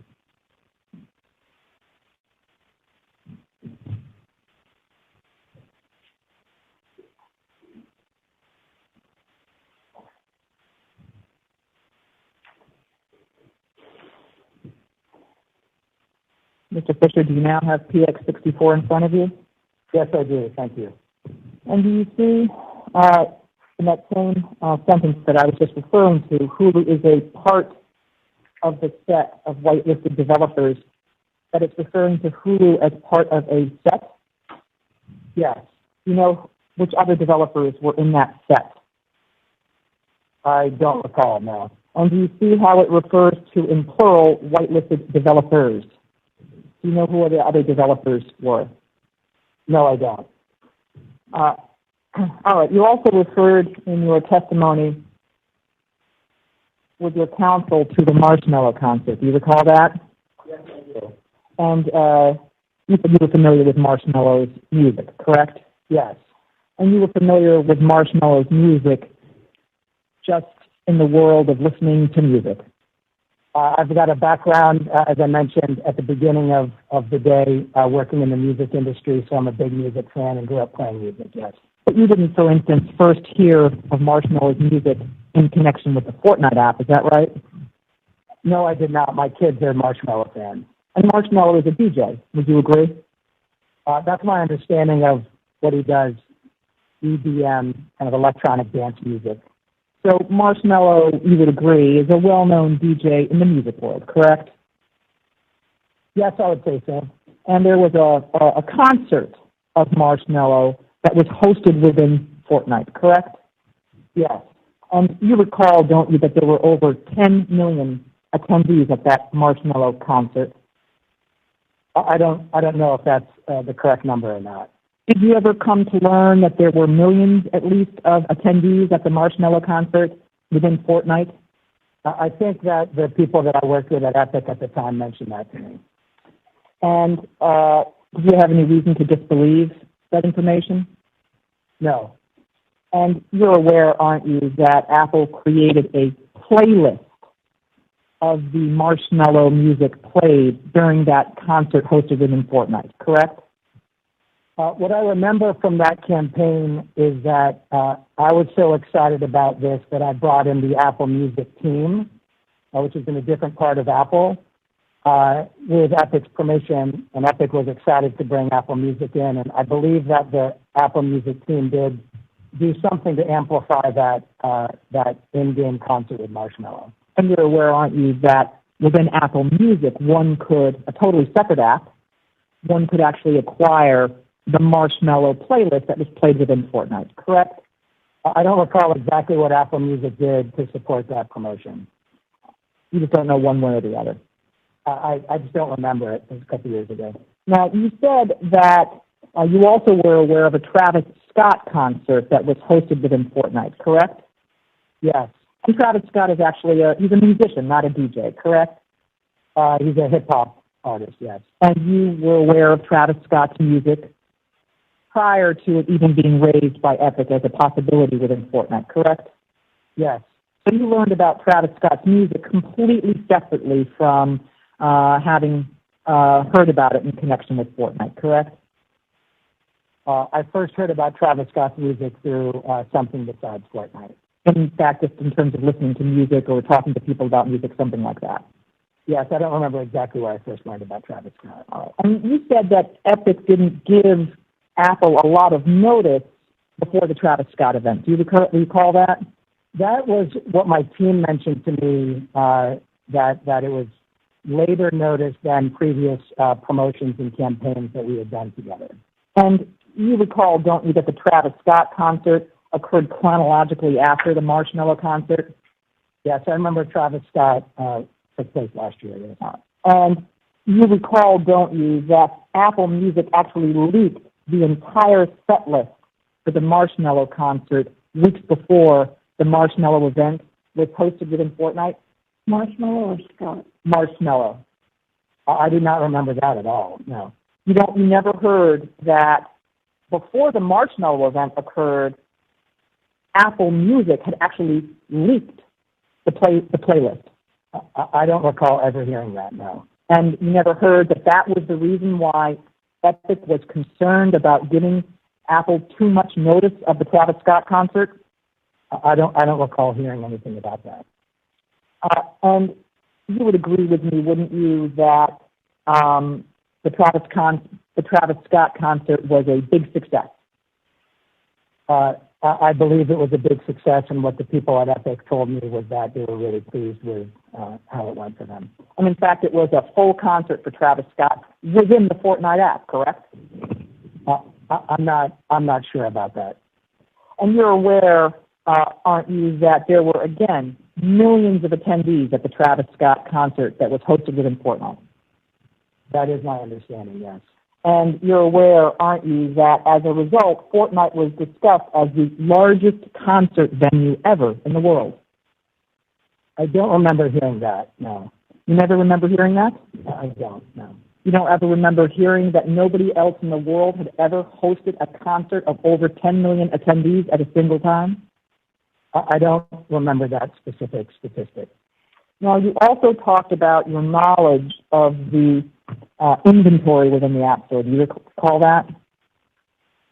I don't recall saying my knowledge. I think I was referring to my editorial team and discussing some of their responsibilities. And you recall that you talked about games being placed within a game area within the App Store, correct? Yes, as part of our 2017 redesign, we created a games destination called the Games tab. And there's also an App tab. Would you agree with me? Yes. And that App tab can be found at the bottom of the App Store homepage, correct? Not from the homepage, but there's navigation in the App Store app, and on the bottom of that, there's the Today tab, the Games tab, the Apps tab, and other tabs. All right. And I'd like to show you what I have marked for identification as PX2951. May I hand up a copy to Your Honor and bring a copy over to the witness? Yes, please.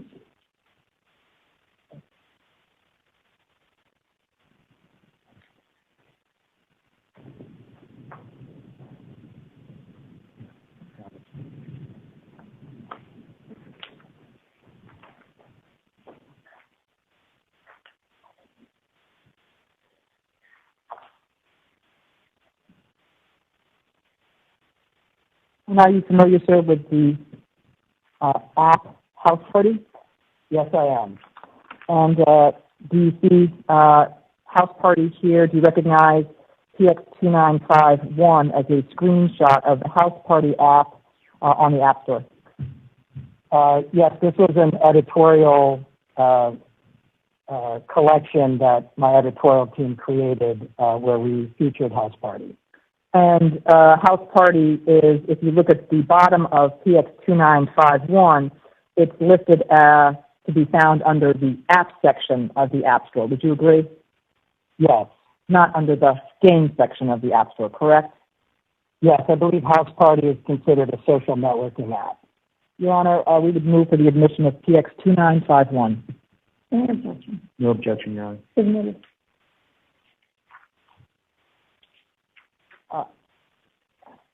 Are you familiar with the app Live Link Face? I do not recognize the name of that app, no. Your Honor, may I hand up to the court and also approach the witness with an exhibit? PX2952. Mm-hmm.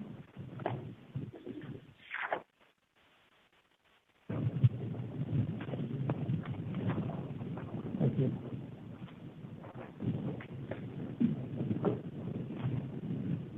Do you recognize? Oh. Do you recognize PX2952 as a screenshot from the App Store? It appears that it is, yes. And do you see that there is an app on it, Live Link Face? Yes, I do. All right, and the developer on that page is listed as Unreal Engine. Do you see that? No. Under developer, midway down the page, it says developer Unreal Engine. Do you see that? Yes, I do. Your Honor, we would move the admission of PX2952. No objection. No objection, Your Honor. Admitted. And are you familiar with an app called Unreal Remote 2? No, that doesn't ring a bell, no. Your Honor, I'd like to hand up what's been marked for identification as PX2953. Mm-hmm.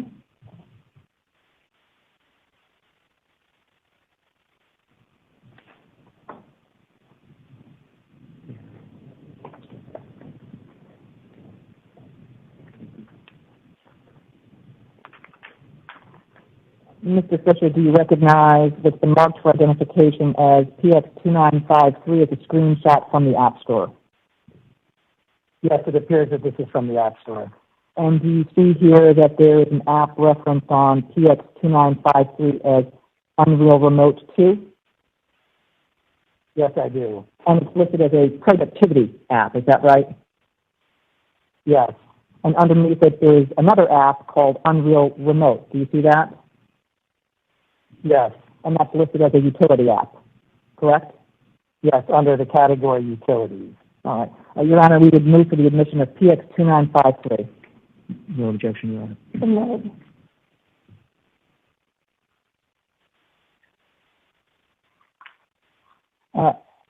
Now, you had spoken earlier about information that you received relating to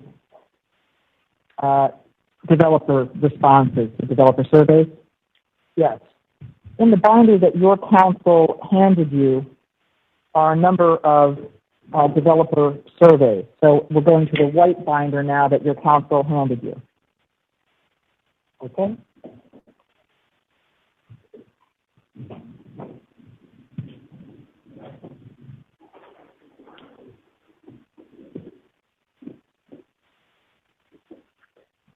Okay, I've got it here.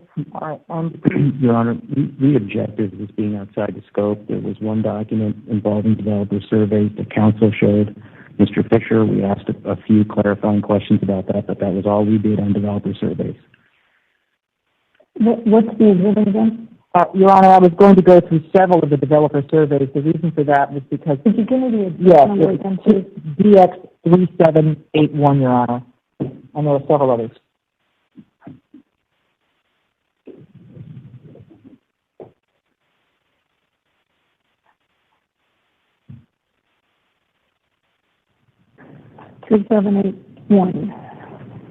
As well as DX3800, DX3922, and DX4044.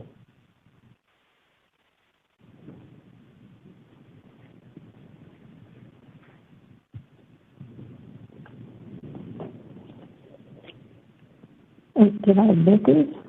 No, Your Honor, these were not offered. The reason that I am trying to use them at this time is because the witness testified as to a variety of what he said was data that he said he had received relating to information from various developer surveys, and he spoke about it in the aggregate.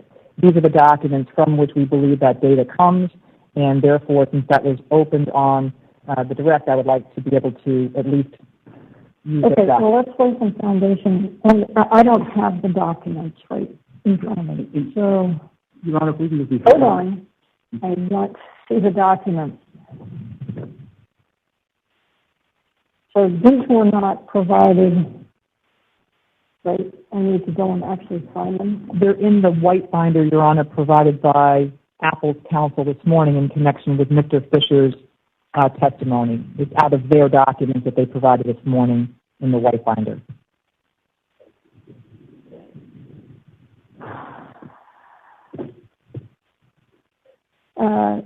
No, I've got the Fisher binder. It's not white, but I have his binder.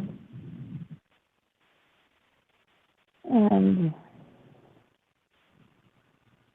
I don't see any of those documents in this binder.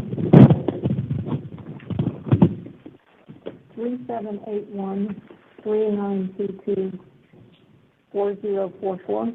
Correct, Your Honor.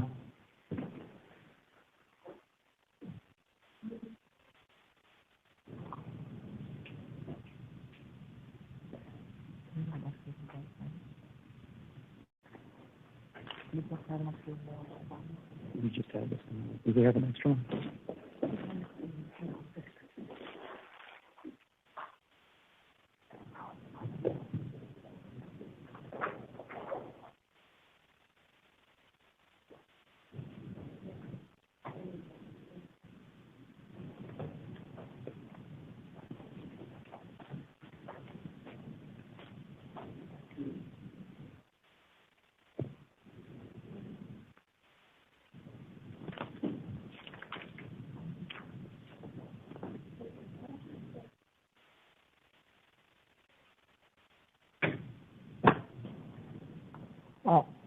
Mr. Fisher, in connection with your duties and responsibilities at Apple, did you from time to time review the developer surveys that were done? I think there's been a variety of developer surveys that have been conducted over the years, some of which my team and I have been involved with, and others that I have not been involved with. All right. If you turn to 3781, can you tell me whether or not this is one of the developer surveys? Take it off the screen for the moment until we've established a foundation. Tell me whether or not you recognize this developer survey. I do not recognize this developer survey. Rhonda, could I just proceed to see if there's a foundation for the others? Yes, I don't have them.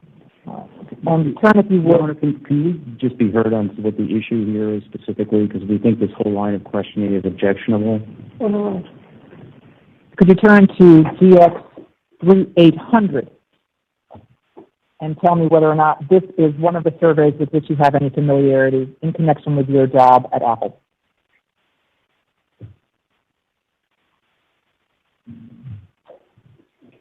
I'll need some time to look over this. I do not recognize this.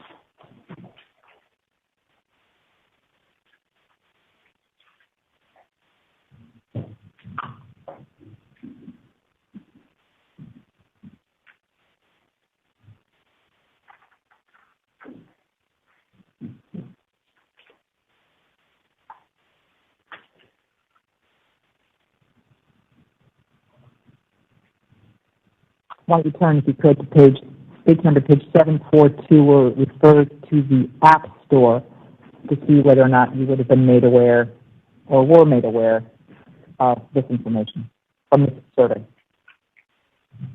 Well, first we need to see if it refreshes his recollection. The fact he already testified he didn't remember the document. Your Honor, I was just trying to refer to this particular portion of it to see whether that, since it refers to the App Store, refreshes his recollection. If it doesn't, and I'll move on. I don't remember this document at all. All right. Why don't you turn to 3922 and tell me whether this App Store developer survey that was included in your binder for your examination this morning, whether or not you have ever seen it before.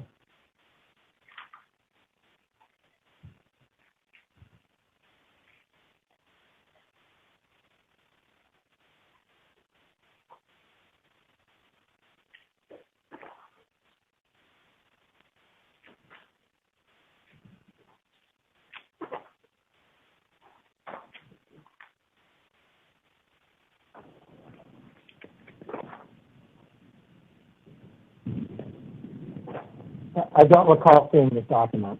All right, and then let's just turn to DX4044, again, a document contained in your binder for your testimony from Apple this morning, and see whether you have any familiarity with this document.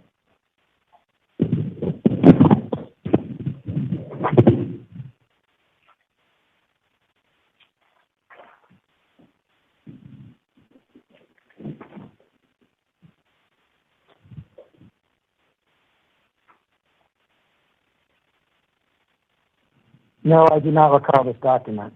All right, so the only developer survey that you recall seeing is the one that I showed you, but you don't recall any of the developer surveys that were included in the Apple binder. Is that right? That's correct. All right. Now, you had said earlier in some response to some questioning from your counsel about TX58, which was that Matt, and it has a sentence in it that was discussed, Matt feels extremely strong about not featuring our competitors on the App Store, that you disagreed with that statement, correct? Yes. I'm sorry, we're bouncing around from binder to binder. Where are we right now? The big black binder, TX58.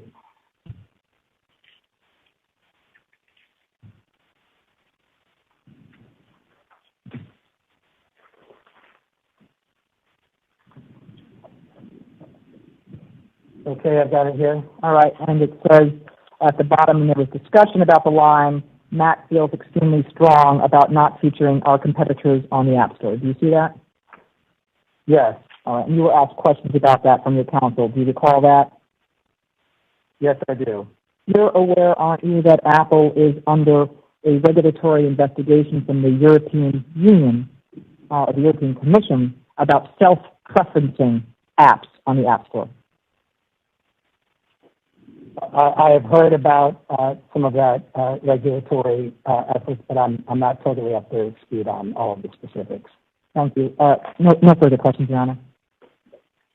Okay, any examination on the scope of this one?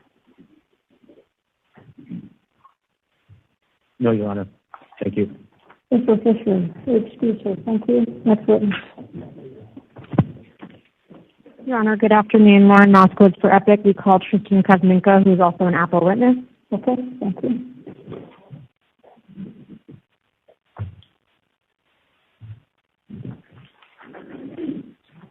Your Honor, while we're waiting for Mr. Kuzminka to arrive, can I ask if Your Honor had a chance to obtain the exhibits that we have given your clerks, or if we should hand up a binder? I think at this point you should hand up a binder, because we do that before you arrive every morning. Okay, thank you. And if there was miscommunication this morning, then it didn't get resolved.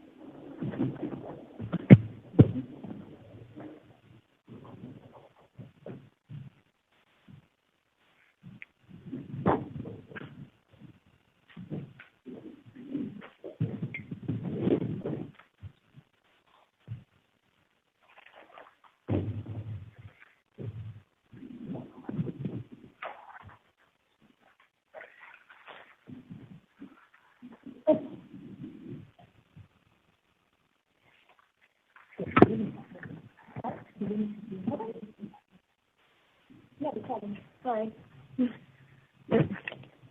Your Honor, Epic calls Tristan Kuzminka. Okay.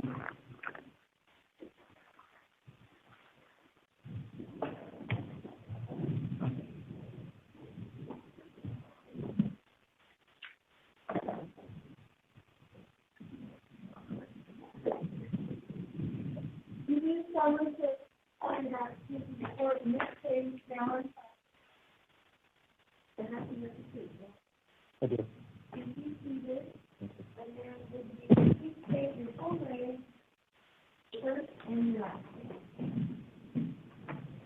Tristan Kuzminka, TRYSTAN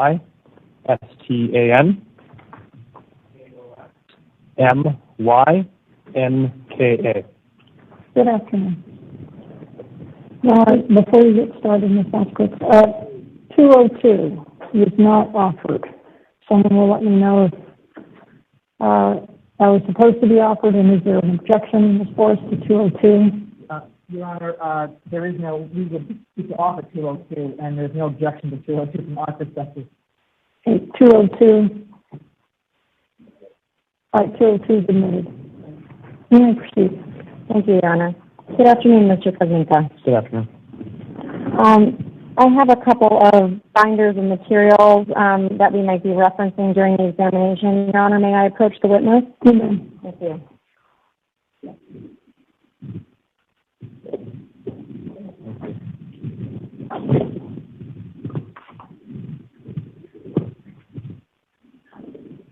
Mr. Kuzminka, when did you start at Apple? We had started at Apple in 2013. And at the time you started working at Apple, what was your position? I was an engineering manager. And you did not have any duties in connection with app review at that time, correct? That's correct. And you didn't acquire any duties or responsibilities in connection with app review until approximately 1 year into your tenure, is that right? Roughly, yes. So roughly 2014? I believe so. And at the time you did obtain some responsibilities for app review, at that time you were only responsible for the tools engineering team, correct? That's correct. And in that capacity, your responsibilities at that point were squarely limited to tools. Isn't that right? Yes. And then in 2016, you took on the role of Director of App Review, correct? Correct. And then in 2017, you were promoted to Senior Director of App Review, is that right? That's right. And in that role, you run the team and the organization that review apps for the App Store, correct? Correct. Yes. Sorry about that. Is that better? That's much better. Yes. Can you hear me okay? App Review is responsible for the app review process, the application of policy, and actually conducting the review of apps. Is that correct? Yes. So all of those processes I just mentioned are under your purview in your current role? Yes. App Review itself falls within the Developer Relations Organization within Apple. Is that correct? Yes. And you yourself have been part of the Executive Review Board, or ERB, since you started as Director of App Review in 2016, correct? That's correct. And the ERB sets the policy for the App Store, correct? That's correct. Is it also fair to say that App Review escalates apps to ERB for a ruling, and ERB provides feedback and decisions on apps from time to time? There are escalations of apps to ERB, yes. And ERB decisions those escalations? Yes. I imagine in your role you are familiar with the App Store review guidelines? Yes. And you utilize the App Store review guidelines in connection with the performance of your duties and responsibilities at Apple? Yeah, we review apps against the App Store review guidelines. And the App Store review guidelines have changed from time to time, correct? Yes. Please, if you would, turn your binder to the document marked PX56 for identification. That will be in the big binder.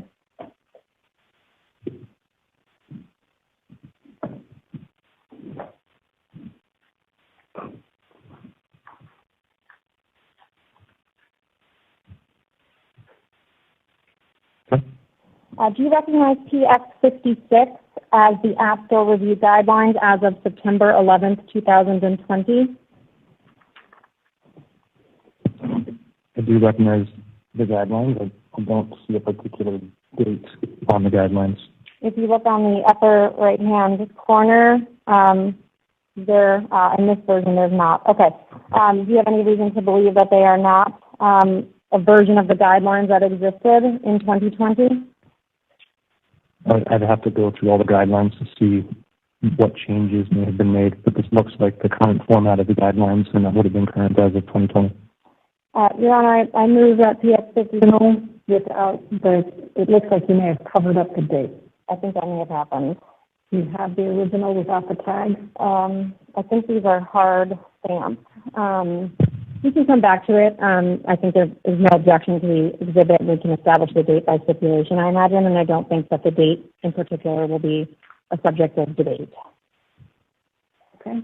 An iOS app developer can choose to have their app available on many of Apple's App Store storefronts throughout the world, right? Yes. And the App Store review guidelines themselves are used globally to conduct reviews of apps, right? Yes, the guidelines apply to all storefronts. Across the world. All App Store storefronts across the world, yes. And that's true for all apps that want to be on iOS, regardless of what the app itself does, right? That's true for apps submitted to the App Store on iOS, yes. And that's the only way to get a native app onto an iPhone is through the iOS App Store, correct? The only way to get a consumer app on the iPhone is through the iOS App Store. And the distinction you're drawing is the enterprise program? There's enterprise and ad hoc distribution for purposes of testing. So other than the enterprise program and things like Test Flight or testing, In order for a consumer to obtain a native app on their iPhone, they need to have an app that has gone through the app review process by the iOS App Store, correct? Yes. And that's true whether they are game apps or social apps or weather apps, for example, right? Yes.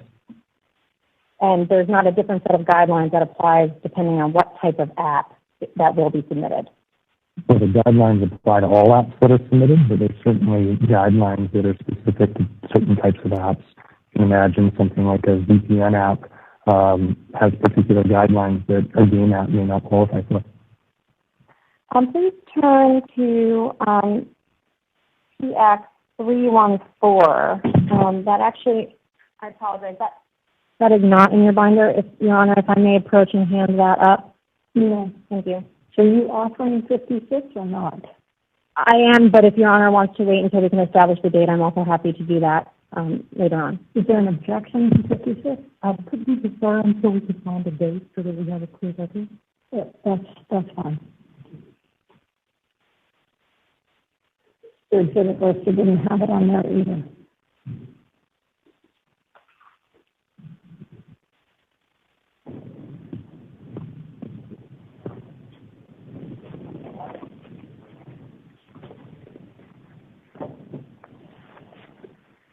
Thank you. I'll just warn you there's no clip, so just be careful not to drop it. Thank you. Do you have PX314 that has been marked for identification in front of you, Mr. Kuzmika? I do. This is a slide deck titled Appstore Principles, Presentation to the European Commission, correct? See that? Sorry. Appstore Principles, Presentation to the European Commission. Thank you. That's correct. And you received a copy of this presentation during the course of your duties and responsibilities at Apple, correct? That's correct. Yeah, I move that PX314 be introduced into evidence. Any objection? No objection. Admitted.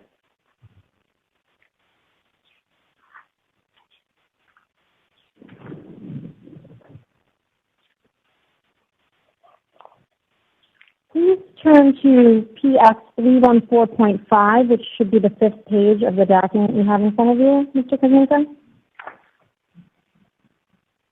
also on the screen if that's easier. If you could please take a look at the middle paragraph that starts an ecosystem. Do you see that?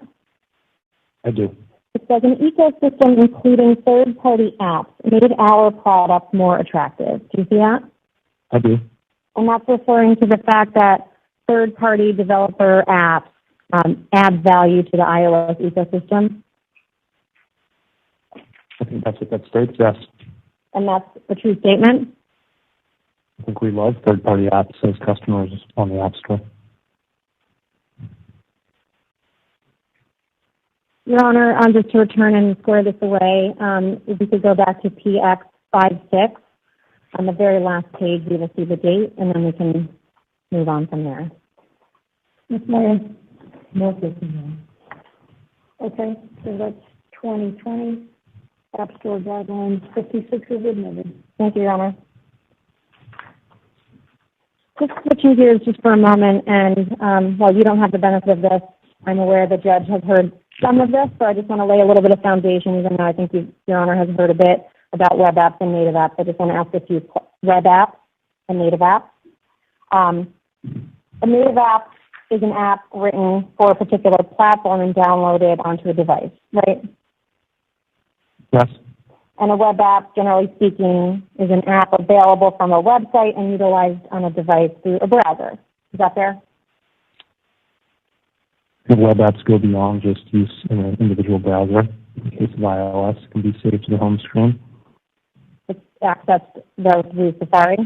It is through Safari, but it's headless Safari, so you do not see a search bar or have to navigate to the URL. So from a consumer perspective, if you launch, say, Twitter on native and Twitter as a web app, those are going to be very similar experiences dependent on what the developer does to create that experience. And right now I'm not talking about user experience. All I'm asking is that it operates through the Safari web browser. That's correct? the rendering engine, yes. And the App Store review guidelines do not apply to web apps, correct? Correct. So native apps installed from the iOS App Store go directly to the home screen, right? Yes. And as you were just mentioning, by contrast, if the customer wants to have a web app persist on the home screen, the consumer goes in to the browser, accesses the app, hits the share icon, and then says add to home screen, right? Yes, there'd be two taps there. WebKit is Apple's web browser engine for iOS, correct? Yes. And in fact, the guidelines require that native apps that browse the web must use the appropriate WebKit framework and WebKit JavaScript, right? Yes. And Safari uses WebKit, right? That's right. The APIs that are available for web apps are different than the set of APIs that are available for native apps, correct?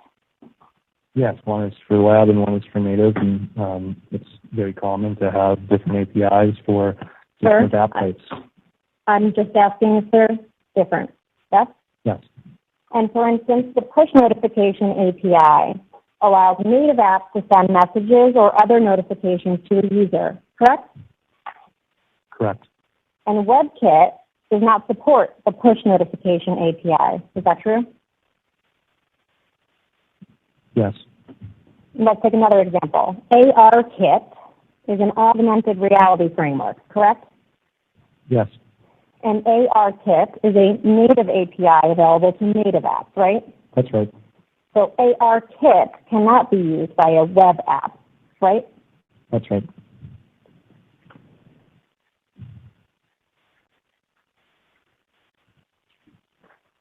So let's focus now for a moment on native apps that are submitted to the App Store for review. Apple's app review process involves both human-led review and automated tools for review, correct? That's right. So starting out with automated portion, Apple requires apps to be developed with updated SDK versions, correct? We do require that apps have a minimum version of a particular SDK.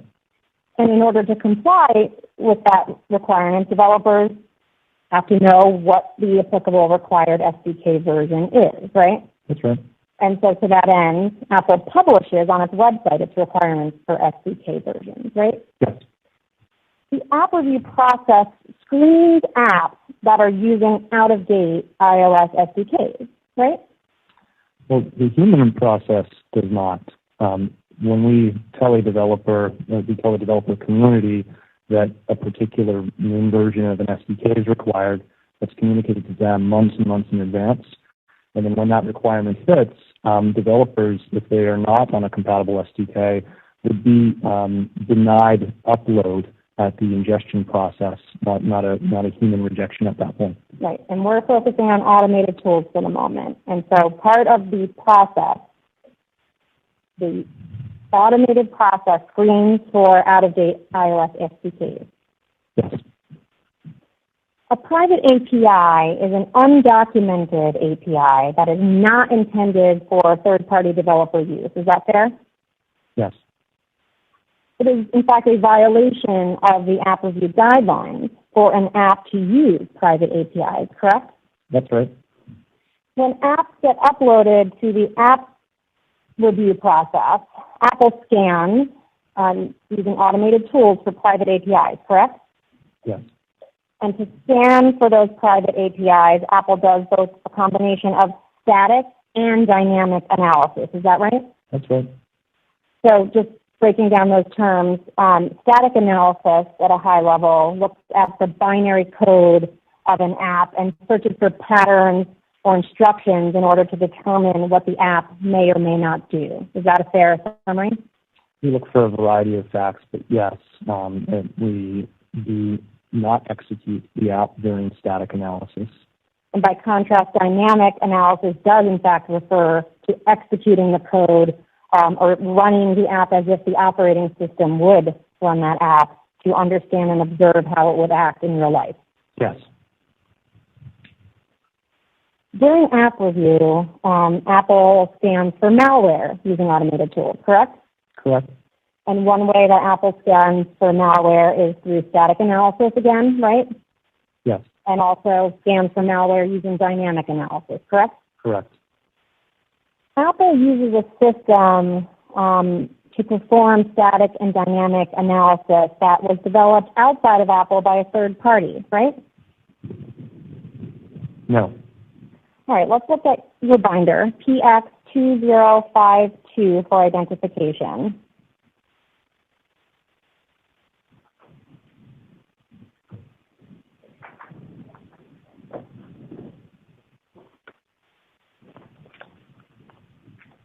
I see it. This is a document that you sent on September 22, 2015. Is that correct? That's correct. And, well, Your Honor, I offer this document into evidence. Any objection? No objection. Submitted. You wrote here to one of your colleagues in the first line, the Xcode ghost issue has generated much more interest in acquiring source DNA. Do you see that? I do. And just for context, back in 2015, malware called Xcode Ghost affected thousands of apps that were live in the Appstore. Is that right? I'm not sure of the number of apps, but we did have malware that was introduced in this time frame, yes. It was a serious event, correct?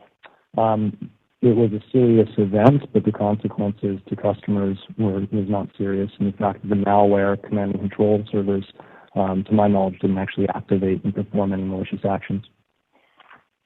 Well, you said that in this email that source DNA would have flagged that issue, right? It's going to take a moment to review the email.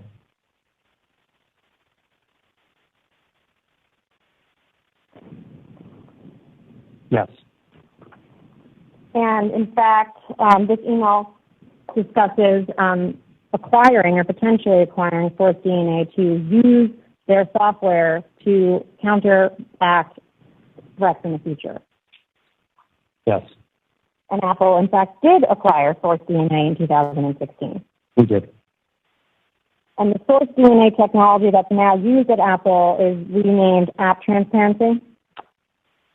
Source DNA, the team joined Apple and built technology at Apple, which is named App Transparency. And App Transparency does a combination, again, of static and dynamic analysis. That's right.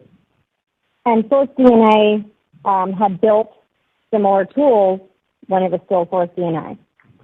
Source DNA was focused on similar problems, yes, and had similar tool chain, but that was... Sir, I'm just going to ask you those questions, and then your counsel can ask you for further context if they wish. Okay? Okay. Thank you.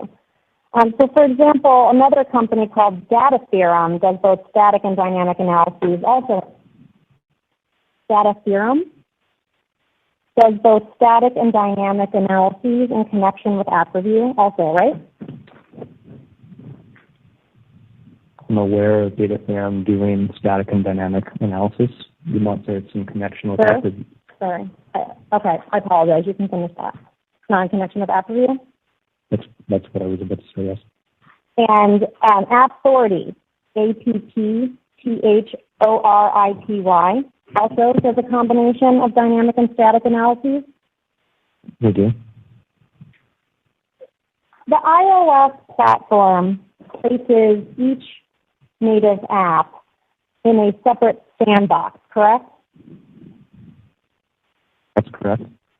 And when an app on iOS is sandboxed, this limits what that app is allowed to do, right? It limits its access to resources. And in other words, it restricts apps from accessing files stored by other apps or making changes to the device, correct?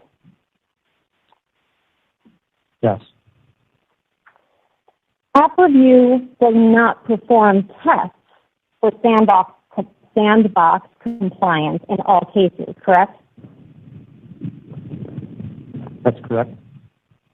Rather, App Review perform such tests only when there is a reason to suspect that an app has done something to maliciously try to escape that sandbox, right? That's right. So let's turn to the human aspect of app review. App review employees are paid hourly, isn't that correct? We have a combination of hourly and salaried employees. The people who are reviewing individual apps are hourly employees? Not in all cases. App reviewers typically review 50 to 100 apps per day, is that right? That's right. And an app reviewer's standard day is 10 hours, is that right? No, we have many reviewers who have a standard day of 10 hours, but we also have reviewers who have a standard day of 8 hours. The standard day is 10 hours, correct? No, we have 100 reviewers in Ireland whose standard day would be 8 hours. Why don't you take a look at PX6 that has been marked for identification in your binder?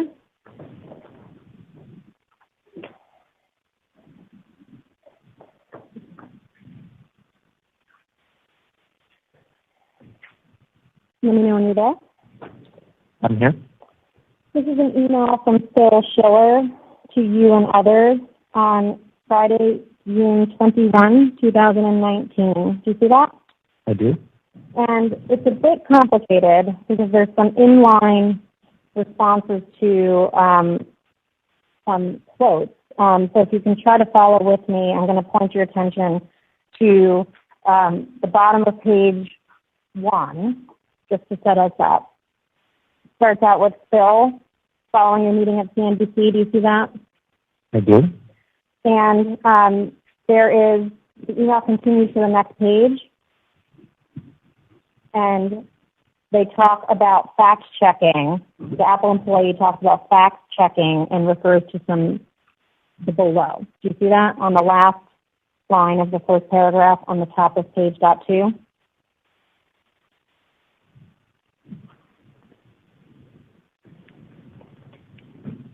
I do see this, yes.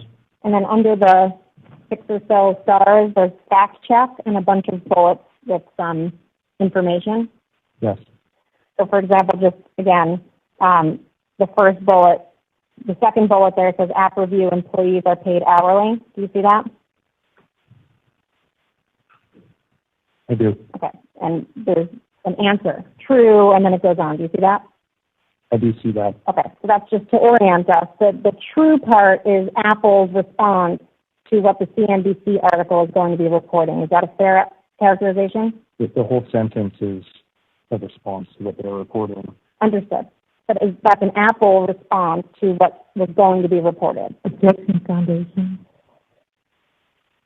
Do you have an understanding? Overruled. It's an admission.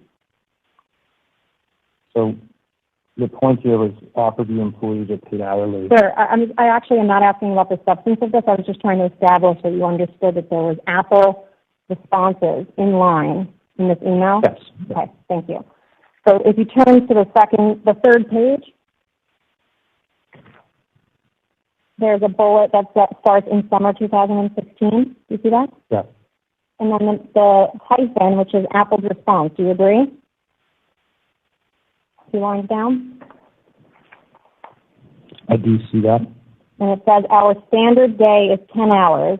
The team works 5 days a week. Do you see that?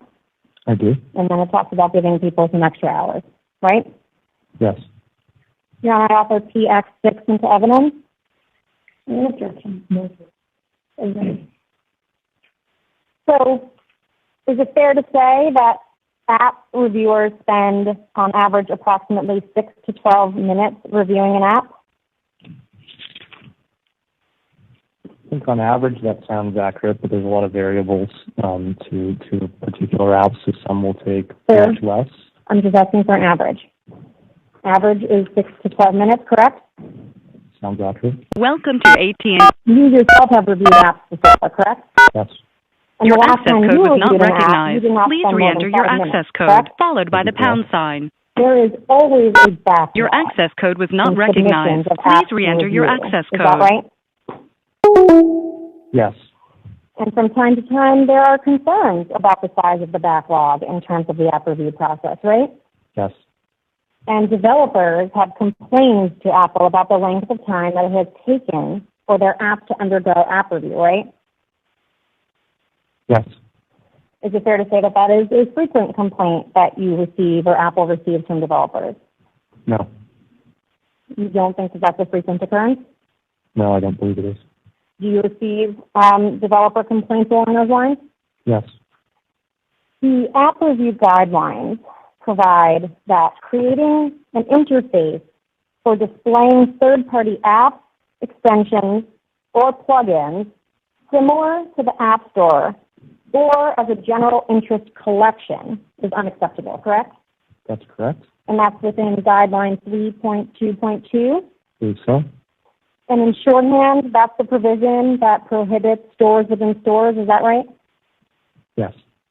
And Apple has rejected apps for violating guideline 3.2.2, correct? Yes.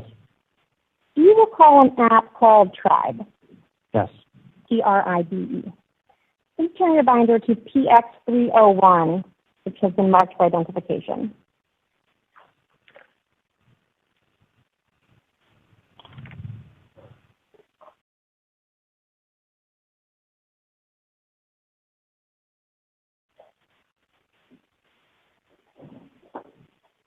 You see? Yes. Thank you. This is an email that you received on March 21, 2018, correct?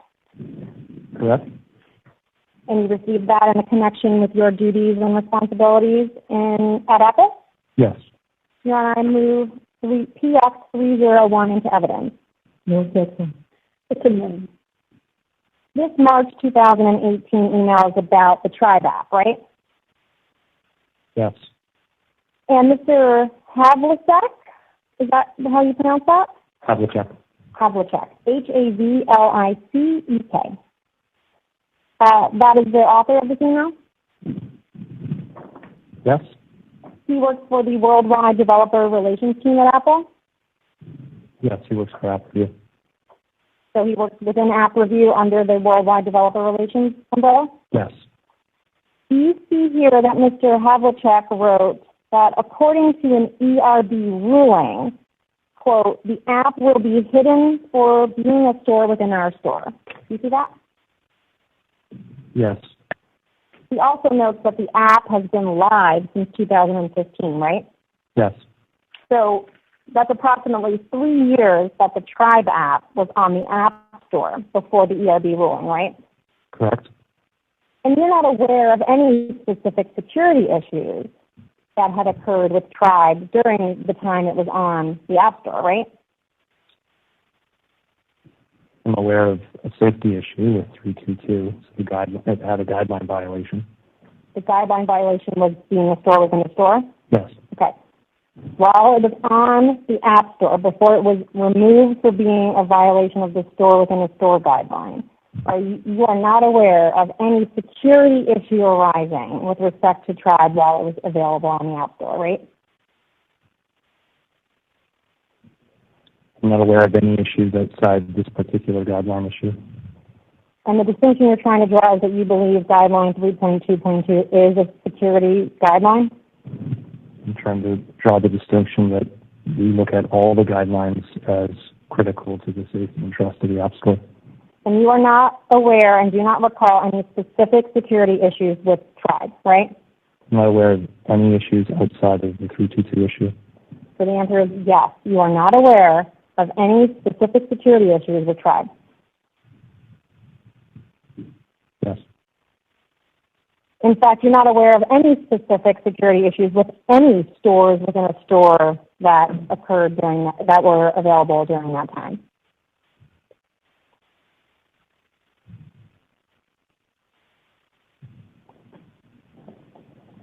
I do recall some what I would call safety and security issues. Pardon me, Mr. Kuzminka, do you recall being deposed in this case? I do. And you testified under oath during that deposition? I did. And you did, in fact, tell the truth? I did.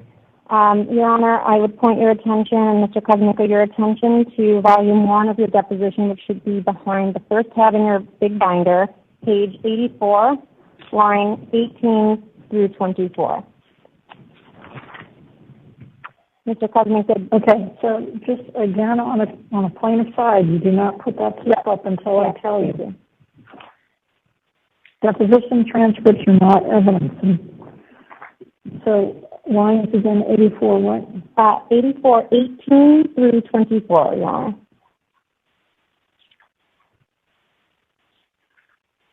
Mr. Kuzmin, so you were asked at your deposition the following question. Could you wait until I provide you with the... Absolutely. Thank you.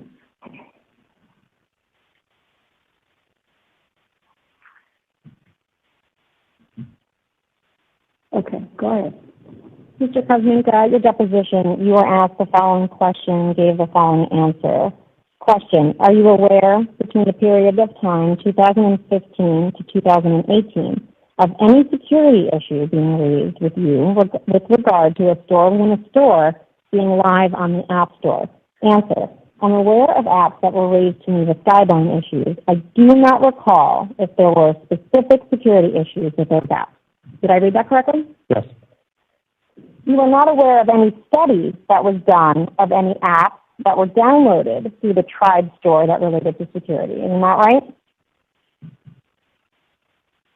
I'm not aware of any studies. No. You receive from time to time inbound emails notifying Apple about issues with apps that are found by the public or third parties on the iOS App Store. Is that right? That's right. And those inbound notifications are maintained by Apple in the ordinary course of business, right? That's right. And you take those very seriously, right? Absolutely. You investigate them. Yes. In fact, there's a whole group that exists to investigate them, right? Yes. Let's keep looking at the document that we were just looking at, which is 301.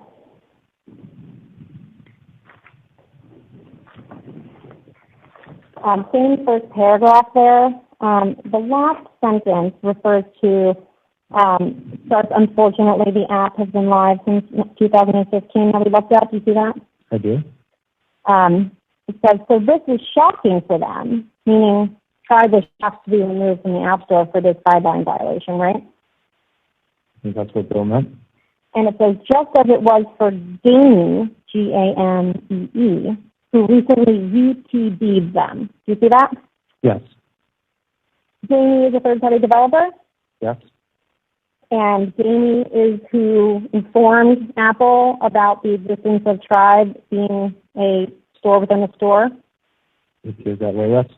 And the reference to UTB'd, UTB stands for under the bus, correct?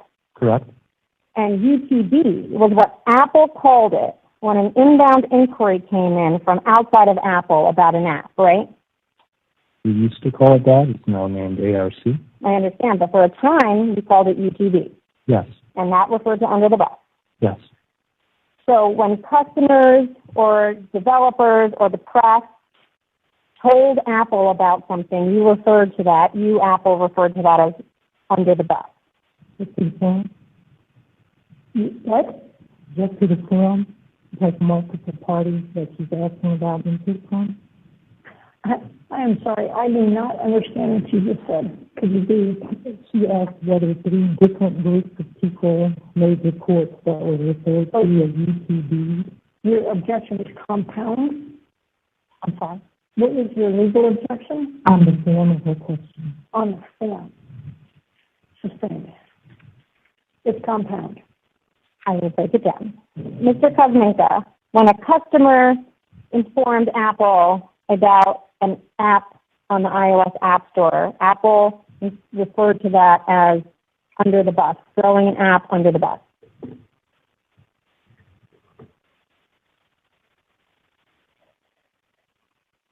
We would refer to that as a customer complaint, and it would be submitted to the UTB process. You agree, though, that the UTB process had its name because that customer was throwing an app under the bus. Object to the form. No. You can answer if you can.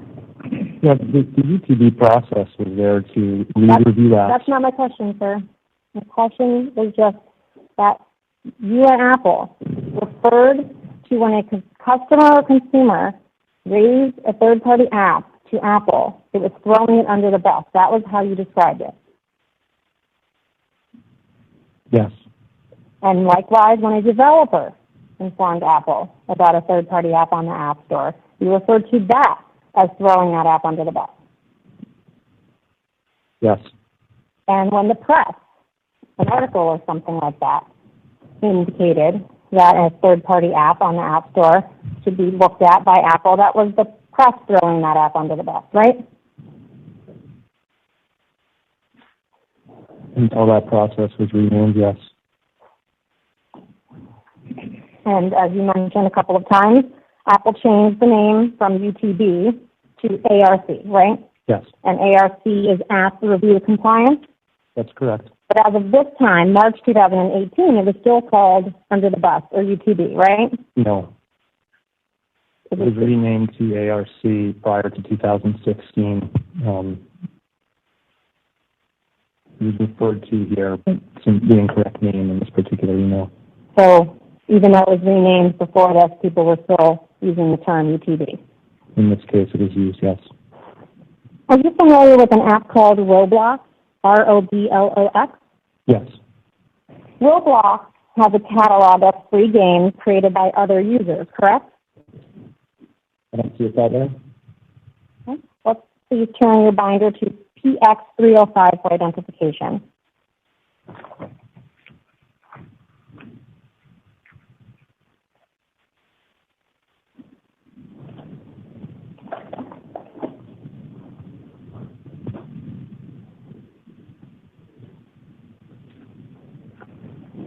See the document?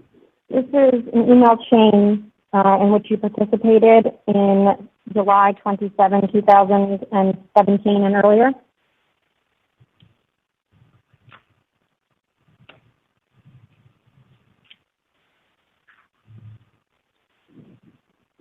Yes.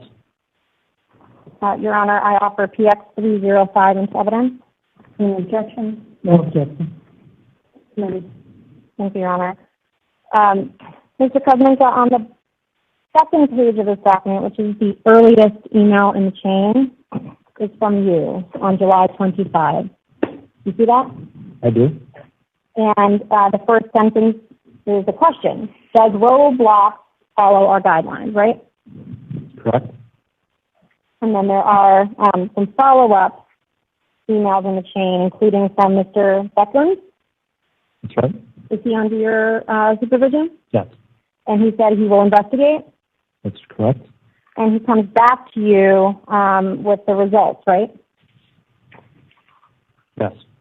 And that starts on page PX305.1. He says that he looked into it and that it actually had gone to the ERB for a potential store within a store violation, right?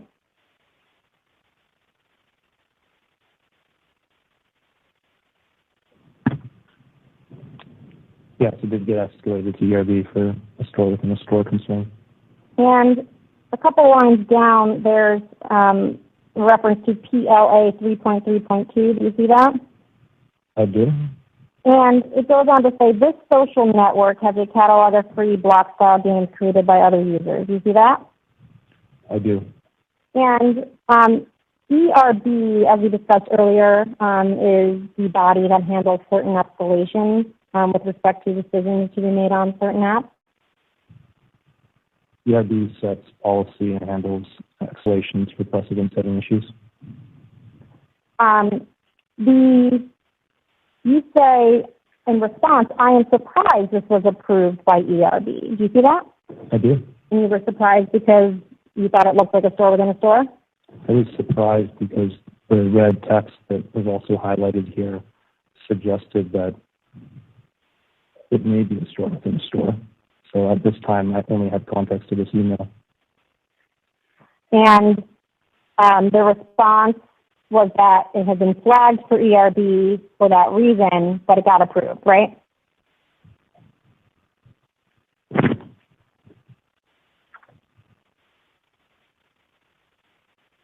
Yes, this was approved. And Roblox is still on the App Store today, right? That's right. Just going back to where I just read below when we were talking about the language catalog of free block-style games created by other users, the next sentence says games are added / changed server-side, right? That's right. And that means live updates or hot fixes and not a actual new build submission? That means that changes are made server-side. Like a hot fix? No, I don't believe it would be a hot fix. Okay, but it's not something that goes through app review. Roblox itself does go through app review, but there is content that is coming from the server side. Right. That content would not be. Games are added and changed. Oh, you didn't hear that? I'm sorry.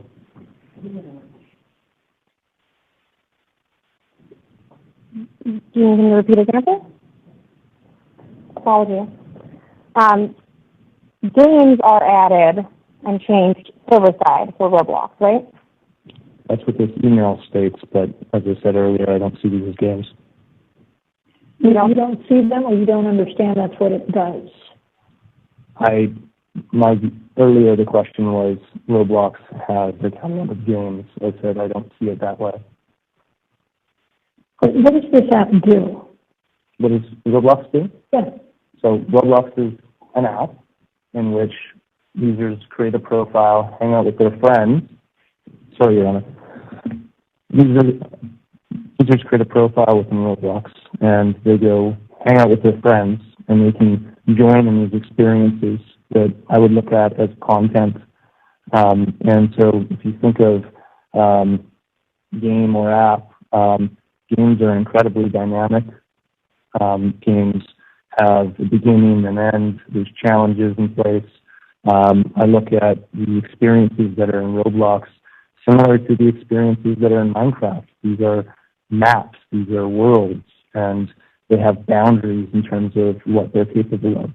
And so I think that while the email suggests that these are games, that's not how we've looked at it, and that's why it's compliant with the rules today. All right, just one. Thank you. Just a few follow-up questions on that. So with respect to an app, we won't label it, an app that allows individual users to come together and hang out with friends, you don't call that a game, right? Correct. And when apps allow individual users to come together and join in experiences together, you don't call that a game, right?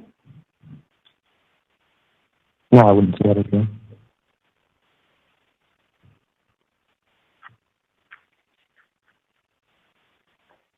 I apologize if I asked you this.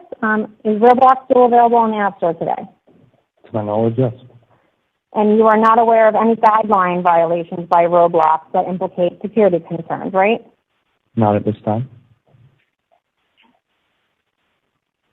You are aware, of course, that there are a number of app stores that exist outside of the iOS ecosystem, right? Yes. And you are not aware of any studies that exist as to security issues with respect to the Google Play Store, for example. I have recently seen some studies. Are those studies that Apple commissioned or obtained? I don't believe so.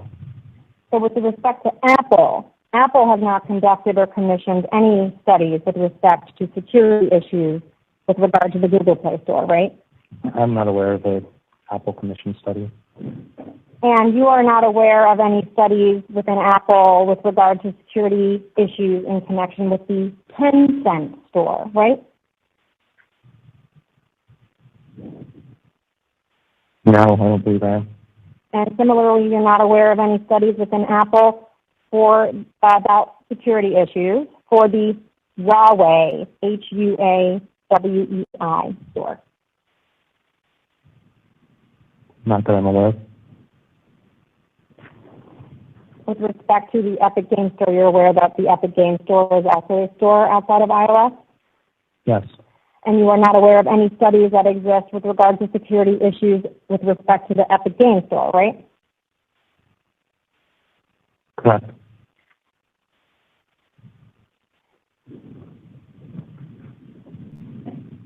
You are not aware of any studies that Apple has performed as to any security issues relating to side-loaded apps on Android phones, right? I'm not aware of any studies that Apple has performed, but I have seen studies on this. I'm sorry, did you say that you're not aware of any Apple conducted studies? Correct. Apple has not conducted any such studies, right? I'm not aware of them. The Appstore review guidelines require that digital goods and services sold within an app must use Apple's in-app purchase or IAP software, right? Yes. If I refer to that as IAP, we're talking about the same thing, the in-app purchase payment processing solution. Okay. That requirement is found in section 3.1.1 of the guidelines, right? Yes. You are aware of apps that have been submitted without including IAP that fall within 3.1.1 and thus should have included IAP, right?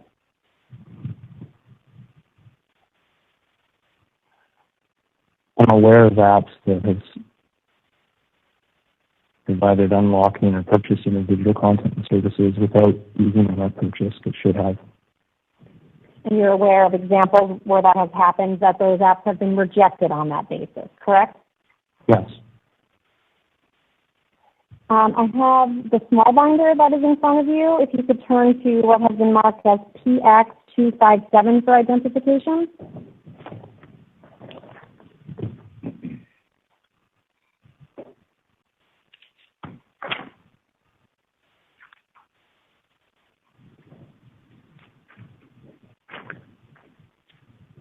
Let's see the document.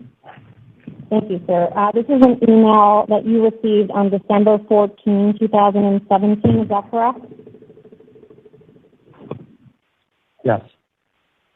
Your Honor, I offer PX257 into evidence. No question. The latest in time or top email in the chain is from Mr. Friedman to you. Is that right? That's right. And there's a discussion in here about after the word whole. Do you see that word in the middle? I do.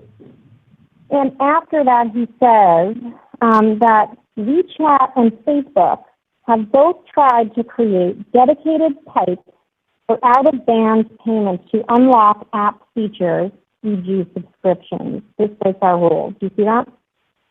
I do. And again, this is a reference to the rule 3.1.1 that requires IAP for that, right?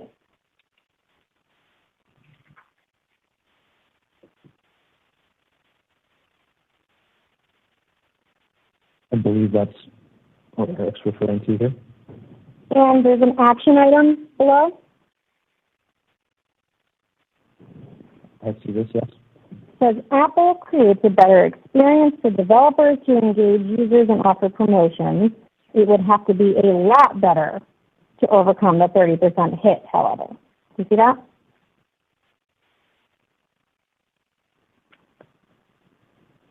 I do see this, yes.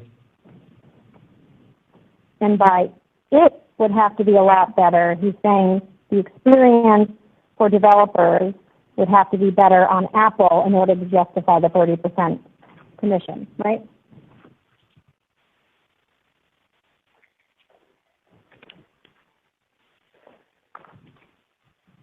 It's not clear to me what he is saying here. Did you ask him? I don't recall. Apple charges a 30% commission on all transactions conducted with IAP, correct? No. All apps that require IAP, Apple charges a 30% commission for all apps that use IAP.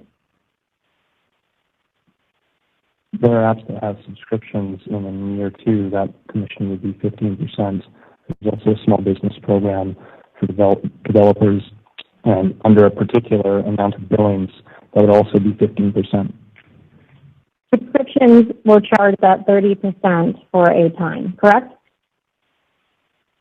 Correct. And that was changed in the last 5 years?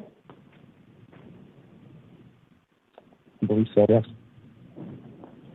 Generally speaking, other than 2 exceptions you gave, 30% is the commission charged by Apple on IoT purchases, right?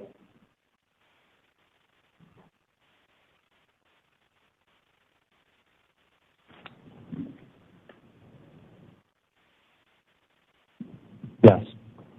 The same 3.1.1 guideline we've been discussing also forbids apps that offer digital goods or services for sale within an app from offering any payment mechanism other than IoT, right? Within the app, yes. And Apple has aggressively rejected apps which use third-party payments to bypass IAP, right? We aggressively uphold all guidelines. Apple has aggressively rejected apps that use third-party payments to bypass IAP, right?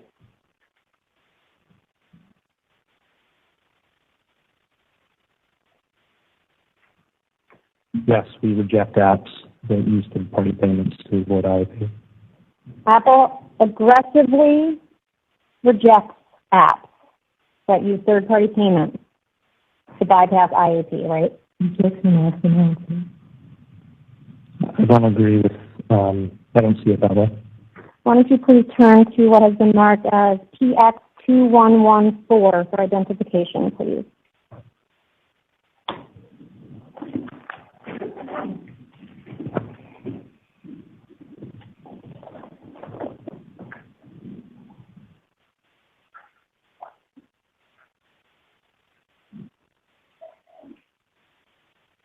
Let me know when you're there, please.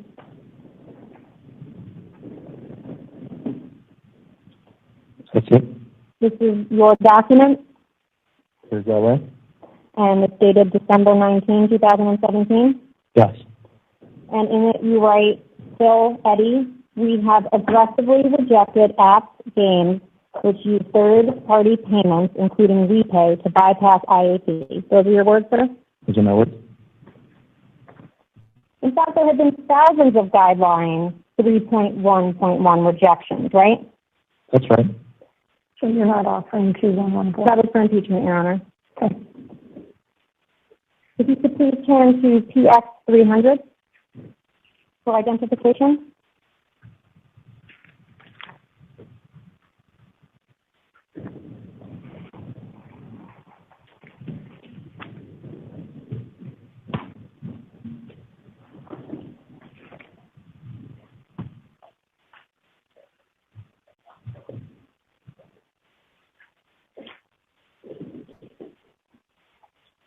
I can see the document. This document is titled iOS Apps Reviewed Summary. Yes. And this is a document that is created periodically with the same title, right? Yes. And it contains data that's been generated for the applicable time period covered by the report. That's correct. Your Honor, I offer PX300 into evidence. 300 submitted. Thank you, Your Honor. If you could please, actually, I don't think I need to talk much more about this. So let me skip forward, please. Isn't it true that Apple has specifically terminated, since 2017, more than 1,000 developers on the basis that they incorporated a third-party payment mechanism into their app?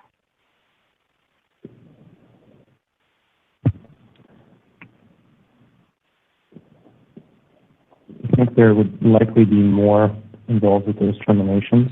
If that feature was hidden via termination, if that was something that was just discovered as part of a standard review and the developers might know the guideline, that would not result in termination.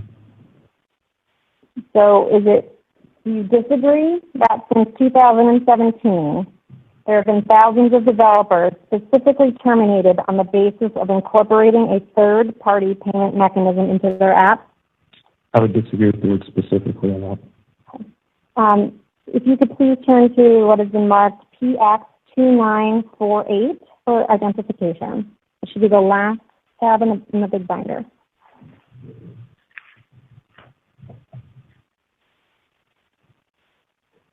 What's the number again? PX2948, Your Honor.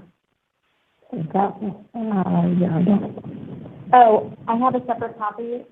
Yeah, I don't have that one. Okay. May I take? Yeah.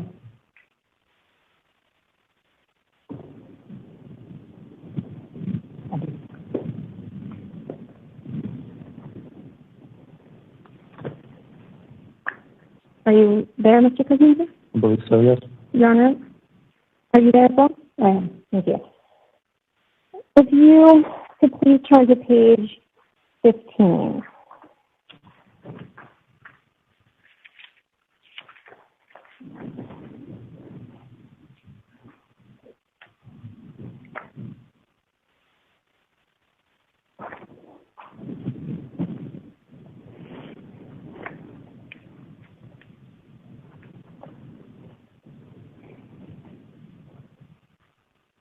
Actually, why don't I back up and let's get on the record what this is.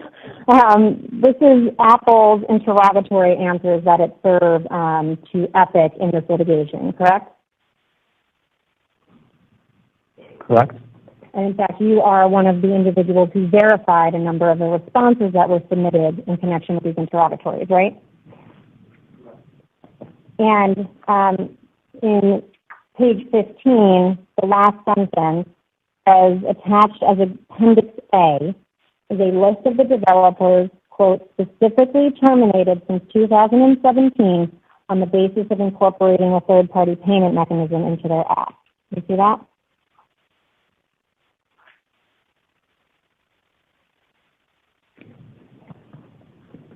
Yes. And do you have Appendix A with you?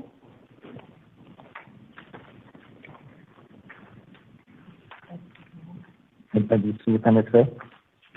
Appendix A starts at page 19. You with me? Yes. And what follows is about, if I could do the math, 23 pages of such developers. Yes.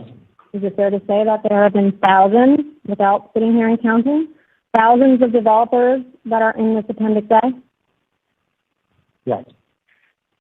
So there are thousands of developers that have been specifically terminated since 2017 on the basis of incorporating a third-party payment mechanism into their app, correct?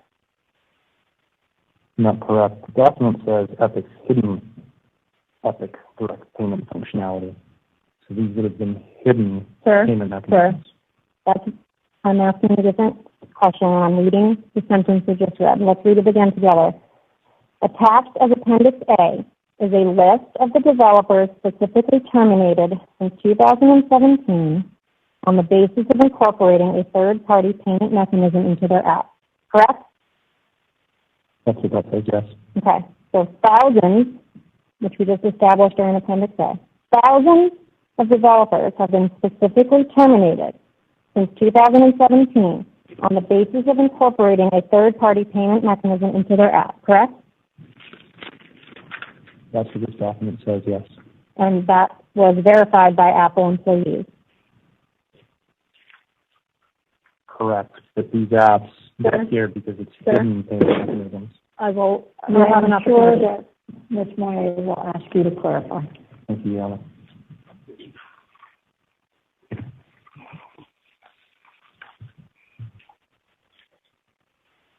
So there's a guideline in the app review guidelines that prohibit developers from creating an app that is confusingly similar to an existing Apple product, interface, app, or advertising theme, correct? That's right. And that's guideline 5.2.5? I believe so. And you are aware of apps that have been rejected for failing to comply with 5.2.5, right? Yes. But you are not aware of whether anyone within Apple was tasked with the job of looking at whether or not the apps that were rejected on that basis were in fact functionally better than the Apple product, right?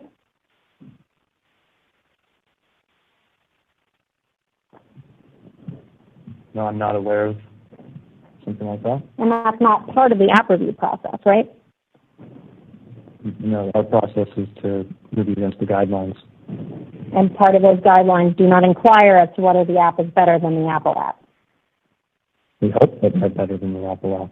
Happy to approve them if they're compliant. But you don't approve them if they're confusingly similar to an existing Apple product. I think if developers are trying to trick customers into thinking something is an Apple product, that would be confusingly similar. Sure, that guideline in fact says don't create an app that appears confusingly similar to an existing Apple product. It doesn't talk about tricking, right? It's the purpose of the guideline, correct. But any app that appears confusingly similar to an existing Apple product, even if it is better than the Apple product, still gets rejected, right? If an app is confusingly similar, it would be rejected. Are you aware that third-party developers have complained to Apple that Apple's apps are permitted to do things that they themselves, as the third-party developer, are not permitted to do on iOS? I've heard these complaints. If you could please turn the binder to PX858 for identification.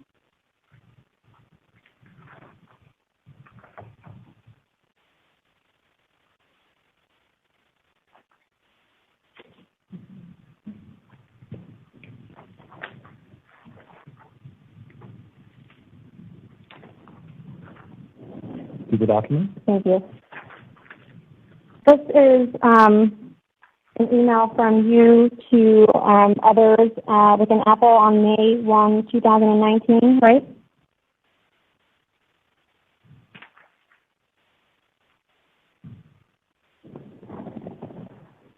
I think it was an email to me that I responded. Thanks for sharing. Sure. I'm looking on page .1. Where you, I think, attached this email to an email you initiated to Tom Rayburn and Sean Pruden, right? Sean, SHAAN Pruden.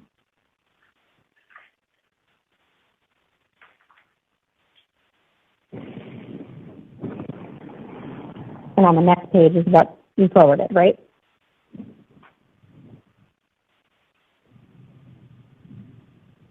Looks that way, yes. And in the bottom, this is an inbound complaint from LinkedIn to Apple, right? Yes. And LinkedIn is complaining that LinkedIn's design is very much in line with Apple's own design, but they got rejected, right? Yes. And they were asking, help me understand, what is Apple doing differently than we are? Why are we being rejected, right? Correct. And Sean Pruden forwards this on to you and says, Tristan, developers, the latest, LinkedIn, cannot fathom, right? Our apps are permitted to do things they are not, right? Yes. And then Tom Rayburn responds as well, saying Amazon is yet another developer that's complaining about the same thing, right? I see that. And he says we need to have one set of rules that all apps follow, whether or not they are from Apple or third-party developers, right? That's what Tom right here, yes. Yeah, I offer PX858 into evidence. No objection except for the hearsay portion, Your Honor. Your Honor, there were no objections on the code. You mean the very bottom? Yes, Your Honor, the statements from outside parties, we just ask that they not be taken for the truth of the information. The document submitted. Once again, I'll address the evidentiary issues using the code of evidence.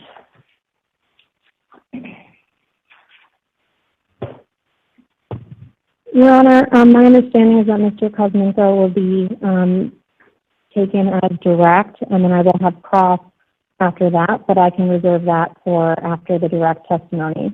That's fine. Thank you, Your Honor. No further questions at this time, then. Thank you, Mr. Kuzmenko. Thank you.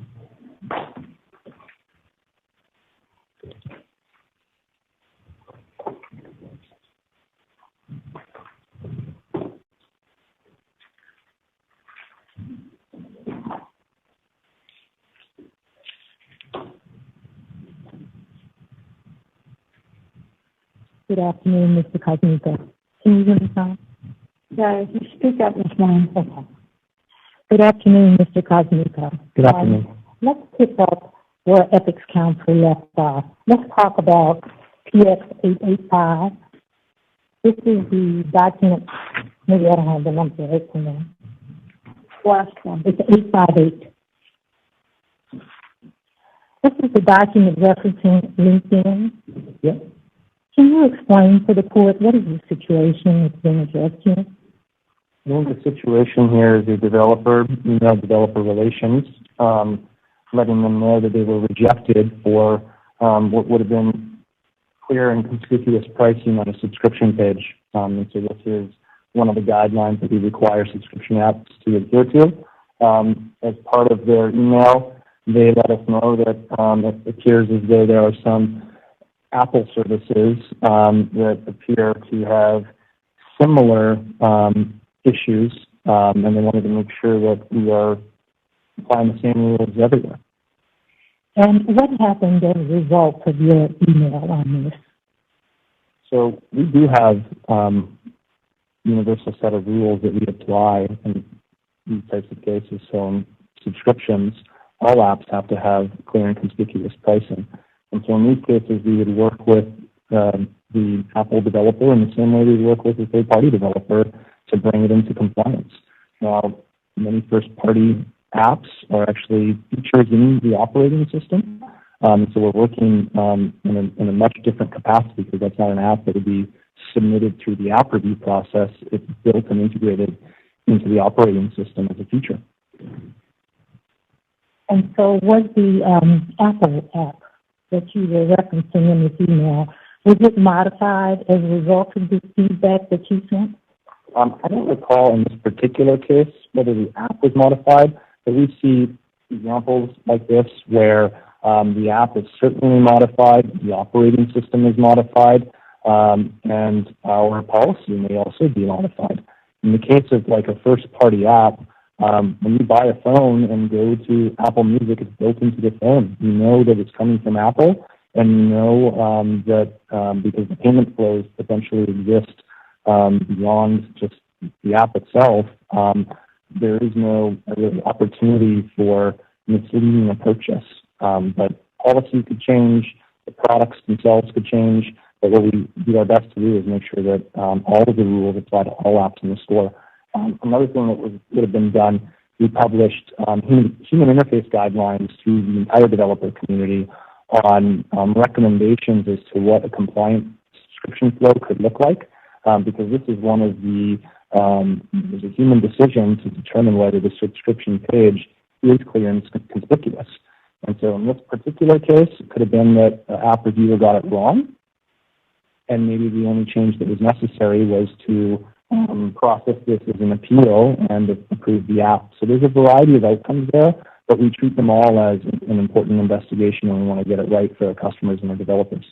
And were there changes made to ensure there was consistency between the applications of policies for Apple apps and the applications for third-party apps as a result of the feedback you gave in this document? Absolutely.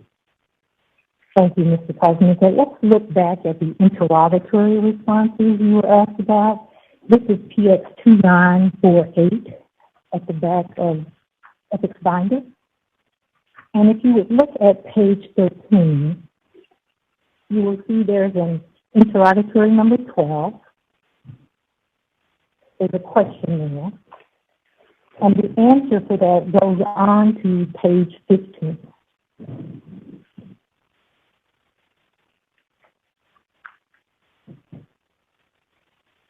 And on page 15, the last sentence is the sentence that Ethics Council was asking you about.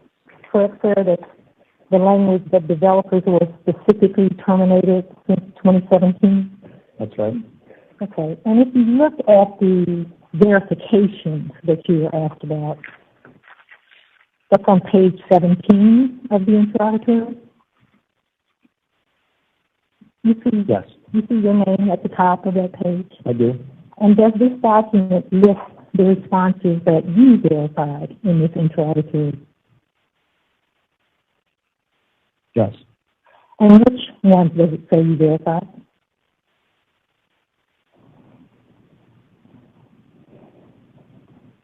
number 6 and 8, as well as Apple's reinstated response to impaired number 11. You verify the response to interrogatory number 12.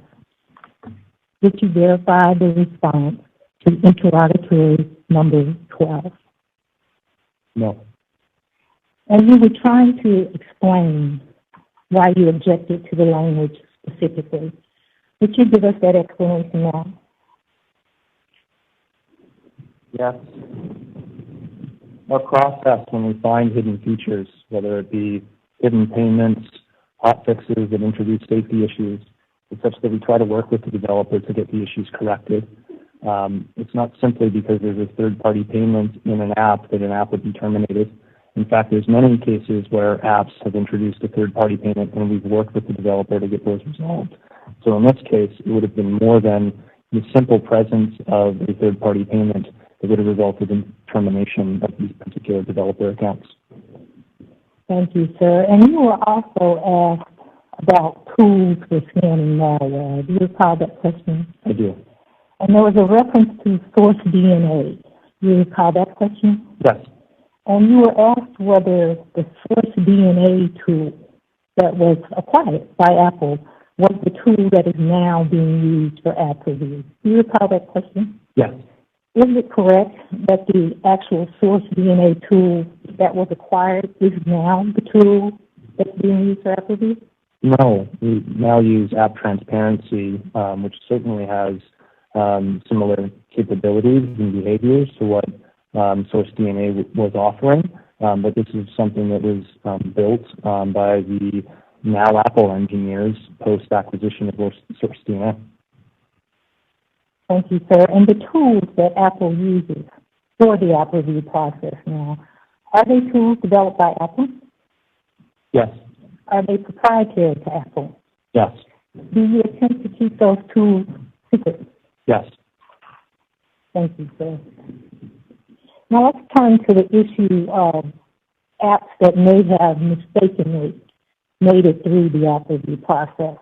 You remember a reference to the Tribe app, and that was Exhibit 301? I do. And Ethics Council asked you questions about whether that was mistakenly let through app review. You recall that? I do. And Mr. Parvinka, are there occasions on which there are mistakes in the app review process? Absolutely. Yeah, it's a human process. We do make mistakes, but we certainly try to rectify those mistakes when we learn of them and do our best to prevent them from reoccurring. And does the fact that there are mistakes cause you, Mr. Parvinka, to believe that the app review process is ineffective? No. Can you explain why not? I think there's a large variety of different types of mistakes that could be made. In this particular case, it appears that an app was in violation of our rules, and that could have impacted the customer experience. And in this case, it really impacted the developer experience. And I think the human beings that reviewed the app, had we caught it correctly when it was submitted, that would have provided a much better developer experience, could have prevented customer angst as well. And so the fact that mistakes exist means we got to be better at it, and we need human beings to do that. So I do think that this is an incredibly important part of what we do and why we do it. And Mr. President, I'd like to see if you can give the court an understanding of how the mistakes that may have been made in the app review process compare to the effectiveness of the process. And I'd like to start by looking at BX 4374.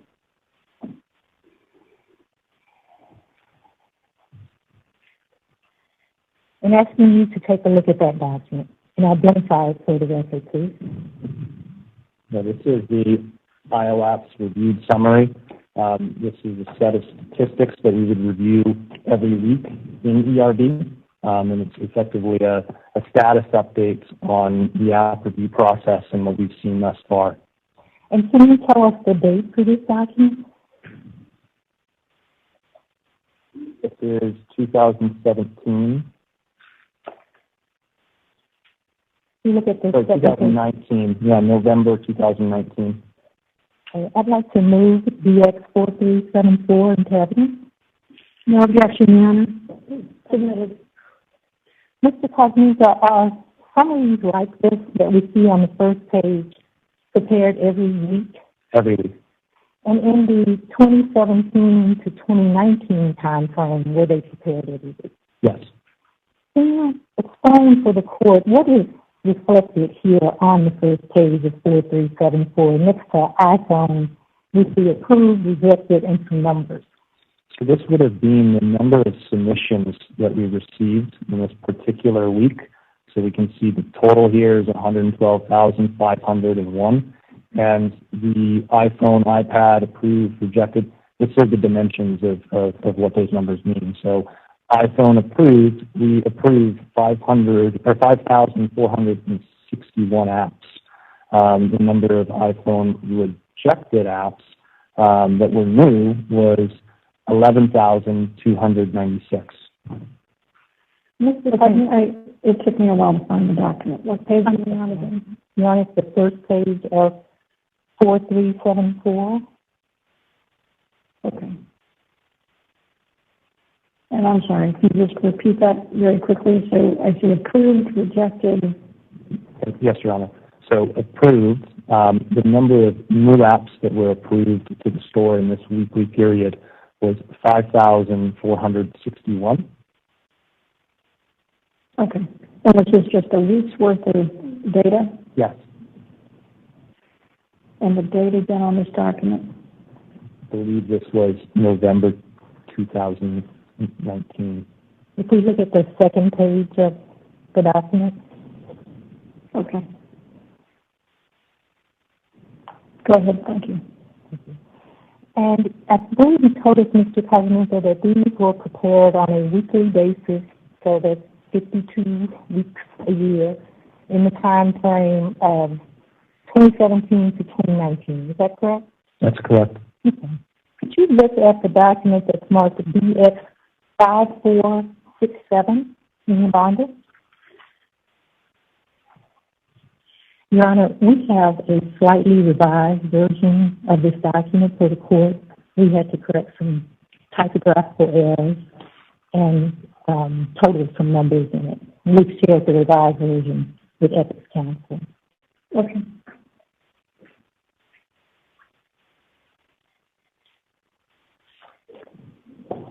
Mr. Cognito, could you explain for the court what we have here in BX 5467? So the spreadsheet that looks like that summary we just reviewed by week, beginning early 2017.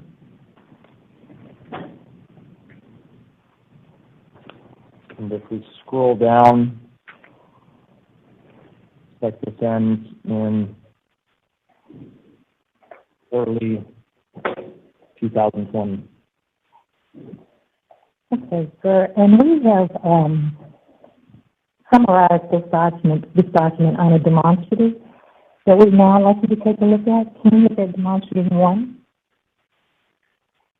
And you'll see here years, number of submitted apps, rejection rate, and number of rejected apps. Could you explain, just starting with 2017, what do those numbers reflect? That represents the sum of all of those weekly reports, the total number of submissions for that particular year, the total number of rejections for that particular year, and the rejection rate is the ratio of those two.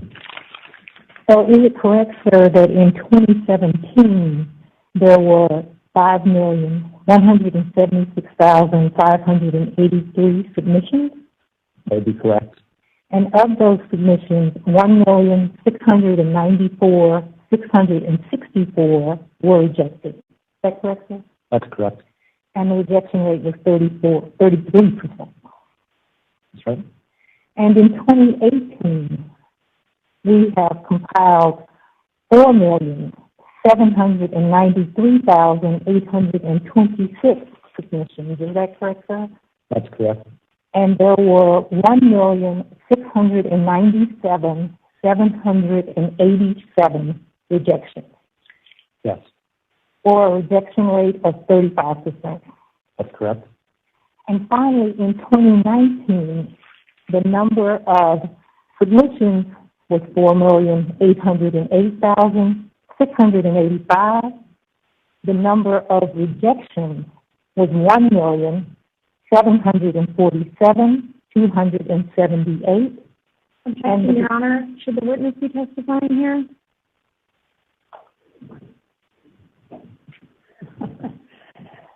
You want to read the chart? That's fine.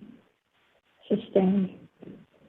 Mr. President, can you tell us the number of submissions, the number of rejections, and the rejection rate for 2019? The number of submissions for 2019 was 808,685. The number of rejections in 2019 was 1,747,278, and the rejection rate for 2019 was 36%. And Ethics Council showed you a document referencing a tribe approval, one app approval, in 2018. Does that example cause you to have any concerns about the effectiveness of the app review process?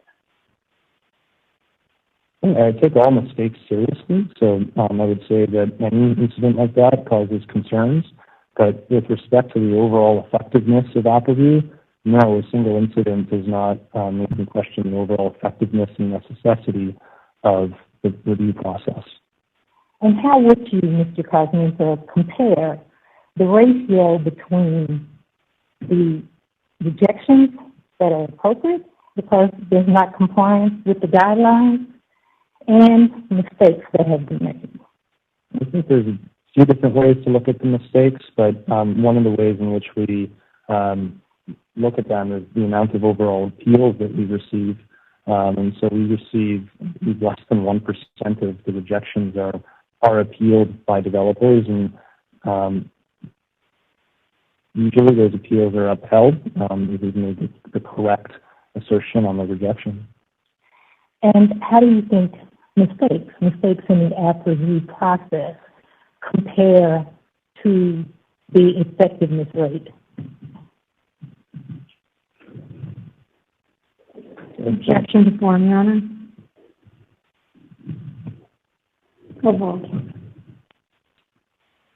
I think the number of mistakes are a small fraction of the overall effectiveness of the process. Thank you, Mr. Cosminto. And I'd like to back up and give you an opportunity to actually introduce yourself to the court. Could you tell us, you told us that you became the Director of App Review in 2016 at Apple. Can you tell us an overview of your employment history post your education and prior to joining Apple? Yes. Post-education, I started as a software engineer doing automation and efficiency process engineering in oil and gas and energy industry. I guess shortly into that, it was a few years, the iPhone launched, and my interest certainly shifted, and we started working on iOS apps. And through that, started ultimately we built, I think, probably a dozen iOS apps. But we went to WWDC one year, which is Apple's developer conference, and we learned about a technology that Apple had released. And we understood that there's a potential to take that technology and turn it into what we call a beta testing service, so that iOS developers could distribute betas to testers, and that could be a potential tool that the entire developer ecosystem for iOS could use. So we created a product out of it. It was called TestFlight. And so for the future up until Apple, I was with TestFlight. And can you tell me what was the business of TestFlight?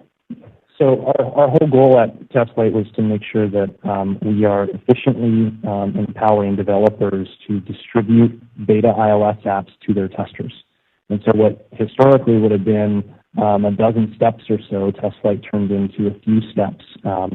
Back in early iOS development, to install a beta to your phone, you actually had to tether via USB to iTunes. You had to get a device identifier from the device. And it was a challenge. It was a really manual process for a tester, and it was a really manual process for a developer.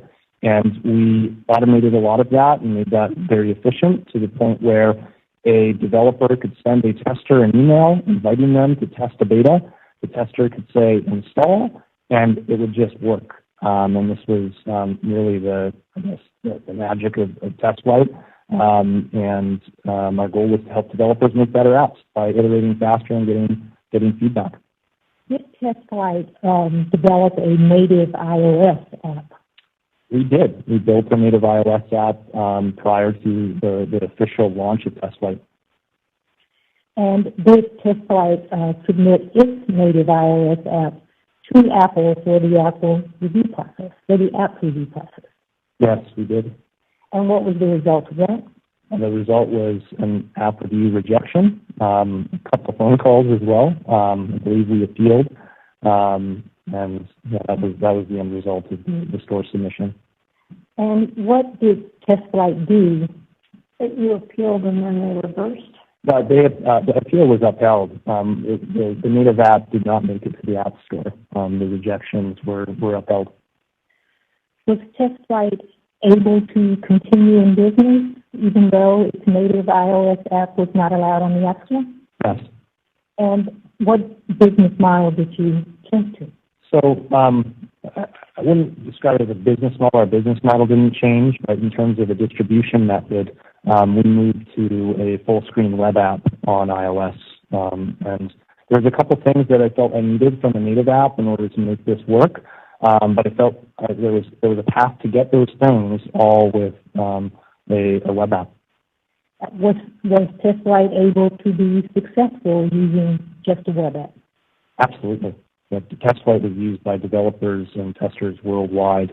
And I think that the web app experience, we would personally get customer emails or developer emails where they would have an issue with the particular beta that they were testing. And in that, they would say, I downloaded this beta from the test flight app. And we would chuckle because it wasn't a native app. It was always a web app after the native app was not accepted. And what was your title or position at test flight? I was a founder and CTO. And how did you come to be employed by Apple? Ultimately, Apple acquired test flight as a product and a company, and so I joined through that acquisition. And I believe you were asked, but just so we have a clear record, what was your first job at Apple? As the engineering manager. And at some point while you were in the engineering group, did you come to have responsibility related to the App Store? Specifically to App Store review, yes. And what were your responsibilities? So when I started as an engineering manager, I was responsible for some things with test flight, but also for app analytics, which is a feature for developers.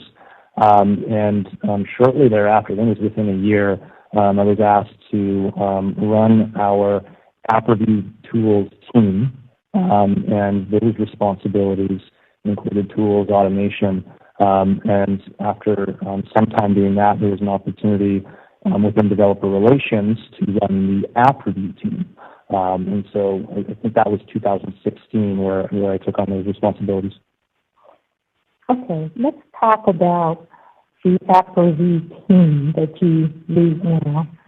First, I'd like to discuss the different functional units within your team, and we have a demonstrative on that issue also that we'd like to use. Before I get to that, I think I neglected, Your Honor, to move DX5467 into evidence. No objection, Your Honor. 5467 is admitted, and you have about 2 minutes, and you can decide whether you want to start. Your Honor, I think it's probably best for us to start tomorrow. It'll take us more than 2 minutes to get through this slide. Okay. So, I don't know how to say your last name again. Your Honor, Kosminka. Kosminka. You're excused for the day. Thank you. You're ordered to return tomorrow. Okay, you can step down. Thank you, Your Honor. Okay, so with respect to just a few housekeeping things, the two lawyers from each side, if I can have them here in the morning, I think we should probably go through the exhibits I admitted. I admitted a huge number of exhibits today, and I want to make sure my records match your records. So if we can do that first thing in the morning. Second, there were a number of exhibits that Ms. Forrest referenced this morning where she indicated that there were confidentiality issues. I don't know if those issues are things I have to resolve or if they are resolved and we just didn't seal the courtroom because we were able to navigate them. It's not clear to me. Your Honor, my understanding is that there were some confidentiality issues asserted by Apple, and I didn't want to have to close the courtroom, but I could navigate them. I don't know if Apple will maintain those, but to date, to this point, they have been maintained as confidential. Okay, so then what is the agreement with respect to the downloading of exhibits at the end of today's proceedings? Your Honor, my understanding, subject to counsel, is that the confidential documents will not be put into the box, that we will confer as to whether there are any appropriate redactions that can be made, and if there can be redactions made to those which have been received, then we'll so indicate to Your Honor in open court tomorrow. We'll provide you with appropriate copies, and they will only go into the box in redacted form. Okay. And Your Honor, with respect to that issue, DX 314, that was just used in Mr. Kosminka's examination by Epic, has some confidentiality issues also. No issues that were discussed in open court, but that document will need to be a part of the control process before it's put up on the box also. 314. Okay. The issue with respect to the deposition transcripts for the hot seat operators. So depositions can be used for a number of purposes. One is for impeachment, and one is that they're just admissions, and they can be read. Unless lawyers tell me that the portions of depositions are in fact party admissions, then the only other reason that they can go up is for impeachment. And you can't show them for impeachment until I decide whether or not the request to impeach is proper. That's why I keep asking you not to put it up until I know. Just so that you understand what's happening here. So if you tell me in advance that the person who was deposed was there as a 30B6 witness, if I know that, then it doesn't matter. If it's impeachable or not impeachable, the witness can sit there and they can read the deposition transcript to them. But unless I am told that that they're there in their 30B6 capacity, it doesn't go up until I say it can. All right? We're on the same page? Okay. All right. And then I believe there are two documents that are outstanding that I will get briefing on. Correct, Ms. Forrest? Your Honor, we'll have that for you in the morning. Okay. And then I'll get some kind of response, I take it, from Apple. Yes, Your Honor. I'm trying to think about timing, given their submission in the morning, but if we can have till the end of the day. Yeah, that's fine. I mean, we're here for a couple of weeks. Thank you. Again, my issue is not, as you all can see, I have been admitting, I think, quite a bit. There's documents by definition, are out-of-court statements, frequently offered for their truth. When they're party admissions, they come in. When they're business records, they come in. The ones that I'm concerned about are the ones that are not, where there is no other party communication on those documents. And that is the concern. Federal rules require that business records show, or at least the basis for the foundation for a business record is that it's prepared in the ordinary course. Because it's a third party and I don't have that person on the witness stand, I don't know it's prepared in the ordinary course. It suggests to me that it's hearsay. Doesn't mean it can't be used in trial. Doesn't mean that the contents can't be used in the proper context of an examination. But that doesn't mean that the document comes in. I know lawyers think that all emails come in, but they don't. At least not in my court. All right, any questions?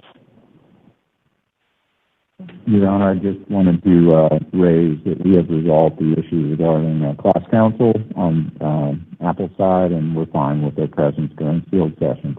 Okay, I'm sure that Ms. Manifold is just overjoyed. Anything else? Not here, Your Honor. Not from Epic, Your Honor. Okay, then have a good evening. We'll stand in recess until 8 o'clock tomorrow morning. Thank you.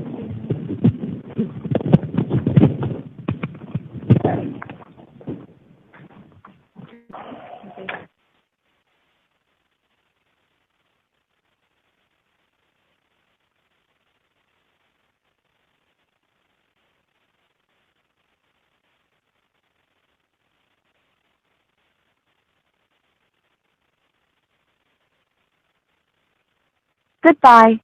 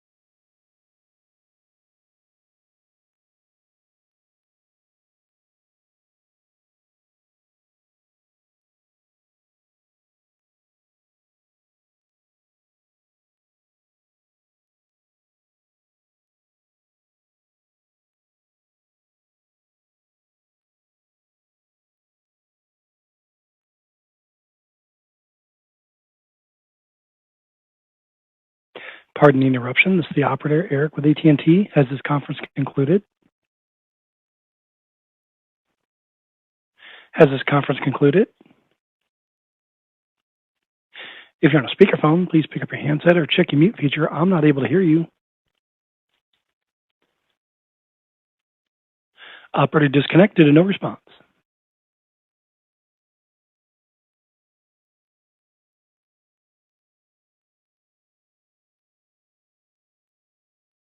We're sorry. Your conference is ending now. Please hang up.